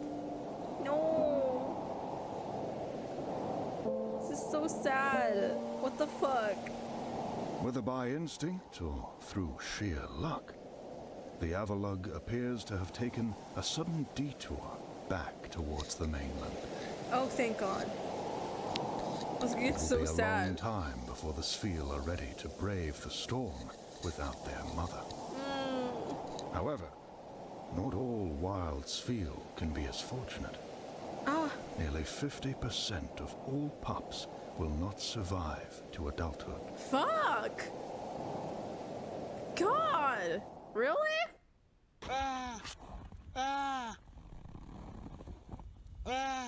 They're so cute. Like I wanna have one for my own. They're so cute. But now we go back. We go back. This is probably gonna be our last video for the day before we call it off a stream. But don't leave yet. We still have a good chunk of time until stream ends. So we're gonna watch this last one here at the top, and then we're going to look for someone to raid. So stick around, and we're gonna watch this last video together. Hey all, this is part 2 in a 2-part series on the Warhammer races. If you haven't seen part 1 yet, we do the Imperium of Man. You can check that out in the description, and I would highly recommend you watch that to get context for this episode. If you already have, go ahead and keep on watching. So after an entire episode of nothing but humans, we can now talk about chaos, which involves humans again, but a little bit less. We also got demons and shit. I just felt someone grab my ass. What? Like hard, Nick. So, as I've mentioned many times before, we've discussed the warp, the immaterium, the hellish landscape, the purgatory dimension realm between the material realm of our existence. Now, in the warp, it's terrifying, horrible. There are demons everywhere. Things are crazy. All your minds and thoughts and emotions get projected there. It is both formless and empty. It is vast and tiny. It obeys the laws of time and physics while simultaneously does absolutely nothing of the sort. It is a hodgepodge and a culmination of just unknowable, eldritch, horrifying shit. And there are That's four very gods realistic that because permeate nature documentaries in somehow match chaos really and cute. the war. That. These Yeah, are the dude. 4 major chaos Like, gods. what the fuck? And if we wish to learn about chaos, we need to learn I was about raised by each nature and every single documentaries, one the of old these British. chaos gods. Yeah. First up, we oh have my Khorne, god. and he Wait. is the Okay. easiest. Okay. Shh. David Attenborough made my fucking childhood when it comes to nature documentaries, bro. I fucking love that man. I think the last one he made, he's probably still alive. The last one that I saw that he made was the one where like they got access to like a UV light camera, I think. And you see the transition. He's like, oh, like with new technology, we're able to see some of these animals with like UV light. And it looks so fucking cool. It looks so fucking cool. And, you know, he's into conserving nature and, you know, protecting nature, all this shit. Like, he's super fucking cool. Like, if I ever wanted anyone to lead a, like, I want to say, like, lead a campaign for nature conservation, I would want David Attenborough to at least be not like the active head of it, like he's going out doing stuff, because I don't know, like he's getting kind of old, but I would definitely want him like part of that. You know what I mean? Khorne is your classic Satan. He is all about anger, murder, fighting, blood, guts, death. You ever heard the term blood for the blood god, skulls for the skull throne? That's Khorne. The whole idea is that he is all about the fury and strength of battle. He doesn't care where blood comes from so long as blood is flowing. He wants to fight and murder and carnage and slaughter and death. That is Khorne.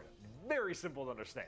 Next up, you have Tzeentch, and Tzeentch is the god of change. However, the god of change, it permeates in so many different other ways. He's the most eldritch of all the demon gods. He has this weird way to always be plucking at the strings of the universe. He's always conniving and scheming and doing his best to cause as much little bullshit as he can. Tzeentch is unknowable. Everything that makes sense, he will and won't do. Every future and setting and every type of destiny or fate is all foretold and also changeable. It is set in stone while also completely random. He knows what everything is going to happen and also that none of it's going to happen. You would ask Tzeentch a question. That question leads to 3 more questions. And those questions lead to the heat death of the universe, which asks 4 answers to those questions. And then he thinks to himself, what are questions even really? And are you even asking the questions, or are you simply giving paths to answers and other horse shit? Oh my Tzeentch god. is just, I'm gonna fuck with stuff. He is yes and he is no. He is the understanding and he is complexity. He is unknowable. And that's what the God of Change is about. Very bizarre. And he likes birds a lot. I don't know why. Next up, we got Papa Nurgle. Papa Nurgle, he loves you for who you are. Probably not. He will murder you just the same. But Papa Nurgle is about rot, pestilence, death, and decay. He is the end of everything. Him and Tzeentch do not like each other very much because where Tzeentch represents change and adjustment, Nurgle represents stagnation and death. He is all about miasma and pestilence and large bloated pus and organs and people just being sedentary, sloth. He is the idea that everything will rot and decay and die. Nothing is certain besides decay and death. Right. All of us will end up the same way, and broken down through just sheer never-ending decomposition. So the joke that Nurgle always loves you is generally because of that, because we all end up the same. We all rot, and we all die and wither.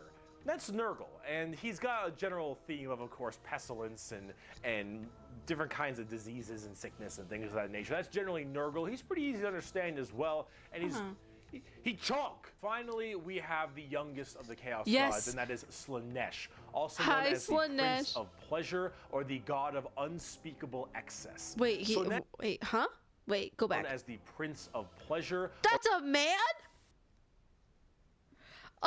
Oh, bro. I mean, okay, not that deters me, but...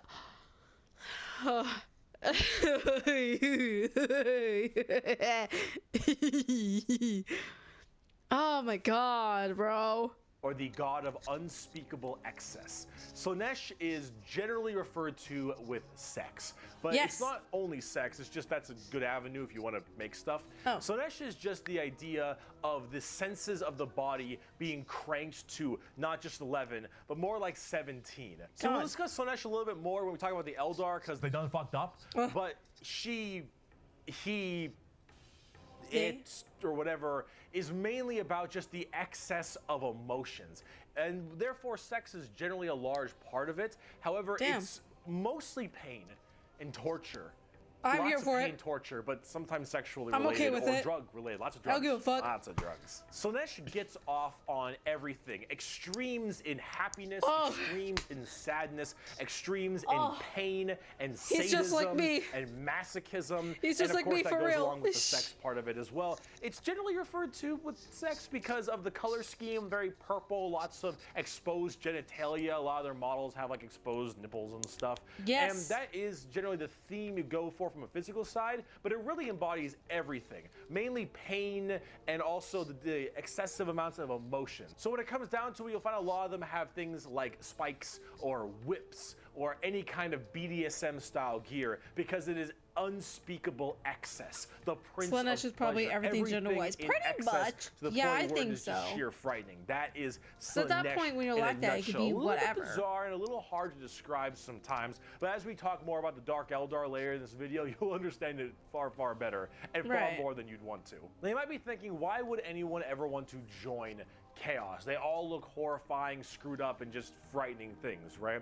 Well, the thing is that, of course, one, your mind is put into the warp and the Immaterium, so you can be easily swayed by chaos demons when they get into your head, especially if you're a psyker. Sometimes regiments of the less mentally strong people, whether they be civilians or, say, low-level guardsmen or conscripts, can be easily swayed by this and become chaos cultists and stuff, and they serve their dark gods and whatever god they personally prefer. However, and this might seem strange, chaos in their own right isn't necessarily evil.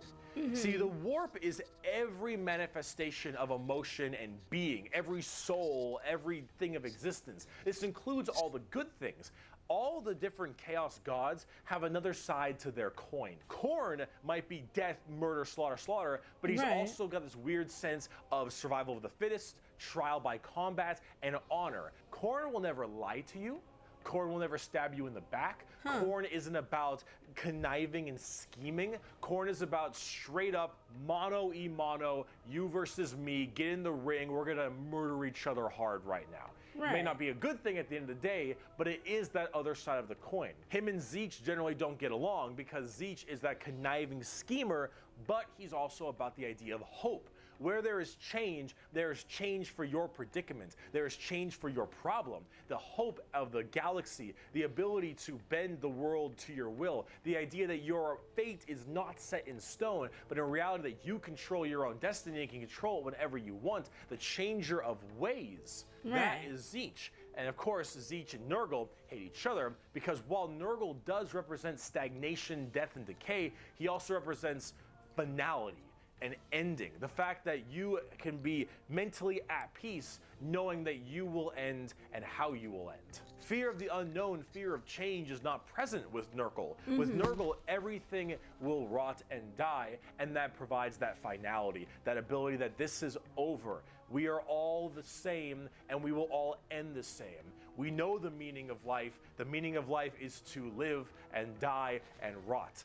And with that, it brings peace of mind. Slaanesh is a lot more simple. While they are the excess of emotion, they are also the representation of emotion.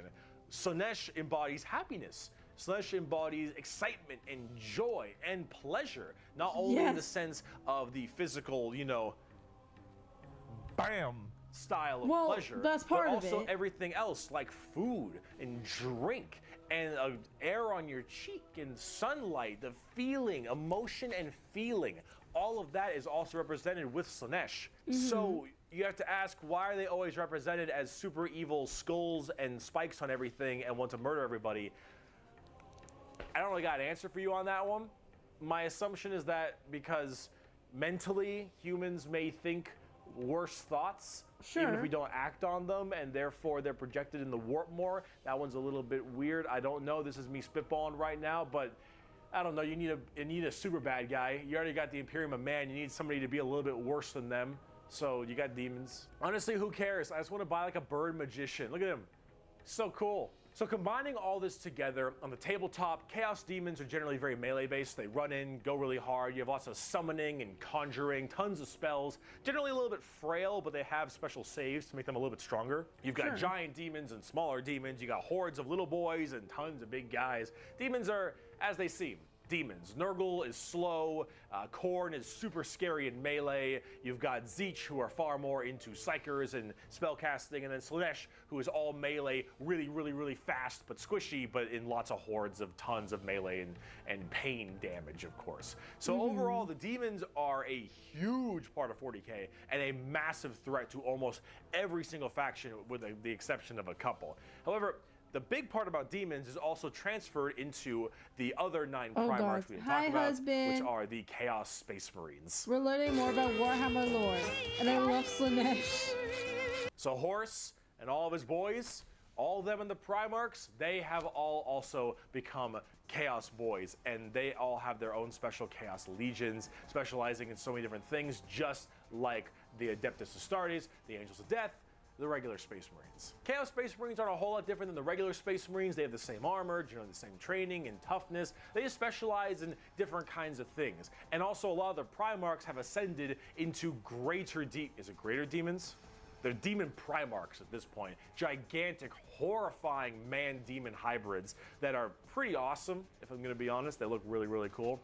But them and their associated legions that they are a part of are all kind of going out there and causing a large ruckus for everyone else. Considering the raw strength and firepower of a legion of Space Marines, imagine that entire legion just converting to chaos and immediately fighting you. It's generally pretty horrifying. There's a lot of them, so I gotta write them down, but you've got the Emperor's Children with Primarch Fulgrim, loyal to Slaanesh. These people, they are some messed up people. They're just sensory overload, tons of drugs, tons of torture. And I think Fulgrim is a demon Primarch right now, and oh god, I am terrified to see what that man looks like, at least on the tabletop, because the Emperor's Children are not good people. You've got the Iron Warriors, which are kind of like opposite of the Imperial Fists, with Primarch Perturabo, I believe is his name. They're Chaos Undivided. They just kind of serve chaos in a general aspect instead of choosing one of the 4. But the Iron Warriors are big on the siege and fortification, and they're basically entirely against the Imperial Fists and are a major rival. Perturabo, I believe, is also still alive, and I'm also very interested to see what he looks like, because Demon Primarchs are badass. You've got the Night Lords with Primarch Conrad Kurz. Conrad Kurz is dead, which is good because he's a sick fuck. But the Night Lords are generally about terrorizing people and terrorism. They're generally about fear, and rightly so. You've got the World Eaters with Primarch Angron, still alive, also excited to see. Angron, if you think you've known an angry person, Angron is the angriest son of a bitch you will ever know. Angron removed parts of his brain that didn't make him angry, so he could be angrier. I love him so much. Angron, fucker's mad. You've got the Death Guard with Primarch Mortarion. They actually have their own special codex and their own major army on tabletop. Mortarion himself is actually one of the models, and look at him. Look at him. It's so cool looking. Of course, Nurgle based, obviously. So very slow, but very tanky. You've got the Word Bearers with Primarch Lorgar. Lorgar is, I believe, still alive. I love him at the current moment, but the Word Bearers are generally the people who caused all the major problems. I love him in this demon form, though. This form is ugly. Them for it. They're little assholes. You got the Black Legion with Primarch Horus. Get fucked, nerd. You've got the Alpha Legion with Primarch Alfarius Omegon. Chaos. God damn it. I think. And then finally, you've got the Thousand Sons with Primarch Magnus the Nerd.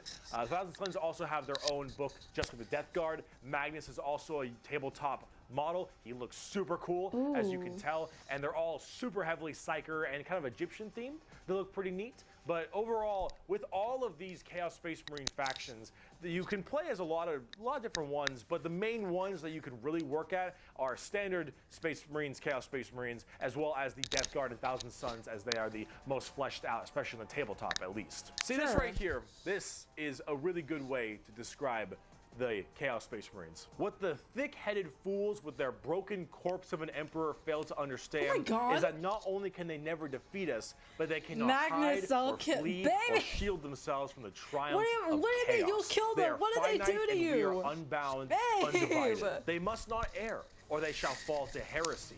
Baby, what did they do to you? What are you talking about? Every imperial fool who dares to open his eyes is a willing recruit. What did they do to you? They strive merely to hold back our fury and might, and it consumes them.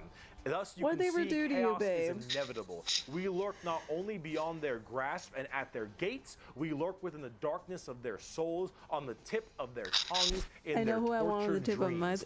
We are them, but freed from the shackles of ignorance. We are them, grown strong, evolved. We are them, but so much more. As hardcore as that quote is, the saddest part is they're mostly right. Chaos is basically unkillable. You could probably get rid of Space Marines, a decent amount, the Chaos Space Marines that is, but every soul that dies goes to the warp. Every Chaos soul will end up back in the warp. And depending on how hard you killed them, they will come back at some point. Every demon you banish will return at some point. Chaos is unstoppable. The warp is unending. And while maybe there is at some point some way to stop them somehow, the resources to do so, the requirements to do so are so far beyond the reaches of man and the other races at the current moment that really it's just an unstoppable force that just keeps on coming and is just barely being slowed. Chaos is by far the biggest threat. They are without number, their legions are everywhere, and yeah, they're pretty scary. So, I promise, we're done with humans now. Let's talk about some Xenos. I'm a VC, I'll explain as I'm too illiterate to spell. The Eldar, oh my goodness, also known baby. as the Eldari, which are a super hyper specialized and very technologically advanced race of, well, elf people. They were as well responsible for the creation of Slaanesh, the newest demon god. How'd they do that? Debauchery on a world-ending scale. Wild. So back in the day, it was just corn. Speaking of wild, I suppose let's add let's get my husband in here. He says he's gonna explain it, so we're gonna let him explain it. I'm gonna try to load Discord right now. Again. Stop calling. Oh my god. No, but Angron can get it. At least I have, like, other hear me outs now that are Angron. Like, Slaanesh can get it. Slaanesh can get it. Slaanesh could, like, listen. They could kill me at any point in time right now. And do you understand how fine I would be with that? Like, holy shit.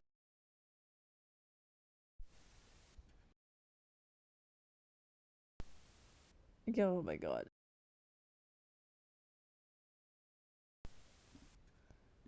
There we go. It should have access to the phone. I don't know why it keeps asking me. Which I already have access to my microphone in the first place. Where are you at? Oh my goodness. Oh my goodness. There's my husband. Okay, let me see. Screen capture properties. Do that. See if we can do another. Let's do another audio capture. Paste. Put you here. But this one is gonna be different. This is gonna be that. No. Okay.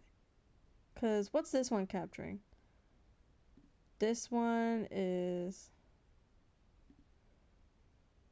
This one's capturing Chrome. What's this one capturing? This one It's gonna capture Discord. Okay. That should work. Video capture. Okay. Here we go. I'm gonna put husband in here. Hi, baby. Right. Now. He. I didn't know you decided to fucking do this, right? I told you yesterday. I told you yesterday. Magnus. Ooh, what's fucking right with him? I literally told you. I told you yesterday that I was gonna do this stream. You don't pay attention. Do not simp for that fool. Alright? He is a fool. And the Space Wolves should have annihilated him when he had the chance. Baby. But what if I wanna? No, Magnus is literally a dipshit. He is literally the stupidest of the Emperor's fucking children. Baby. Mind you, anyone who's watching this, you can all agree with me on that. I don't know. Every Primarch in the fucking entire 40k universe, aside from fucking, who's that fucking other fucking Perturabo? Ow. Perturabo, whoever the fuck his name is, you know, the one who tried to climb a mountain but fucking couldn't. Oh, ow. Yeah, that idiot. Aside from him, Magnus is so fucking dumb. His whole turn to chaos is, oh, look at all of this knowledge that we found. We can do spells. Baby. We can do spells now. Not to mention the fact that it obviously came from, you know, fucking Zinch. Baby. Anyone could have seen it. They're trying to make it more powerful. Like, look, father, we've learned magic. And, you know, the Emperor, in his right, sensible self, looked at him and said, why are you engaging in heresy, you little fuckwit? Baby. And then he's like, no, it's not heresy. I didn't know. I was trying to better the Emperor. And what did the Emperor say? Okay, that's okay, but you have to kill the rest of your heretical sons. And then we're good. Oh my god. And what does Horus do? Instead of doing the right fucking thing, not even Horus, fucking Magnus.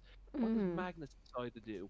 Instead of doing the right fucking thing, Magnus fucking decides to, you know what, I'm gonna ignore all of that.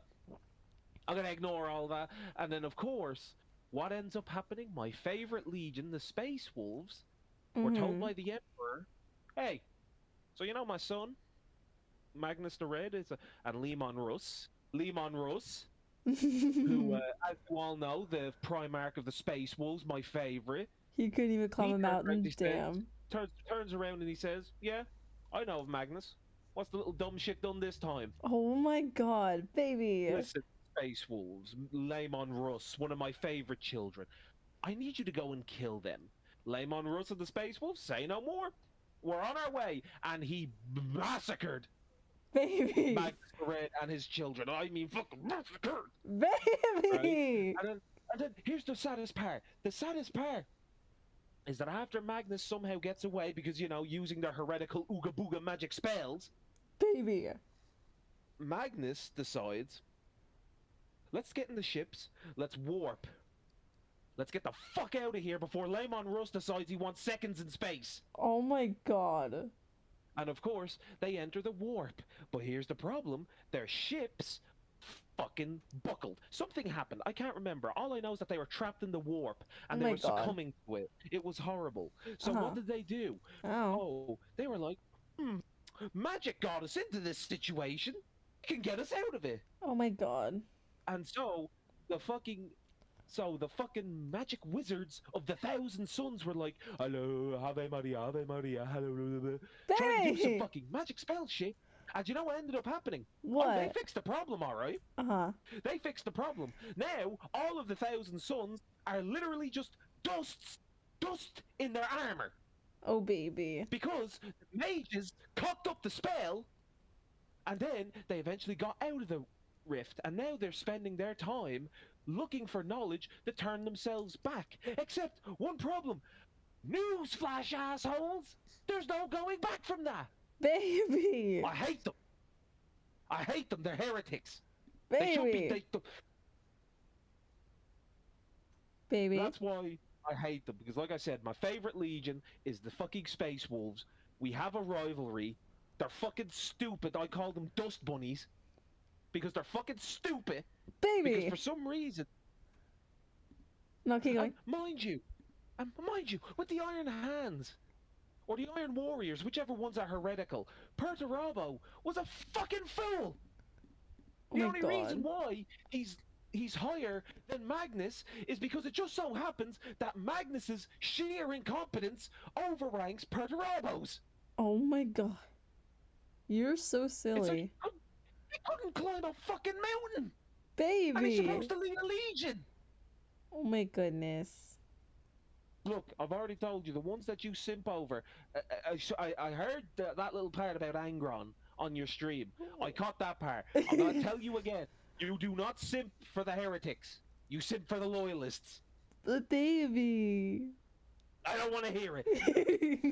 But baby. Don't write the mine is going to fucking simp over the heretics.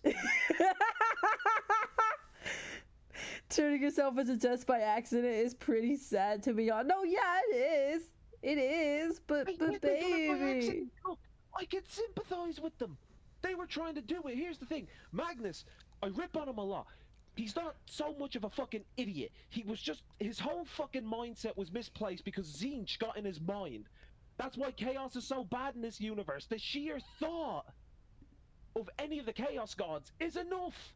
Mm-hmm. And of course, he thought to himself, oh, I have all this knowledge. I can do everything. And of course, the Emperor was like, no, you can't fuck with. There's a reason why I got rid of them. Baby. Because, you know, and this is the thing, this ties back in with Horus, mind you. Horus is a, like... I'm getting the black rage. I'm turning into a fucking blood angel. Horus, okay, I was gonna say that I don't think you can say that on Twitch. Horus is a fucking moron. Because his whole thing, the reason why he got corrupted is fucking stupid in the first place, because he listened to a fucking corrupted priest being like, no, your father, the Emperor, he's the God Emperor, and you're nothing. You're little Horus. That's where the whole joke of daddy issues comes in. Oh my God. Little Horus. You'll never amount to that. And then Horus was like, you know what, no, I'm going to use all the power and magic, psyker shit that my father has. I'm going to use that too, and I'm going to give it to all of the galaxy so we can be truly free. Oh my God. None, now I repeat this, none of the other Primarchs who were loyalist, including the Emperor, were having this. Because the Emperor, you know, before he appeared, the whole world was in fucking chaos. So, the Emperor was like, oh, no. We're not doing this again. And they were so close to a united world. But of course, Horus decided to go all fucking deviant there and fucking Reddity. Well, actually, if we gave everyone this power... Shut the fuck up! You're literally a fucking 7-foot robot, almost! Baby! What the fuck you talking about power for? Like anyone can wield it. Baby. Anyway, back to my little rant on the lore for y'all. Yes, baby. Here's the thing. So Horus thought to himself, I'm gonna just take the power. I'm gonna kill my father. Right. And here's the thing with the Emperor. The Emperor teleported himself onto Horus's ship. Oh my God. Right? He was gonna do battle because he was causing too much issues, and he was gonna fight him to the death. And the Emperor, being the Emperor, the most noblest of beings, yes, he couldn't bring himself to kill his own son. Right. He couldn't do it. He was like, I can't do this. You're my son. There's a different way. And then, of course, Horus was like, I don't have any issues. Starts beating the shit out of him. Oh my God. And then the Emperor was like, okay, you know what? I'm done with you. I'm going to use my mental powers now. I'm going to kill you. And of course, that didn't fucking work. Well, I think he killed Horus. He might not have. But anyway, I think he did kill Horus. That was what the last video was saying. Yeah. He killed Horus. He managed to fucking kill him. Yeah. But of course, do you think it went well for the Emperor? No, he ended up comatosing himself, and now he's stuck on that gold throne. That you have to sacrifice 1,000 people a day just to keep him alive. Oh my God. Now, here's the thing. When it comes to Primarchs, there's a lot of jokes to be made. There's a lot of funny shit. However, Here's the thing. This is how you could tell them apart. Loyalists, competent. Yes. There's some limitations on that. Yes. Chaos or traitor legions, incompetent. Because it just so happens that the traitor legions have some of the most dumbest motherfuckers on the planet. They got the short end of the stick. Oh, baby. Oh, wait, what's this saying, chap? But isn't the Emperor also kind of evil and selfish? I understand everyone is pretty evil in 40k, so is he the least evil? No. Okay, I'll explain it to you like this, my friend. I'll answer that question for you. When it comes down to it, in my view, the Imperium of Man are human. I will always be humanity first. Yes. In whatever way you say. So when I view it, because I'm an avid fan of it, so the way I view it is that the Imperium of Man, to me, are automatically the good guys because they're humans. And if they didn't fight the way they did, their whole planet, everything that humanity once knew would be gone. Right. Like, destroyed. Right. Now, of course, you know, when it comes to being human, you can't get rid of that human error, which is incompetence. Oh my god. Perfect. Baby.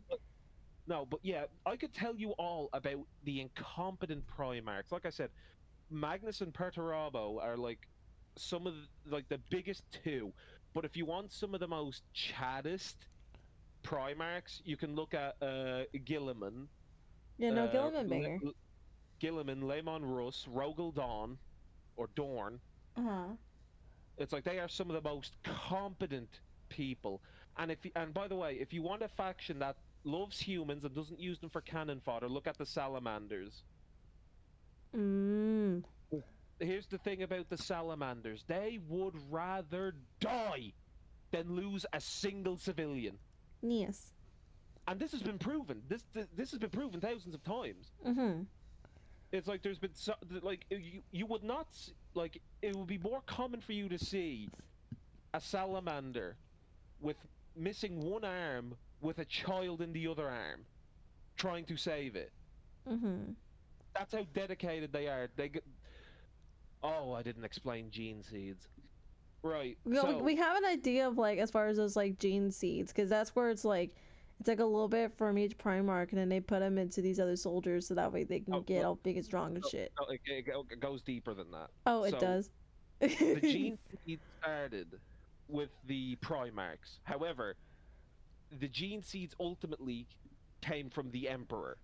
So in every Primarch is a piece of the Emperor's values. For example, with Gilliman, he has his father's strategy, like his love for strategy and bureaucracy, believe that or not. Right. And in the Salamanders Primarch, who I cannot remember the name of, I always do that, that Primarch of the Salamanders inherited his love and nurture for humanity. Babysit chat, babe, and keep talking about it. I'm gonna piss. Okay, no problem. I love you. So, I love you too. So that's where that comes in, chat. Is that each of the Primarchs have a little bit of their father in them. So that's why if you see certain Primarchs doing certain things that would like, oh wow, why would they do that? It's because it's a piece of the Emperor in them. But again, that being fucking said, there's some issues like with this lore. The lore is great. However, it keeps changing, and Games Workshop, I love them. They create some of the best worlds, but they can't keep the lore consistent. They change a lot. I'm sure they do, babe. I'm sure they do, babe. Like I said, though, I'm very passionate about this. I know, very passionate baby. about it. And it annoys me when people try to apply modern, our modern values to that universe. Because it's like, you can't do that, because number one, it's fantasy, and number two, if we ever ended up in a universe like that, morals, right and wrong, would be out the window. Right. Like, it'd be skewered. Right. So it can slip. Because, yeah, because, like, it's a very slippery fucking slope. It's like, it's literally humanity versus a whole bunch of aliens, and they're trying to kill you. Like, But But, like, baby, you'll what if hear I it, want but to what if I want to sim for Slanesh though? you will do no such thing. Why? Because Slanesh is bad. Why won't you just Slanesh, let me bad. have fun? No. Slanesh, bad. But baby, let me have fun. Slanesh likes to target children. Oh, that's not. Okay, there we go. Now See, she's gonna I stop. bet you would have told me that, or something, or some context would have told me that. God. Here's the thing. Wait, what do you mean? This dude that you're watching, he does a good comprehensive thing. Yes. He's very good at what he does. Yes. It's just when it comes to the explaining of things, like, I don't know. Like, all I'm saying is that 40K is such a beautiful universe. Yes. It's just, in order to see the beauty, you have to look past the bloodshed, you know? Mm-hmm. I see. Are you watching the stream? I think we're gonna finish. I think we're gonna do this video, and then we're probably gonna, like, we might end stream after this, or we might go on something else. I have no idea. But for now, we're just on the camp stuff. Yeah, it seems like MC said there's so much lore and loads of different writers, so making it all coherent is like an impossible puzzle. Yeah, exactly, dude. Oh, absolutely. That's the biggest issue, is that when you have multiple people that are working on the same thing, and then you swap them out, and then they swap out again and swap out again, eventually the lines will get crossed. Yeah. It's going to happen, but continue the video there. Don't. Yes, baby.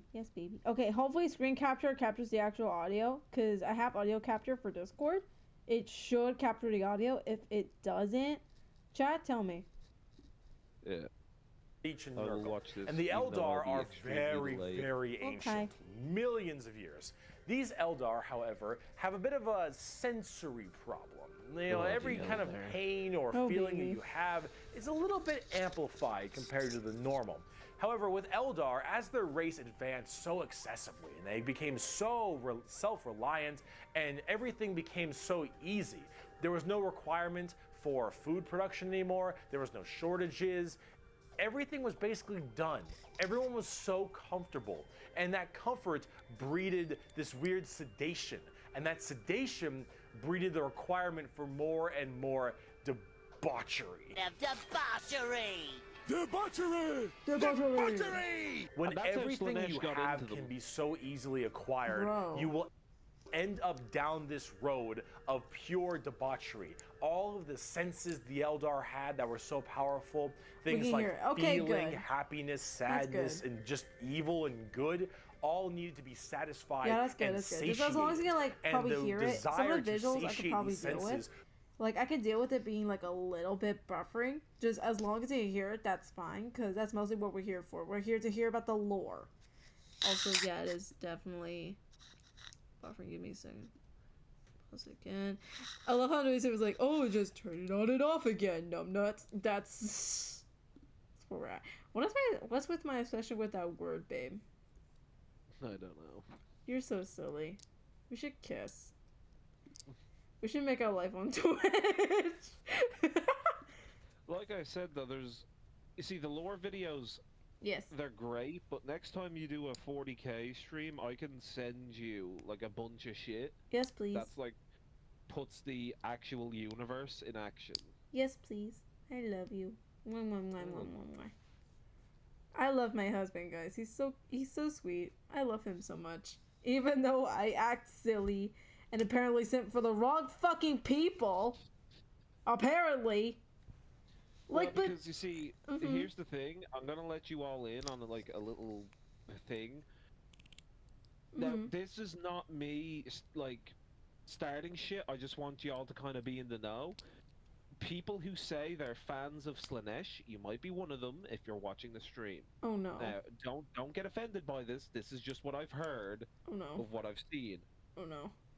People who typically say they're fans of Slanesh are not fans of Slanesh for the, like, Emperor's Children, that traitor faction. A lot of people are fans of Slanesh for other reasons. You can't. Some of you don't know what I mean, but for those of you who can tell by the tone of my voice, you know what I'm talking about. They don't know, but we do. I don't know. How do I word this? Word it in a safe way for Twitch. the same people that like Slaanesh are sometimes the same people that like, what's the word? The same people that like Slaanesh are the same people that are fans of certain types of Japanese anime. Oh no. Yeah. Oh no. Is it what I think it is? Is it the big L?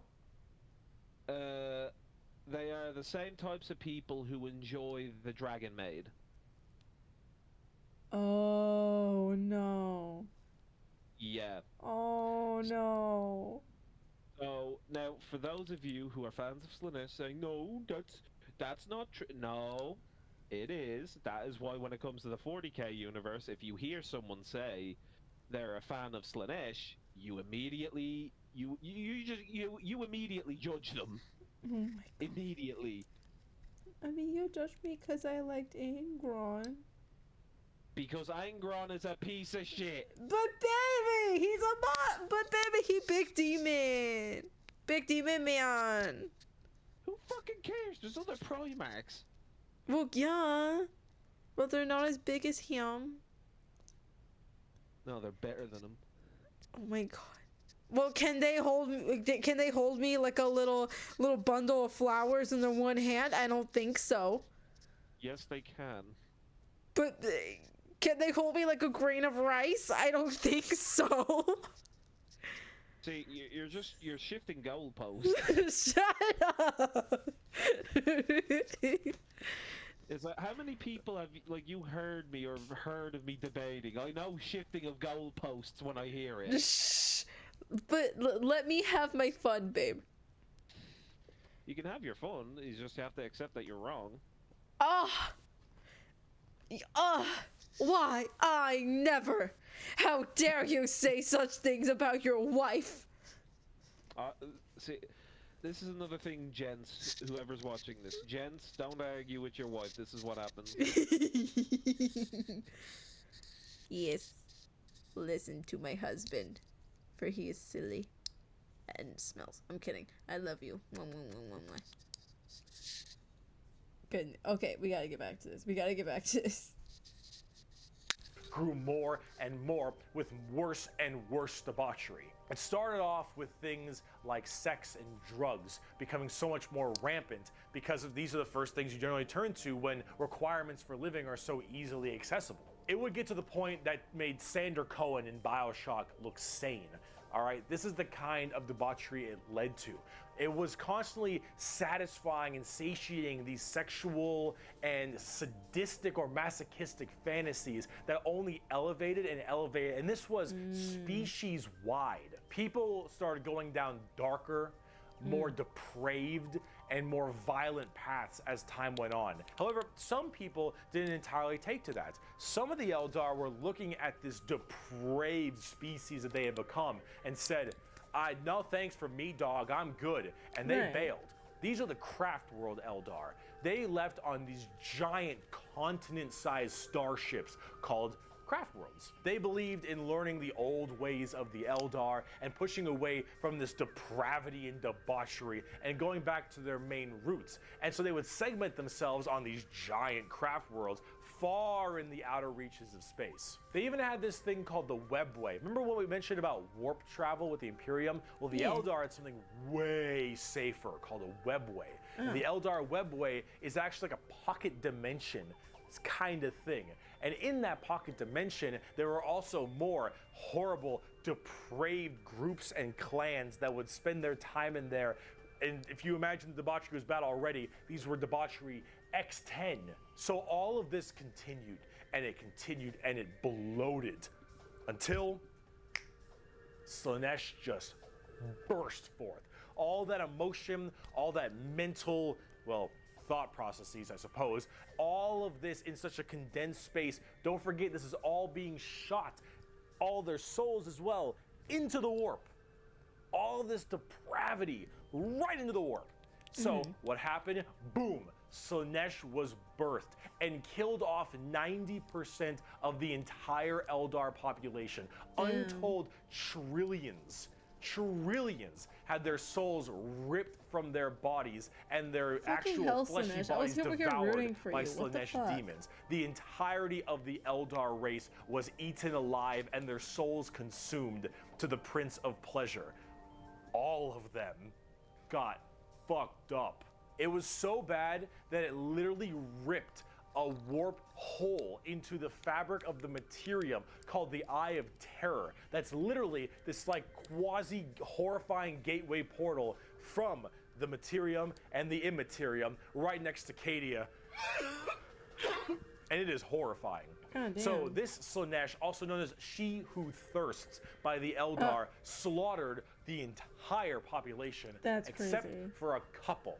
Those in the craft worlds were actually not affected by this as they were so far in the reaches of the galaxy. That crazy crack, that birth of Slaanesh only affected the ones in the center. So these craft world Eldar were able to escape, but Slaanesh got their sights on them.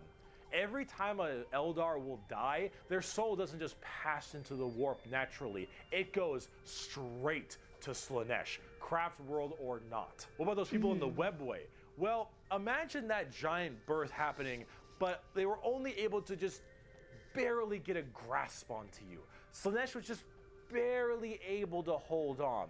These people are the Dark Eldar, or also known as the Drukhari. The Eldar population right now is so massively small. It is minuscule compared to any of the other most of the other populations in the universe. The Eldar are consistently having issues trying to get their population up because as their souls are constantly being hungered by from Slaanesh, they realize their entire species is doomed.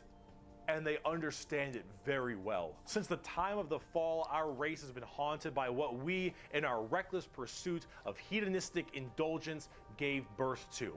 Though our dreams once overturned worlds and quenched suns, we are now but fitful shadows clinging to the edge of existence. All the stars in the sky cannot blot out the hateful glare of the red moon's eye. The birthing place of the great enemy pulses with all the malice of a demon that is dreaming, casting its shadow over all we have ever done and all we ever shall. Every twisted strand of fate and casting of the runes leads me to this time, to this place, and it is clear that the final battle awaits me at the ancient Crone worlds, a conflict the likes of which has not been seen since the Mon-Kai warred amongst themselves and their corpse of a seer fell to his traitorous son.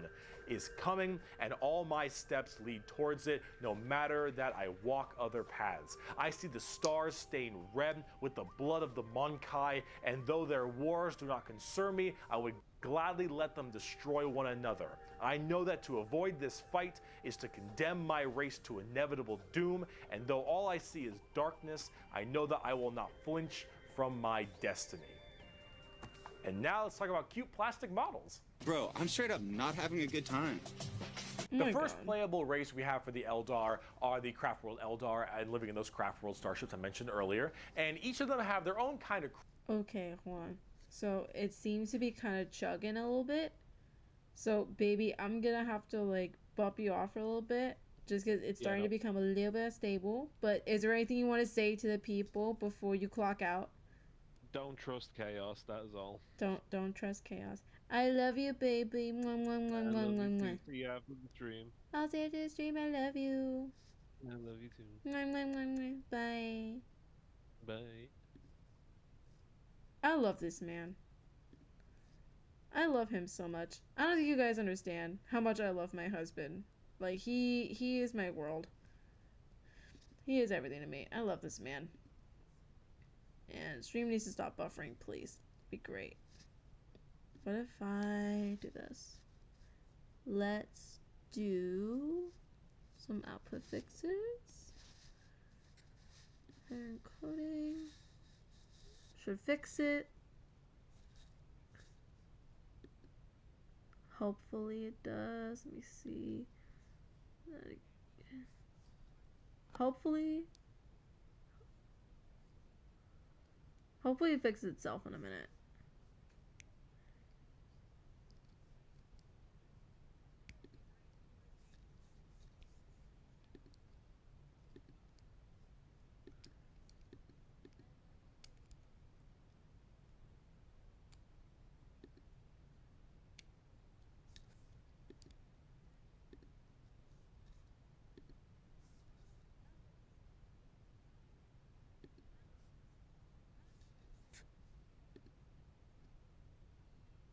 hopefully, let me see.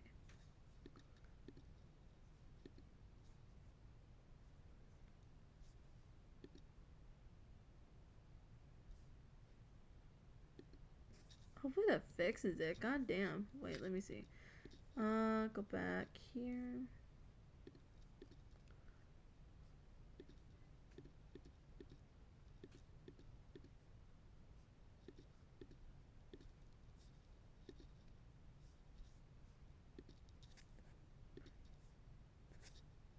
Yeah, hopefully that fixes it. She became a little bit scuffed, but it's okay. We have the plan. We're gonna finish this because I am stubborn, and we're going to finish this. Craft world, almost like a Space Marine Legion. Each craft world is in itself its own special kind of group, and the Eldar themselves are very fast and rely a lot on trickery. They are squishy, a bit weak, but they're very in tune as psychers. Tons of psychers across the entire Eldar population, and their weaponry and abilities are fast and extremely hard hitting, but of course rather fragile. Understanding an Eldar's brain is an exercise in futility. They are all over the place in confusion and trickery on a whole galactic scale. They fight weird, they think weirder, and Eldar in their own right really rely on this to keep their species alive. They need to think about deception and the strangeness of what they do if they truly want to not be immediately murdered and slaughtered wholesale thanks to their entirely small population. However, I must say that it seems like their population is getting slightly better. These craft worlds hold millions upon millions of people, and as they continually, reproduce and have their craft worlds expand, losing a few people in battle, while hurts a lot, they aren't really losing what's extremely precious to them. It's not like every single death means the death of their species. It seems like they're kind of on the upturn a little bit. They're still a doomed race being sucked into Slaanesh every time someone dies, but they are definitely doing a little bit better than they were before. Eldar are fast, cunning, and what they don't make up for in tankiness, they make up for in extremely advanced weaponry. They also call humans Monkai, which is something I mentioned earlier. That is a derogatory slur for humans in the Warhammer world. Why is it called Monkai? Well, it's because you can't, in your game, call people monkeys. On the tabletop, exactly what I said. Not very tanky, generally pretty squishy, hit like trucks, and move at Mach 5. Fast, hit hard, die fast. Exactly how it sounds. They've been good for a very long time, too. We bring only death and leave only carry on. It is a message even a human can understand. Eldar. So, Drukhari. Let's talk about the Dark Eldar. On today's episode of How Fucked Up is Fucked Up.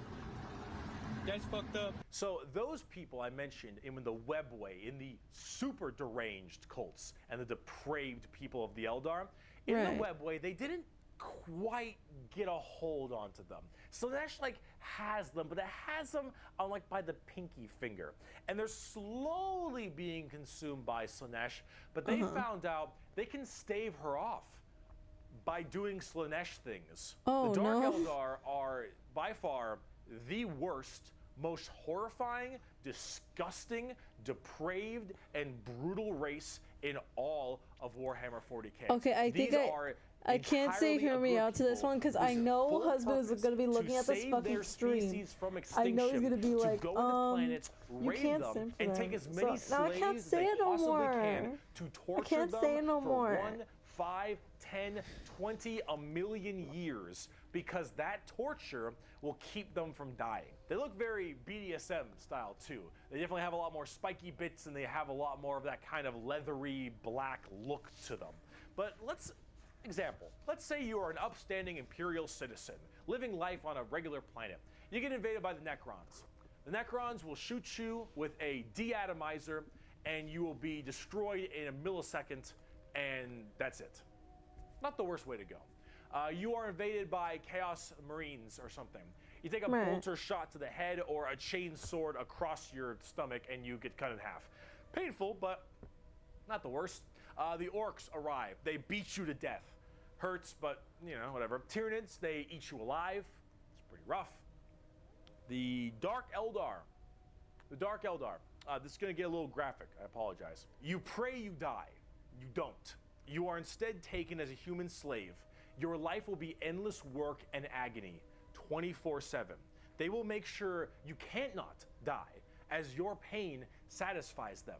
They will hook you up to all manner of torture devices. They will inject pain-based like stimuli drugs directly into your nervous system. They will slowly run razor blades across your skin. Oh my God. They will fillet you and just pull out your teeth and your fingernails one by one. They will remove your appendages and your skin and wait for it to grow back so they can do it again.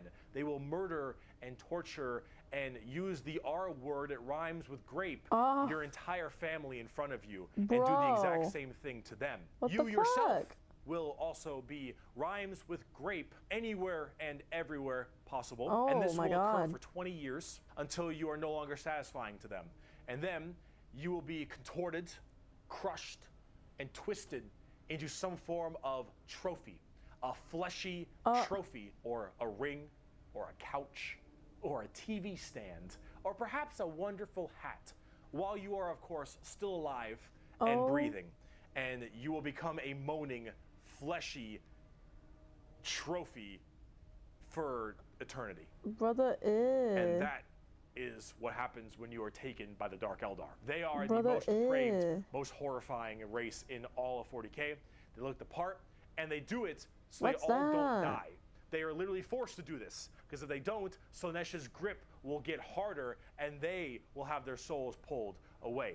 So long as they keep doing this, Slaanesh is like, "You're doing good, man. You're doing solid. You keep that shit up, you elf-eared bastards." That's the Dark Eldar. That's the Drukhari.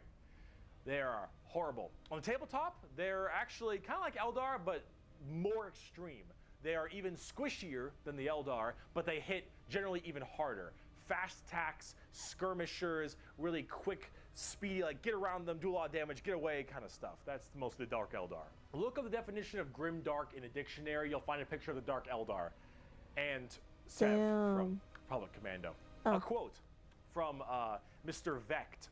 "We are the lords of despair, masters of terror. Dread and agony are our meat and wine, and they are plentiful indeed." Oh my god. Dark Eldar. Let's talk about the Harlequins. Clowns. What's the matter, Andy? Don't you want to have some fun? The Harlequins are a bizarre race of Eldar. They're demonic clown performers.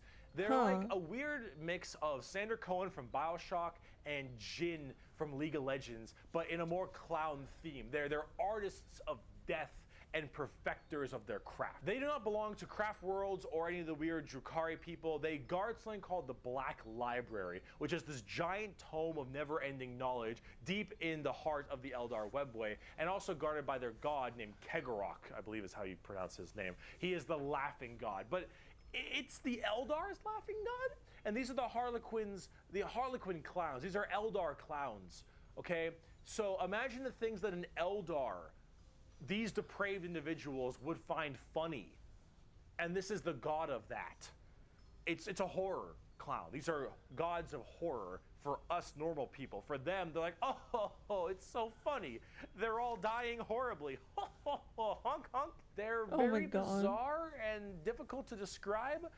They've escaped the ruinous powers of Slaanesh somehow, but their main thing is guarding that Black Library. And the Harlequins they're demon clown performers. They're barely any models on the tabletop. They're good in melee. They're demon clowns. I'm not sure. I got a quote.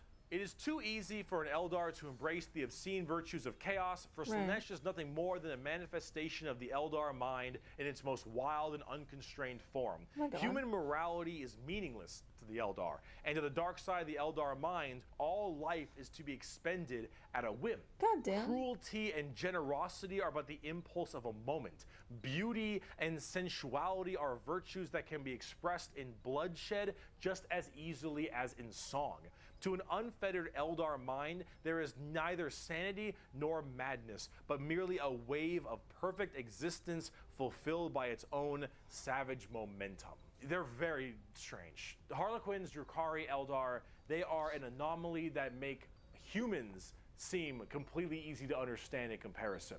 They range from rekindling their civilization to horrifying murder and also clowns. They're all over the place, but honestly, they represent quite well and are rather interesting, especially with the whole Slaanesh murdering everyone bit. So, yeah, Eldar.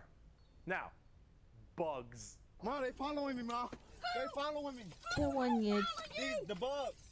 The bugs. The Tyranids. Now, you want to talk something a lot more fun, a little more simple than all this crazy Eldar shenanigans? Let's talk the Tyranids. They're bugs. Do they look like Zerg? Hell yeah, they look like Zerg. You want to know why they look like Zerg? Because they were actually supposed to be what Zerg were. Apparently StarCraft was supposed to be a 40k game in the beginning, hence why they look so much like Eldar, Zerg, and the Imperium of Man. Like, weird. kind of Space Marine-y. Those Marines, huh? They look a little bit Space Marine-y to me. Maybe. I don't know.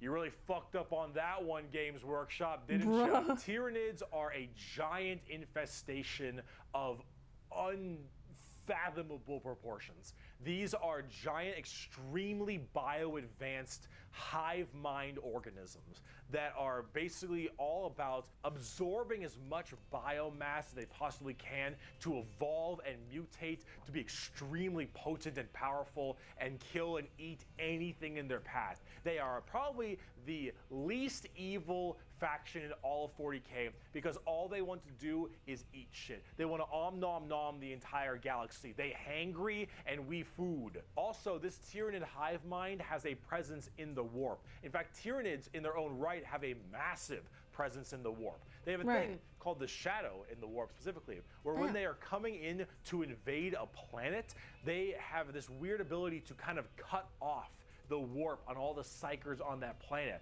And how do you get help across the stars? Well, you need the warp because you need that for interstellar travel. So with people unable to call for help from the Tyranids, these are just easy pickings. And an entire giant Tyranid hive fleet comes out of orbit and just will massacre, absorbing all that biomass and turning them and all of their other Tyranids into even more advanced monsters. They come in so many varieties too, all based on what is important. Tiny little ripper swarms for scouting and having little dudes eat people up, to the Hormigons, Termagants, and Gene Stealers, all the way to the Hive Guard and the Exocrines and the Swarm Lord, to Hive Tyrants and their giant battle fleets, and even something as crazy as the Hierophant Bio Titan. The Tyranids come in all forms and sizes depending on what they require. They are extremely good at anti-biological weaponry. There is no way you can plague them or blight them. They have extremely strong armor, carapaces and such. Tyranids are nigh perfect organisms and are pretty spooky when it comes down to how they handle all of their genetic material. Keep feeding them, they'll keep evolving. They keep on creating new horrifying organisms to spread across the galaxy. And you know what the most terrifying part of the Tyranids is? We might be surrounded. There have been like around 6 or 7 Tyranid hive fleets. Behemoth, Kronos, all these different kinds of hive fleets, and they've all arrived in the galaxy from different points. Different sections of the Milky Way galaxy have had different Tyranids come through.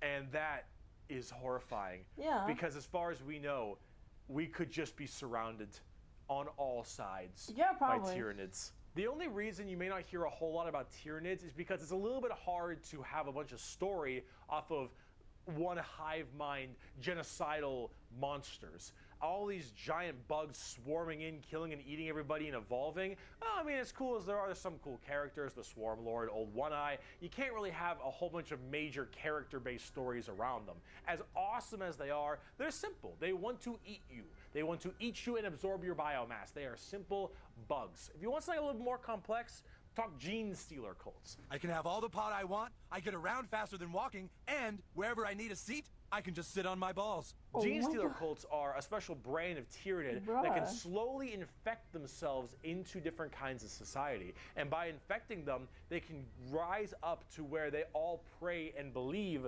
in these regular humans, pray and believe into their Tyranid hive mind gods.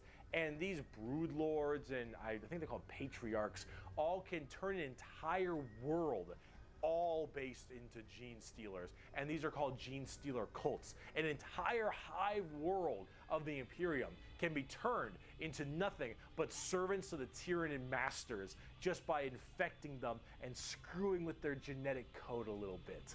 They also have this cool like Mad Max look, which is really neat. They are definitely one of the bigger threats to the Imperium besides Chaos. I keep saying biggest threat to the Imperium. They're up there though, because you, dingus, stepped on a bug in middle school.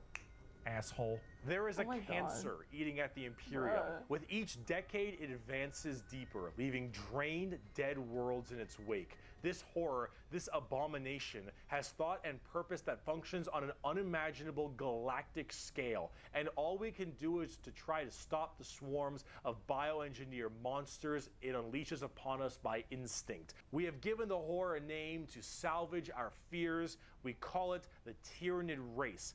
But if it is aware of us, it must know us as nothing but prey. Tyranids, they're cool. But are they as cool as the orcs? Every screen's gone red! That means I'm super fast! Let's Orcs, go. orcs, orcs, orcs, orcs, orcs, orcs, orcs, orcs, orcs, orcs. I fucking love orcs. So, yes, the green monsters, the green tide, the green skins. These orcs, they are in fact a race in 40K.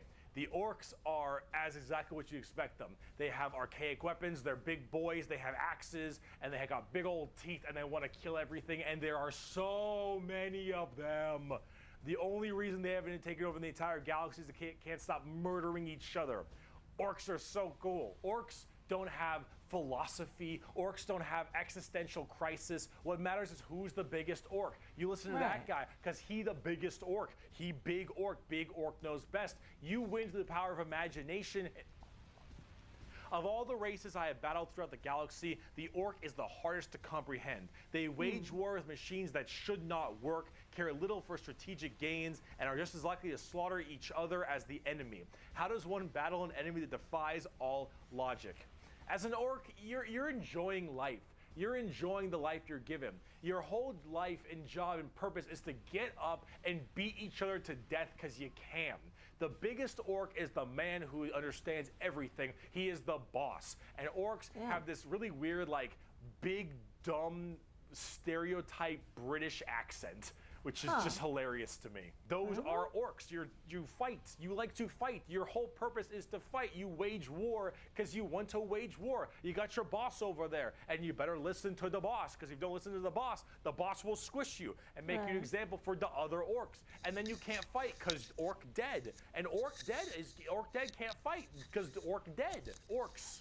They scrap together machines out of parts that don't make any sense, and because they believe, they have the mental imagination that that machine will run, it'll run. If that machine's out of gas, you're driving that machine with your fellow banger though, orcs, I won't and lie. the biggest orc is behind the wheel, and you run out of gas, some orc behind you like, oh Zog, we're out of gas. And the big orc is like, no, we're not. I filled the fucking gas tank up earlier. And all the other orcs are like, oh yeah, you did do that. And then you turn the fucking mech back on and it works again. Does it have gas? Probably not, but it works through the power of imagination. They paint things red because it makes them think that goes faster. They paint things purple because it's the sneakiest color. You wanna know why? You ever seen a purple orc? Didn't fucking think so. Orcs are also like ancient as hell. They're back in the Eldari time frame. But back then they were called Krorks, and they were much larger and scarier and far more intelligent. Now they're just orcs, and they're big, dumb, and they smack things. But they're pretty spooky. They're not very well armored, but they hit really hard. And it's called the Green Tide because there are so many orcs. There are about as many orcs as there are Tyranids. Maybe more. Who knows? But they keep on, murdering each other, so it's not too bad of an issue. Orcs are entirely comic relief. Their stuff is slapped together. That makes no sense. Their vehicles don't work the way they're supposed to, but they work because they think it works, because they imagine that it works. Orcs care only about who is the biggest orc, and they will follow the biggest orc. And then if they want to be the biggest orc, they'll challenge the biggest orc. And then when they go and they issue a wa is just war in orc, they murder everybody and everything in this giant tide of green orcs who are just excited to be hitting something. They don't care that they're hitting Eldar or the Imperium or Tau or anyone in between. They're just so they get to beat shit up. That's orcs. And on the tabletop, they are a total coin flip, and they're really fun. I have never met a salty orc player. I have never met someone who plays orcs and is ever just a bad guy or that guy. Orc players have this kind of fun to them because when you play them, you are completely submitting yourself to RNG. So here's the thing. Guardsmen, Imperial Guardsmen, when they shoot, they roll a dice, and on a 4 up, they'll hit their target. They have a 50% chance. Space Marines, pretty good. They hit on a 3 or higher because they're well trained. Adeptus Custodians, they hit on 2s because they're just super well trained. Orcs, they hit on a 5 or higher. But if they roll a 6, they get to make another shot with anything, from the dinkiest pistol to the biggest rocket launcher. It doesn't. 1 second, chat. Make a phone call real quick.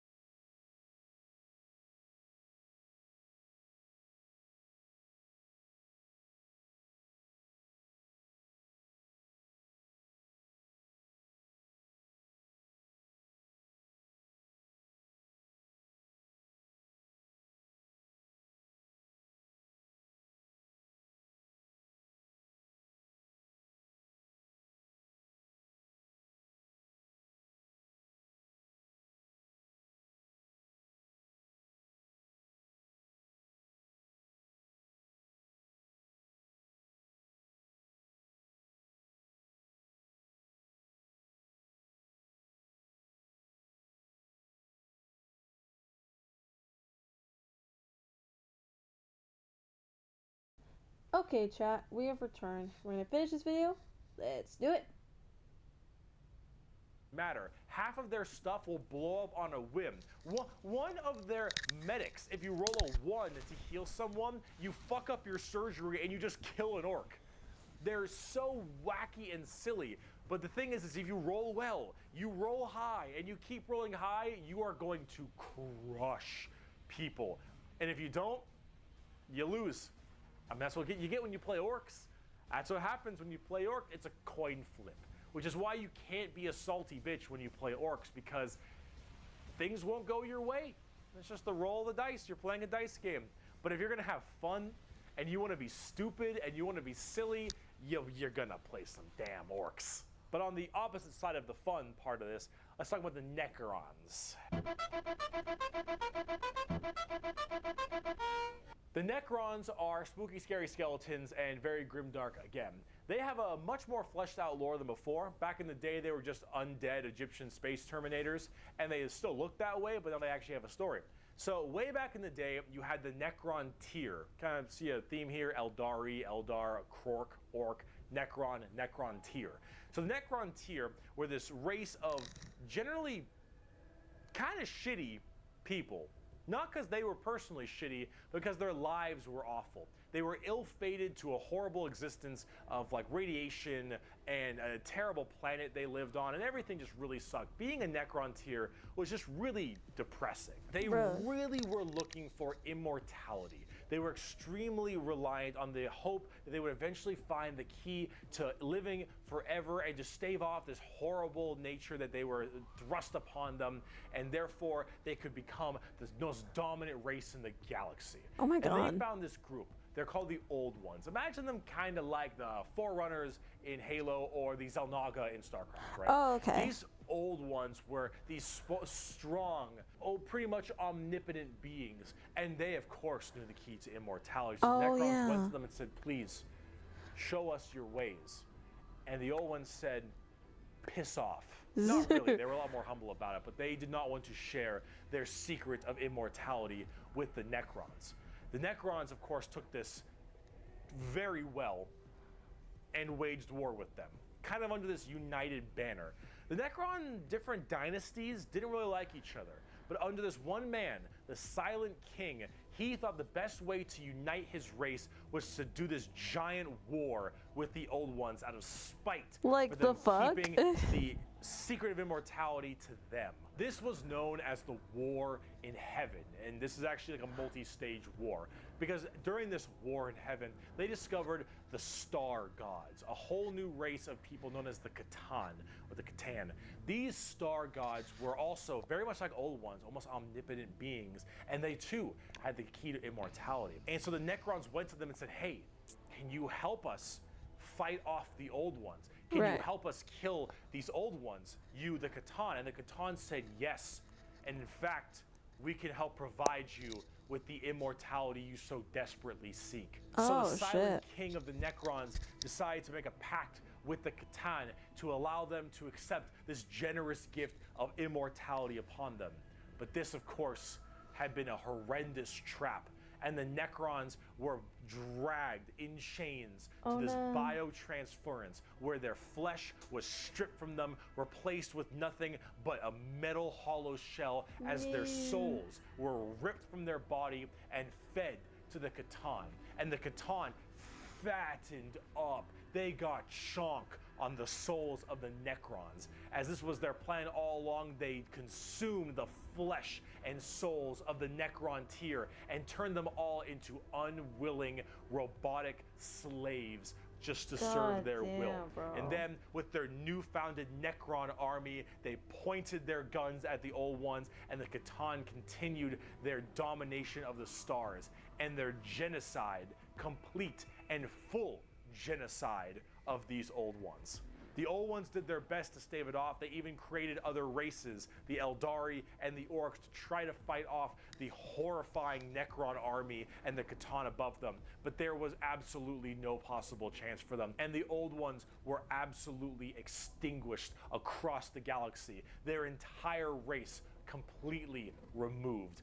Full on 100% genocide. However, during all this, the Catan, so just infatuated with their victory, started fighting each other for fun, for sport, and for small differences, doesn't matter. The Catan, with these overpowered people, they're gonna eventually hit each other at some point.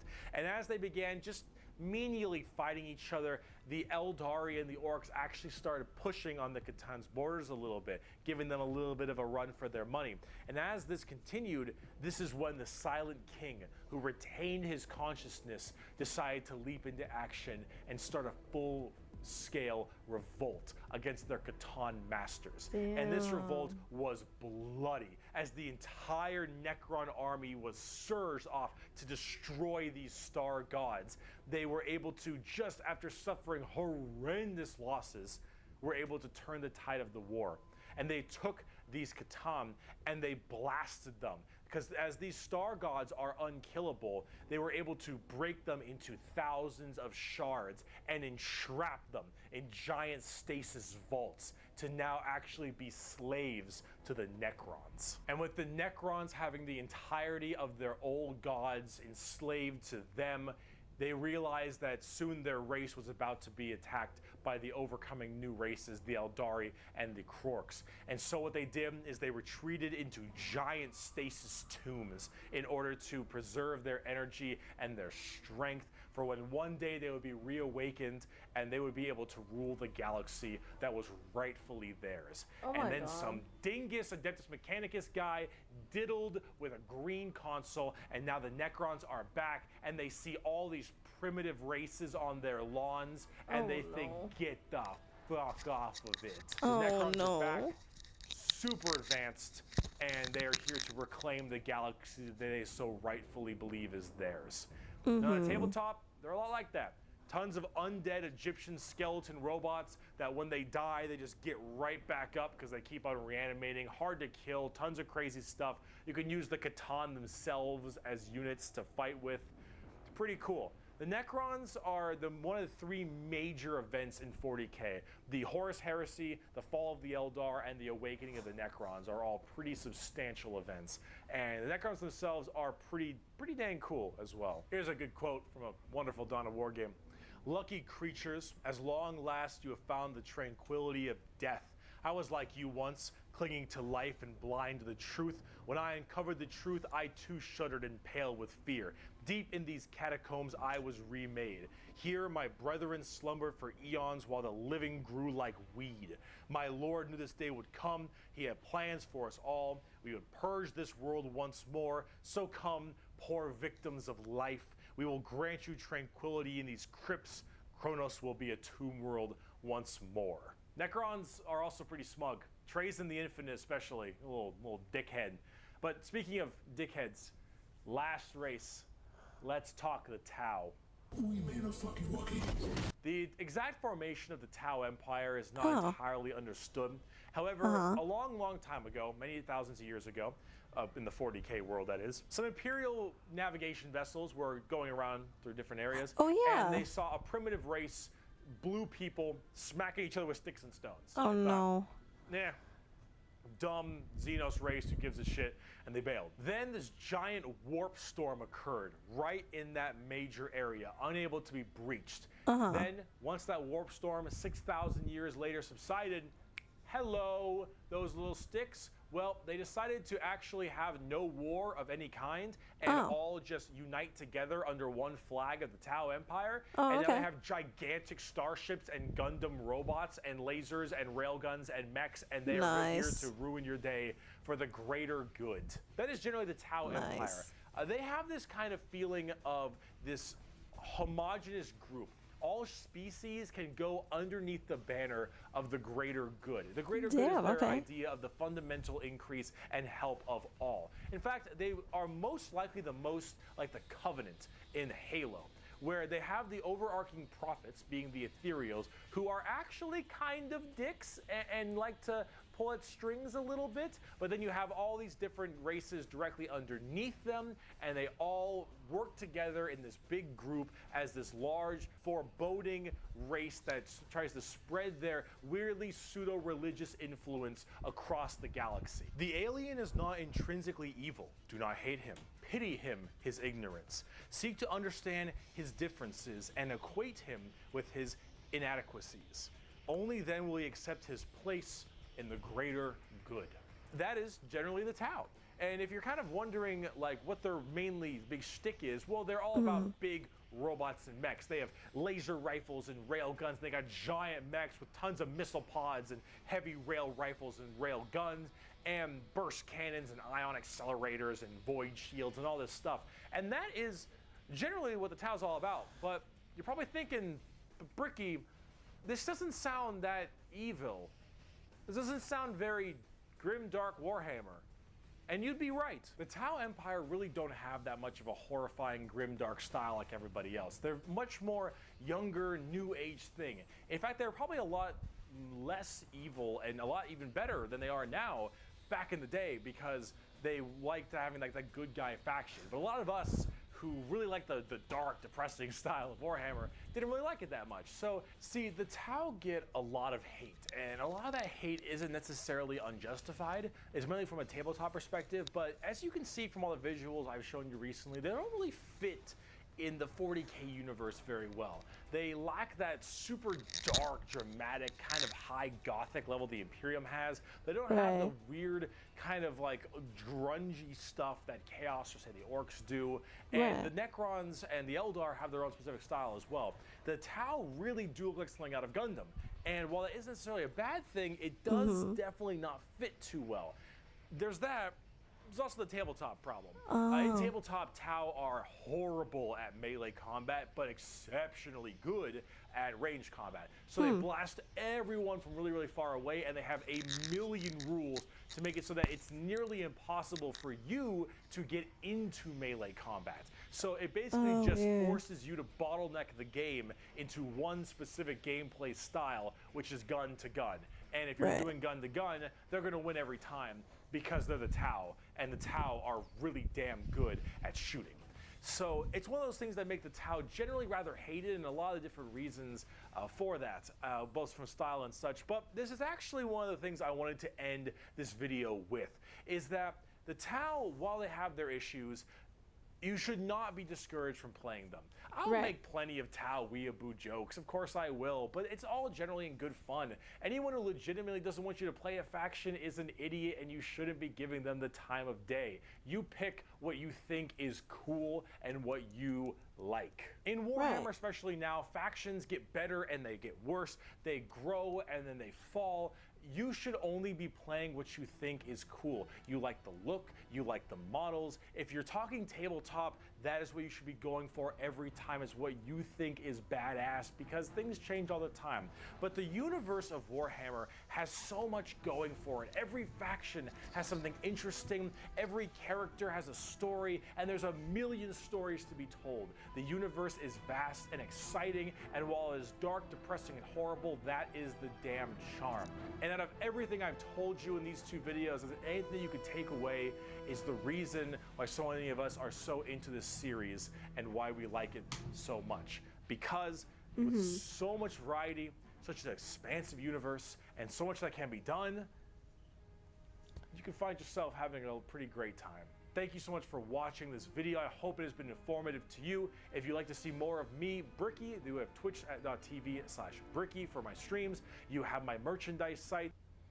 That was really, really good. And actually, I kind of want to kind of talk a little bit about kind of what he said earlier about picking the things that you like and just not worrying about what other people think about it. Like, it's generally so true. You could apply that, honestly, that mentality with anything nowadays, right? And it's like, people, I think, especially nowadays, get like way too judgy when it comes to the shit you like. Like, they really do. They really get like way too judgy. And I'm actually gonna move this to my just chatting screen. But yeah, people generally get like really, really judgy when it comes to the shit that you like, without recognizing that it's just the shit that you, the person watching this, you like, you know? And it's like, if you like that thing and you want to do that thing, by all means, you know, go for it. You know, it's the thing that you like. It's the thing that you want to do, you know? And that's kind of the way I've been taking VTubing, you know? That's exactly what I've been taking. I'm gonna turn this off. That's the way I've been taking VTubing lately, to be honest, you know? Because, I mean, I've talked about this before, but originally I wanted my model to be like one of those fancy schmancy fucking like 2D models that fucking move, and I got the mouth movements and the blinking and all that shit. I really wanted that, but I knew I couldn't get it. But I felt like, I think for a little bit I felt like, oh, like this is just like an inferior thing, but it's not. It's not an inferior thing. Like, you can do whatever you want, whatever you feel like is good for you. And on that note, let's look for somebody to raid. Let me see. Let's see. Raid channel. I'm gonna go here. Who are we gonna raid today? Oh, okay. We got a couple. Okay. we got some options here, actually, to be honest. Let's see. Okay, I'm being really indecisive right now. Let's see. Oh, here we go. Okay. So, Oyasumi Uni, she's a really good artist. I really like some of the stuff that she makes. It's really fucking cool. So I think that's who we're going to raid today. I'm gonna put the raid command on in a minute. But thank you guys so much for just coming in and hanging out with me. We learned a bit about Warhammer today. Husband came by and that was really fun. We're gonna stream again, hopefully Friday. It's probably gonna be, I know it says on the schedule that it was around like 12. It's probably gonna be a little later than 12 just because I have college stuff going on that day and then also tomorrow. So it's probably gonna be a little bit later tomorrow, but if you want to see like when I stream, like if you want that update, I'm gonna put my blue sky right here. If it goes through. Well, it would have said it right there. I think I forgot to set the thing, but you can follow me on Blue Sky. I have it linked down below when I say it's in my about me. If you want more updates, if you want to just see my art, if you want to hang out with me, that's there. If you want to check out my Discord is right here. This one I should have set up. I do. If you want to hang out with me, want to catch any streams, that's the place you want to go. So yeah, we're gonna raid Uni. Thank you guys so much for coming in and hanging out with me. And I will see you guys later. Bye bye.